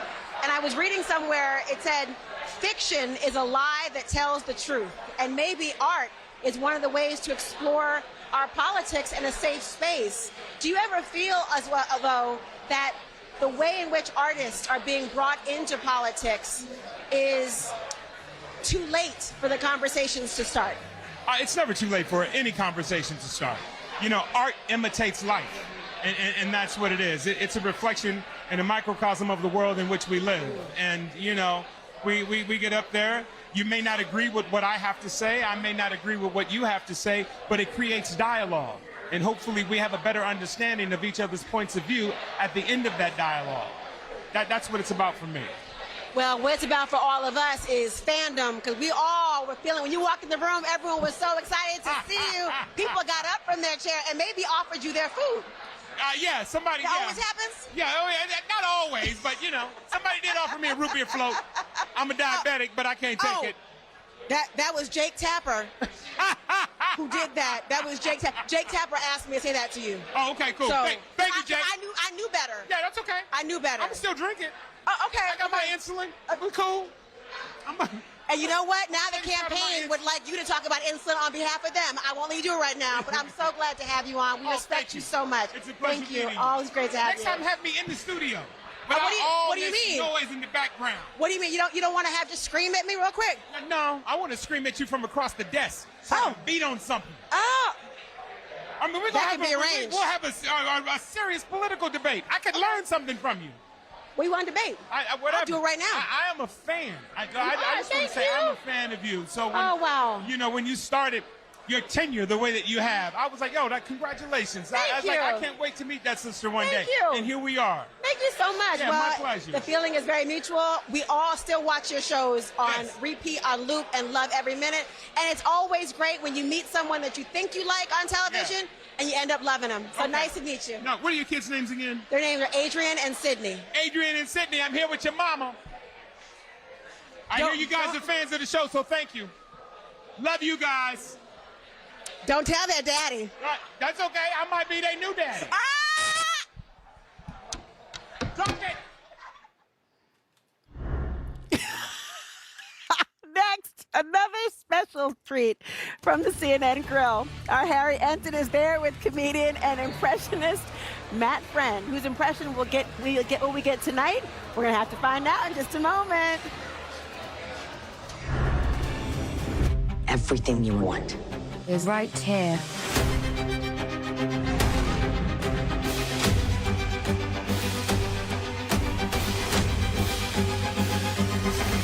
The Disney Plus Hulu Max Bundle. Good morning with Dulcolax. Good morning. Yeah. Try Dulcolax Chewy Fruit Bites for fast and gentle constipation relief in as little as 30 minutes. Making your good morning even better with Dulcolax. For gentle, dependable constipation relief, try Senecot. It works differently than other laxatives because it's made from the senna plant, a natural vegetable laxative ingredient. Gentle, dependable Senecot. Also available in delicious gummies. There's an electrified vehicle for everyone to fall in love with. Get offers on select models at the Lexus Golden Opportunity sales event. At Doan's, we know one thing and one thing only. Backs. Strained backs from weekend chores to pulled backs doing your favorite hobbies. We even know quarterbacks. Doan's, the experts in back pain relief for more than 100 years. Available at a store near you. Coming this Labor Day weekend, Bob's biggest challenge yet. It's time to dare to compare. It's got action. It's got suspense. See how you get more for less this Labor Day weekend. Turn the channel to mybobs.com to find out how. 48% of Americans don't get enough magnesium, which is vital for bone, nerve, and muscle health. I recommend Cunol's magnesium glycinate. It's formulated for high absorption and is gentle on the stomach. Cunol, the brand I trust. Looking good, guys. Vacations are better with the credit gods on your side. I'm coming up! Rewards once available to the few are now accessible to the many. Earn points for travel with Credit One Bank and live large. You might be used to living with your albuterol asthma rescue inhaler, but it's a bit of a dinosaur because it only treats your symptoms, not inflammation. Treating both symptoms and inflammation with rescue is supported by asthma experts. Finally, there's a modern way to treat symptoms and asthma attacks. Air Supra is the first ever dual-action rescue inhaler that treats your asthma symptoms and helps prevent attacks. Air Supra is the only rescue FDA approved to do both. Air Supra is an as-needed rescue inhaler and should not be used as a maintenance treatment for asthma. Get medical help right away if your breathing does not improve, continues to worsen, or for serious allergic reactions. Using Air Supra more than prescribed could be life-threatening. Serious side effects include heart problems, increased risk of thrush, or infections. Welcome to the modern age of dual-action asthma rescue. Ask your doctor if Air Supra is right for you. With CarGurus, filter millions of listings to land the perfect deal. If only you could do things your way all the time. Imagine that. Get it with Gurus. Well, the VIPs are out in force tonight at the CNN Grill. Harry Enton has been tracking them down for all of us. Harry, I think you have a familiar face there. Is that comedian Matt Friend? Hey, Matt. It is Matt Friend. He's here with me, and I'm a familiar face. Matt's a familiar face. Matt, friend, what are your thoughts on the evening so far? Well, first of all, thank you for having me. I love being on CNN late at night. It's we're all a little bit delirious. The DNC has been highly energetic. Obama was in the room. Surreal for me as a Chicago kid to see that. There's definitely an energy happening here. I love that we're filming in this bizarre venue, the CNN Grill. But I don't know, I look like I'm Jack Schlossberg's intern or something. I'm not sure what's happening, but insane vibes here tonight. Insane? And Doug was great, and Michelle Obama brought the house down. It was phenomenal. So what would be Barack Obama's thoughts on the evening? Well, actually, I'm so glad you asked, because if you noticed, actually, I spent a lot of time talking about what Donald Trump is going to do if he wins. He is going to tear this country down. And we must remember that this election is about being your brother's keeper, being your sister's keeper. Get out to the polls, make your voice heard, and realize that in America we have a choice. And that choice is to defend our democracy. Thank you so much. Well, thank you. Thank you, former President Barack Obama. Now, what would Donald Trump's response be to Barack Obama?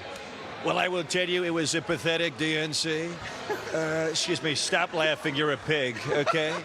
I will tell you that Barack Hussein Obama, he gave a nasty speech. He was talking a lot about various things. It's totally not true. You have Kamala Harris. I talked about this at the National Association of Black Journalists. We don't even know what she is. Is it black, Indian? Nobody knows, but it's a sad thing what's happening with this country. You have to go out to the polls and make sure that I win. Thank you very much. Well, thank you. I believe, my dear friend, Matt, that you have a new impression you want to break out. We've got a surprise for the audience here. I believe it is going to be the Democratic vice presidential nominee, Governor Tim Walz.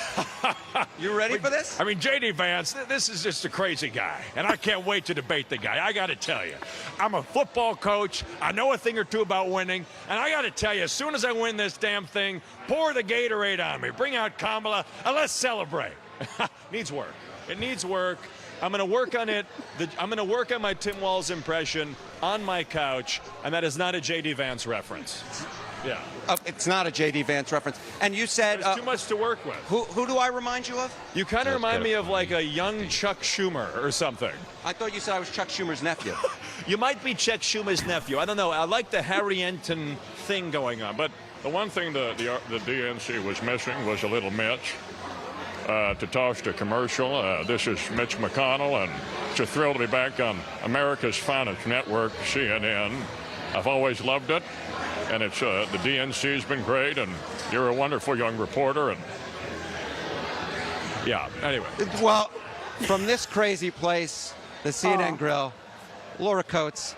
I love you, Laura, and I love CNN, and thank you for having me back on. It truly is, just to recap, it's electric here. CNN is at the front of it, and it's hard to articulate, though. There's just a lot of energy. A lot of energy. A lot of energy, a lot of vibe. Energy. So a high-energy person in Laura Coates. Thank you. We love you, Laura. In our anchor suite. Laura. Love you guys. Harry Enton, Matt Friend. This is what happens when you give people some root beer floats and a microphone. Love to have all of you guys there. So glad to see you all. And everyone, make sure to check out Matt's new podcast. It's called Friend in High Places. Much more of our special coverage of the Democratic National Convention. It's coming up next.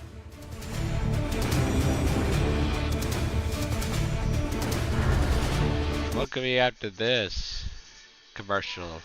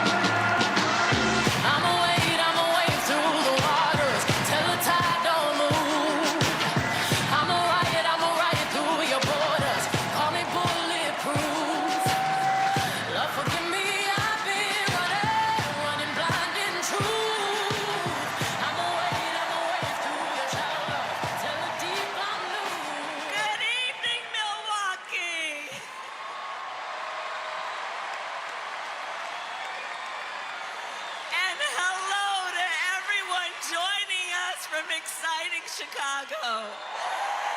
The delegates at the Democratic National Convention, well, they just completed their roll call.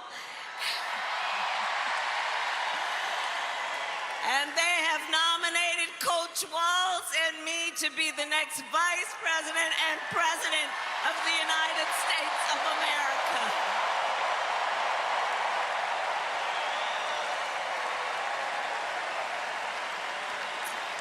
And I thank everyone there and here for believing in what we can do together.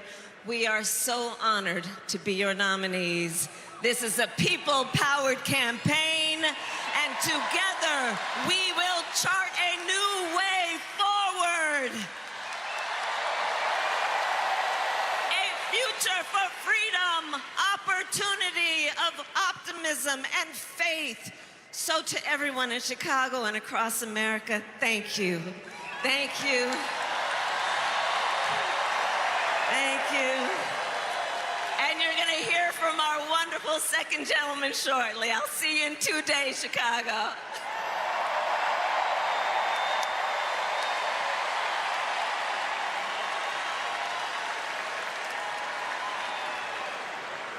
Please welcome TV personality, loud and proud Latina, Ana Navarro.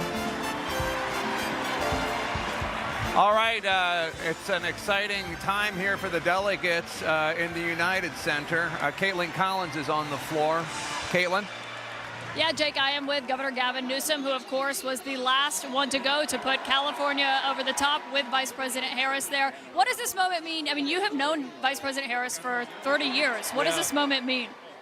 Look, it's remarkable. You kind of pinch yourself when we're just two people with mutual friends having dinner. None of us even imagined we'd be in politics. The idea that I'd be here today announcing those 482 votes and she's our nominee for the parties is surreal and just obvious point of pride. What a point of privilege, and what an opportunity to showcase someone who's next level talent that's out now of the shadow of being vice president has a chance to shine. Yeah, you obviously speak to her often. I mean, what is she saying about what this last month has been like, what this moment has been like for her? I don't know that she's even had a chance to process. I don't think few of us have had a chance to process the last 3.5 weeks, let alone the last 3.5 years, to be candid with you. I mean, COVID and all the stress, the polarization that we're all experiencing. So, look, this is a sprint. She recognizes what's at stake, and she recognizes you got to stay on the offense. Got to stay on the offense every single day in every single way. No one's denying what's on the other side. But look, no one's also denying the choice. This is daylight and darkness, and the contrast couldn't be more acute. And it's a beautiful thing to watch. I mean this. It's a beautiful thing to watch Donald Trump spinning. He doesn't know what to do. He doesn't know how to do it, but he'll ultimately land somewhere. And that's why we also have to be humble as it relates to what's in front of us in the next few months. And we just saw where she is. That's in Milwaukee, where Republicans just had their convention. That is exactly where they just showed Vice President Harris on stage. Why do you think he hasn't been able to figure out how to go up against her? I think there's a lot of theories. I have my own humble one. I don't think he ever imagined this would happen. I don't think he would imagine it would happen so quickly. I don't think he imagined we would consolidate as a party so quickly. And I don't think he also imagined the one intangible. There's a sense of spirit and pride. There's the intangible, the thing that sort of defies the policy positions or the delegate count. There's a sense of energy that's beyond just these four walls. You see it out there, you feel it out there, and that energy is impacting Donald Trump. And it's impacting the people around him that are now openly expressing concern, that are openly offering advice to a president who's not easily, not easy to take advice. So I just think it's an interesting moment, but it's a moment. And the question is it a movement beyond this convention? And that's where I think as Democrats, we can't take anything for granted. Governor Gavin Newsom, thank you for that. Jake, back to you. All right, Caitlin Collins, thank you so much. It was good to hear Tupac when California was casting the final delegates and bringing the nomination to Kamala Harris. And I will say, as much as the first night was logistically problematic, the Democrats are doing a very good job of exciting the crowd here. Normally roll calls are pretty boring and awful, and that one, especially with some cameos from Sean Astin and Eva Longoria and Little John, of course, not to mention all, of course, the governors and mayors really had the crowd on their feet. There's no question that this is a room, this is a party that wants to party. They're feeling it. Even without the DJ, even without the music assigned to different states, the people here are so desperate to have their nominee, to rally around their nominee and have their nominee be the person out there because they like her, but also because of who she's running against. I think the theme of tonight is 2008 energy. That's what one Biden advisor told me on the air earlier today. With Barack Obama and Michelle Obama coming, they need to amp this place up to kind of capture that feeling that a lot of people last felt back in 2008 when they were about to do something historic. I think that is where people are right now. You saw so many of the states. That was one of the top things mentioned, the history that would be made with Vice President Harris if she were to be elected. And this is a room full of people who are more than ready for that moment to happen, not just for her as a black woman and a South Asian woman, but for her as a woman in general, for the United States to finally meet that milestone. And the fact that she was in Wisconsin, Jake, this one of the states that they desperately need, and also going back to 2016, one that Hillary Clinton didn't visit, it's really telling and important strategically. No, absolutely. They're certainly paying a lot of attention to the blue wall states, Michigan and Pennsylvania and Wisconsin, of course. Let's listen in. Senate Majority Leader Chuck Schumer, Democrat from New York, speaking now.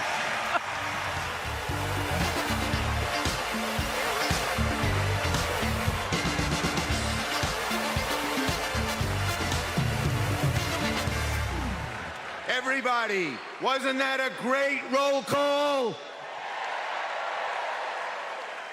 Now just let me hear you if you're ready for President Kamala Harris.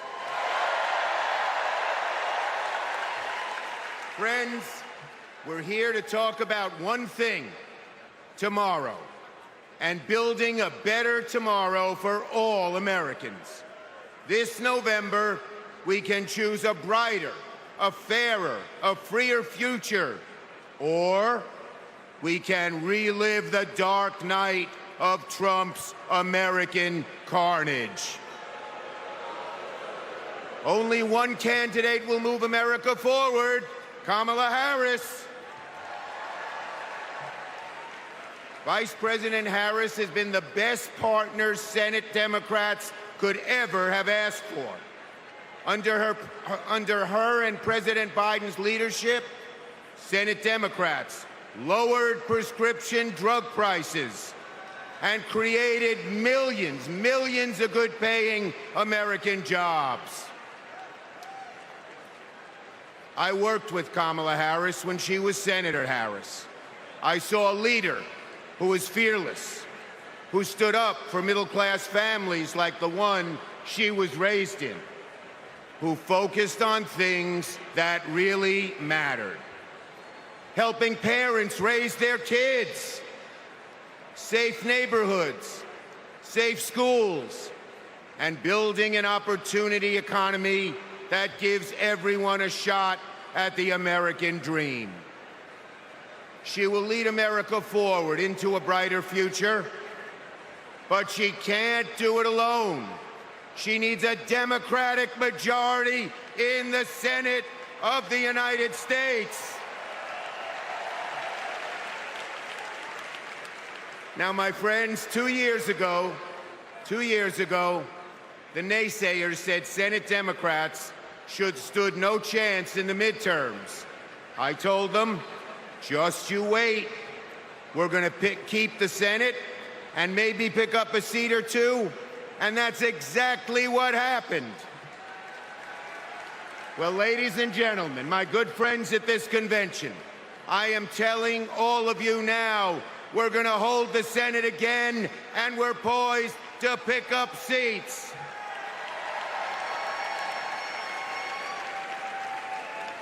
A Democratic majority to create good-paying jobs and lower costs, to defend a woman's right to choose, to deliver for communities back home.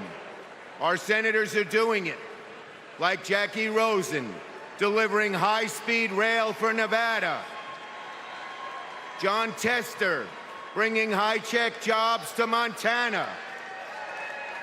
And Bobby Casey and Sherrod Brown and Tammy Baldwin and Martin Heinrich fixing bridges in Pennsylvania and Ohio and Wisconsin and New Mexico. We also have amazing candidates. Ruben Gallego, Angela Alsobrooks, Andy Kim, Alyssa Slotkin, Lisa Blunt, Rochester, Colin Allred, Debbie Mucarsel-Powell. And folks, listen to this. More than half of our candidates are candidates of color. We're making the Senate look like America. Now let's compare that with Senate Republicans. Senate Republicans pretend to care about middle-class families, but they voted no on expanding the child tax credit, and J.D. Vance didn't even show up to vote. Senate Republicans pretend to care about the border, but they voted no on the strongest border bill in a decade. Republicans tend to care about freedom, but they voted no on a woman's right to choose. No to safeguard IVF. No to birth control. That is just a taste of their extreme agenda. Is that what we want for America? Do we want a Republican Senate that assaults reproductive freedoms? Do we want a Republican Senate that cuts taxes for the rich, rigs the game for big oil and big pharma? Well, folks, the choice is ours. Now, let me close on a personal note. As the highest-ranking Jewish elected official in American history,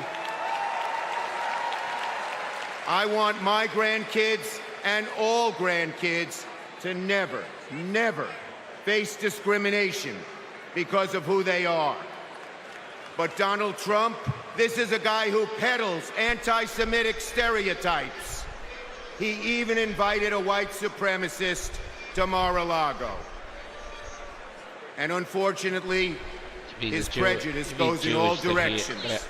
He fuels Islamophobia and issued a Muslim ban as president.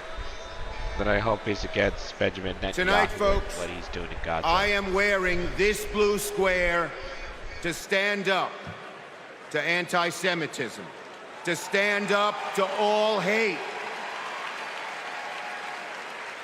Our children, our grandchildren, no matter their race, no matter their creed, their gender or family, deserve better than Donald Trump's American carnage. So, are you ready to make sure Donald Trump never, ever gets near the White House again? So let's elect Kamala Harris, Tim Walz, and a Democratic majority in the Senate and keep the torch of freedom burning bright for generations to come. On to victory in November. Senator Chuck Schumer, Senator Bernie Sanders is coming up next. Van Jones, there's a lot of Republicans in the Trump campaign who've been trying to say that Kamala Harris is to the left of Bernie Sanders. Well, she's not. Which, by the way, Bernie Sanders laughs about. Exactly, and so does everybody else. But I just want to say, Kamala Harris has put the party back in the Democratic Party. This was an extraordinary moment in terms of just the people needed to get some release. And I've never seen who had on their bingo card that the biggest dance party of the summer would be the DNC. I don't think anybody had that on the bingo card. Look, Bernie Sanders is leading an important movement in this party, but it is not Kamala Harris's movement, and that will be clear tonight. Is there a danger, David Axelrod, in having Bernie Sanders? No, I don't think. Look, the truth is that Bernie Sanders is going to get up there and he's going to talk about economic issues, I'm sure, that are very, very central to people in their lives, and that is his wheelhouse, and that's really what you can say, and I'm sure Scott will, well, she's running on Bernie Sanders' platform if, raising the minimum wage and family leave and, child care tax credits and so on are that. I think that's fine. I think that's going to be a real help to her, and that's a focus she wants. One of the takeaways from the Trump years, though, is that the Republican Party, instead of looking at their autopsy and saying, here's how we need to change, here's how we appeal to the middle, they ushered in the era of Trump. And the idea was like, let's stick to our guns about what we believe, and that energy is going to draw more people in. This is a view of a Democratic Party that might be approaching things the same way. That's saying instead of being like, oh no, someone called me a liberal, you just say, great, I'm going to own it, I'm going to make it a party, and maybe that will draw more people in. And that's a different posture from so many years of kind of like, we need to compromise, we need to appeal, we need to move to the middle. It'll be interesting to see. I mean, Sanders being here is another affirmation of what Republicans already think about her because of the way she ran for president before. Medicare for all, friendly with defund the police, permissive immigration structure. I mean, she ran on a lot of very, very progressive things. Now, anonymous campaign sources now say she's no longer for any of that, but for Republicans, that's not going to be good enough. Well, it'd be interesting to see them on the same debate stage. Yeah. And they'll have a conversation about this, I'm sure. And here's Bernie Sanders.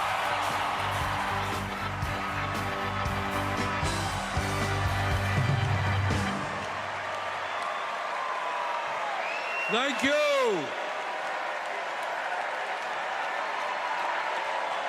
Thank you.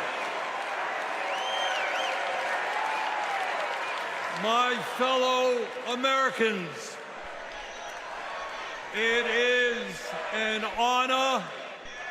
It is an honor to be with you tonight because we're laying the groundwork for Kamala Harris to become our next president.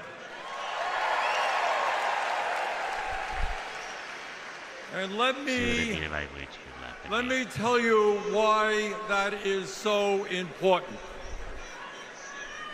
I want you all to remember where we were 3.5 years ago.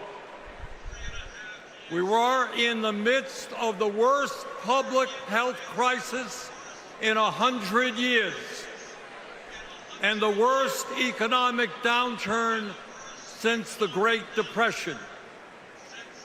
3,000 Americans were dying every day, and our hospitals were overwhelmed with COVID patients. All across the country, businesses were shutting down. Unemployment was soaring. Workers were losing their health insurance. Schools were closing. State and city budgets were running out of money. People were being evicted from their homes. Children in America were going hungry.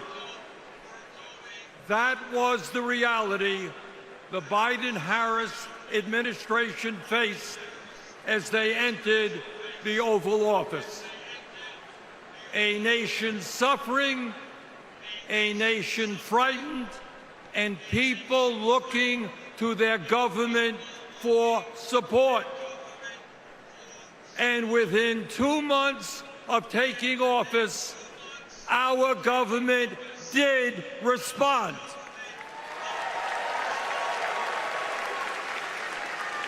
We passed the American Rescue Plan, which provided $1,400 for every man, woman, and child in the working class.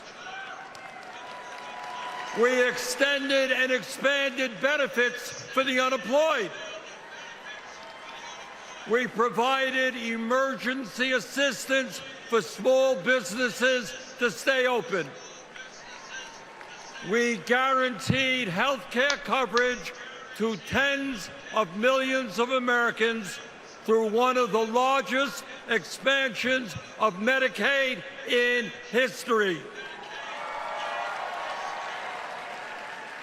We provided rent relief and mortgage assistance, which prevented tenants and homeowners from being evicted.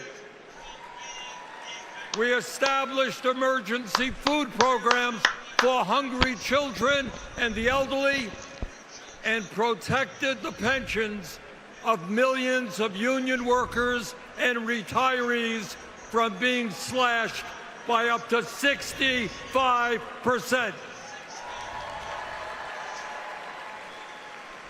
Oh, and by the way, we cut childhood poverty by over 40% through an expanded child tax credit. Thank you, President Biden. Thank you, Vice President Harris. Thank you, Democratic Congress.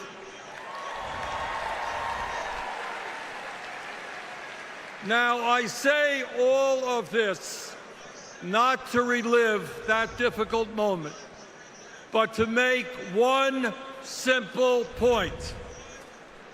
When the political will is there, government can effectively deliver for the people of our country. And now we need to summon that will again, because too many of our fellow Americans are struggling every day to just get by, to put food on the table, to pay the rent, and to get the health care they need. Brothers and sisters, bottom line, we need an economy that works for all of us, not just the billionaire class.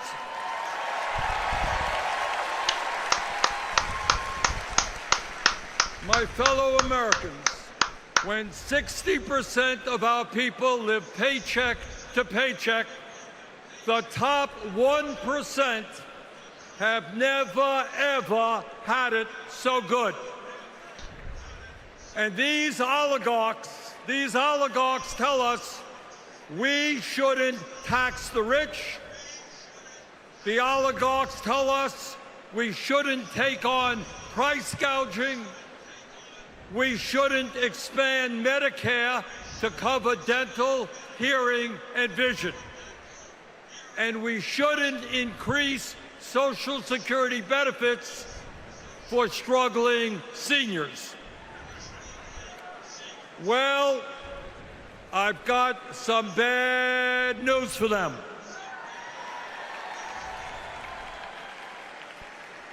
That is precisely what we are going to do.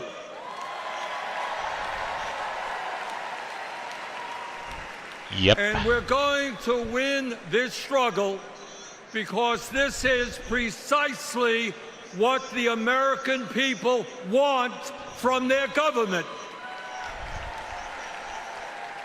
Yep.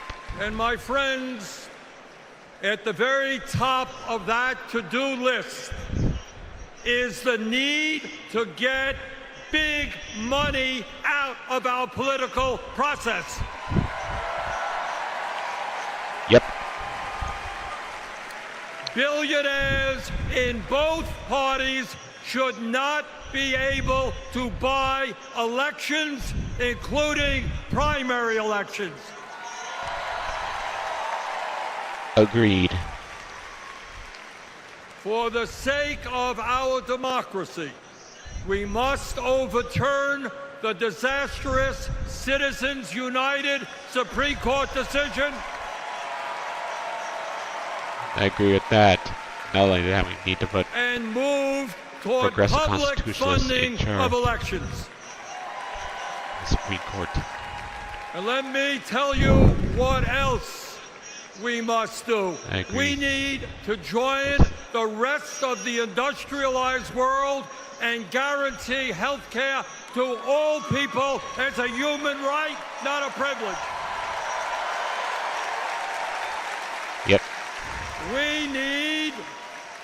We need to raise the minimum wage to a living wage.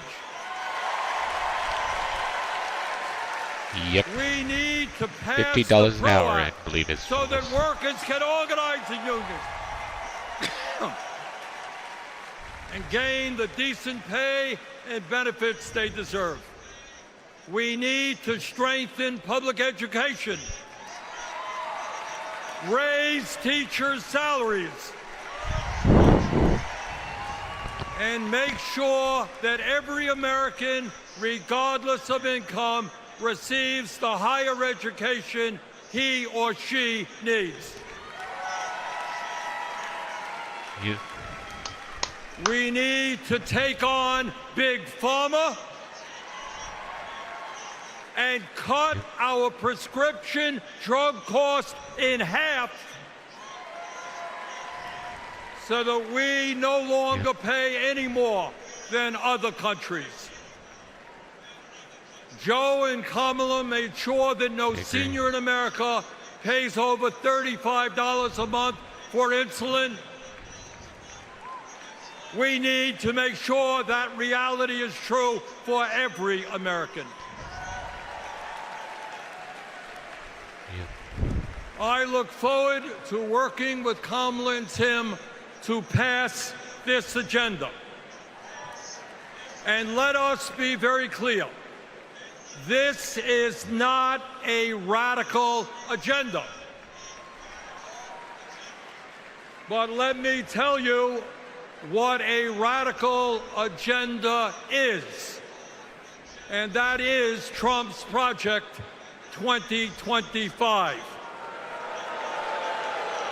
He mentioned it. At a He mentioned time it. of massive income and wealth inequality, giving more tax breaks to billionaires is radical. Putting forth budgets to cut Social Security, Medicare, and Medicaid is radical. Letting polluters destroy our planet is radical. Yep, it and is. my friends, we won't let that happen. I agree. If it risks Fellow starting our second Americans, American in the Civil last War. 3.5 years, working together, we have accomplished more than any government since FDR. Really? But much, much more remains to be done. We must summon the courage to stand up to wealth and power and deliver justice for people at home and abroad. Abroad, we must end this horrific war in Gaza. Agreed.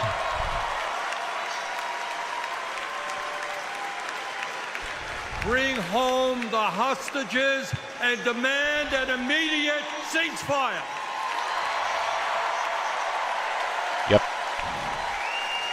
Same in Russia and Ukraine too, but Putin would go along with it. At home right here, we must take on Big Pharma, Big Oil, Big Ag, Big Tech, and all the other corporate monopolists whose greed is denying progress for working people. On November 5th, Greed is one of the 7 deadly let sins. us elect Kamala Harris as our president, and let us go forward to create the nation we know we can become. Thank you all very much. You really know how to rally a crowd, Bernie. Let's see if you can get your supporters to rally behind Kamala Harris. We're counting on you.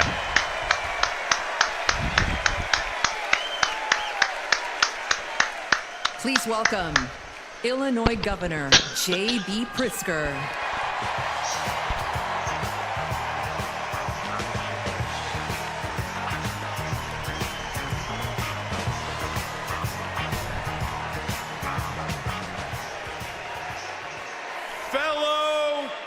Democrats, welcome to Chicago!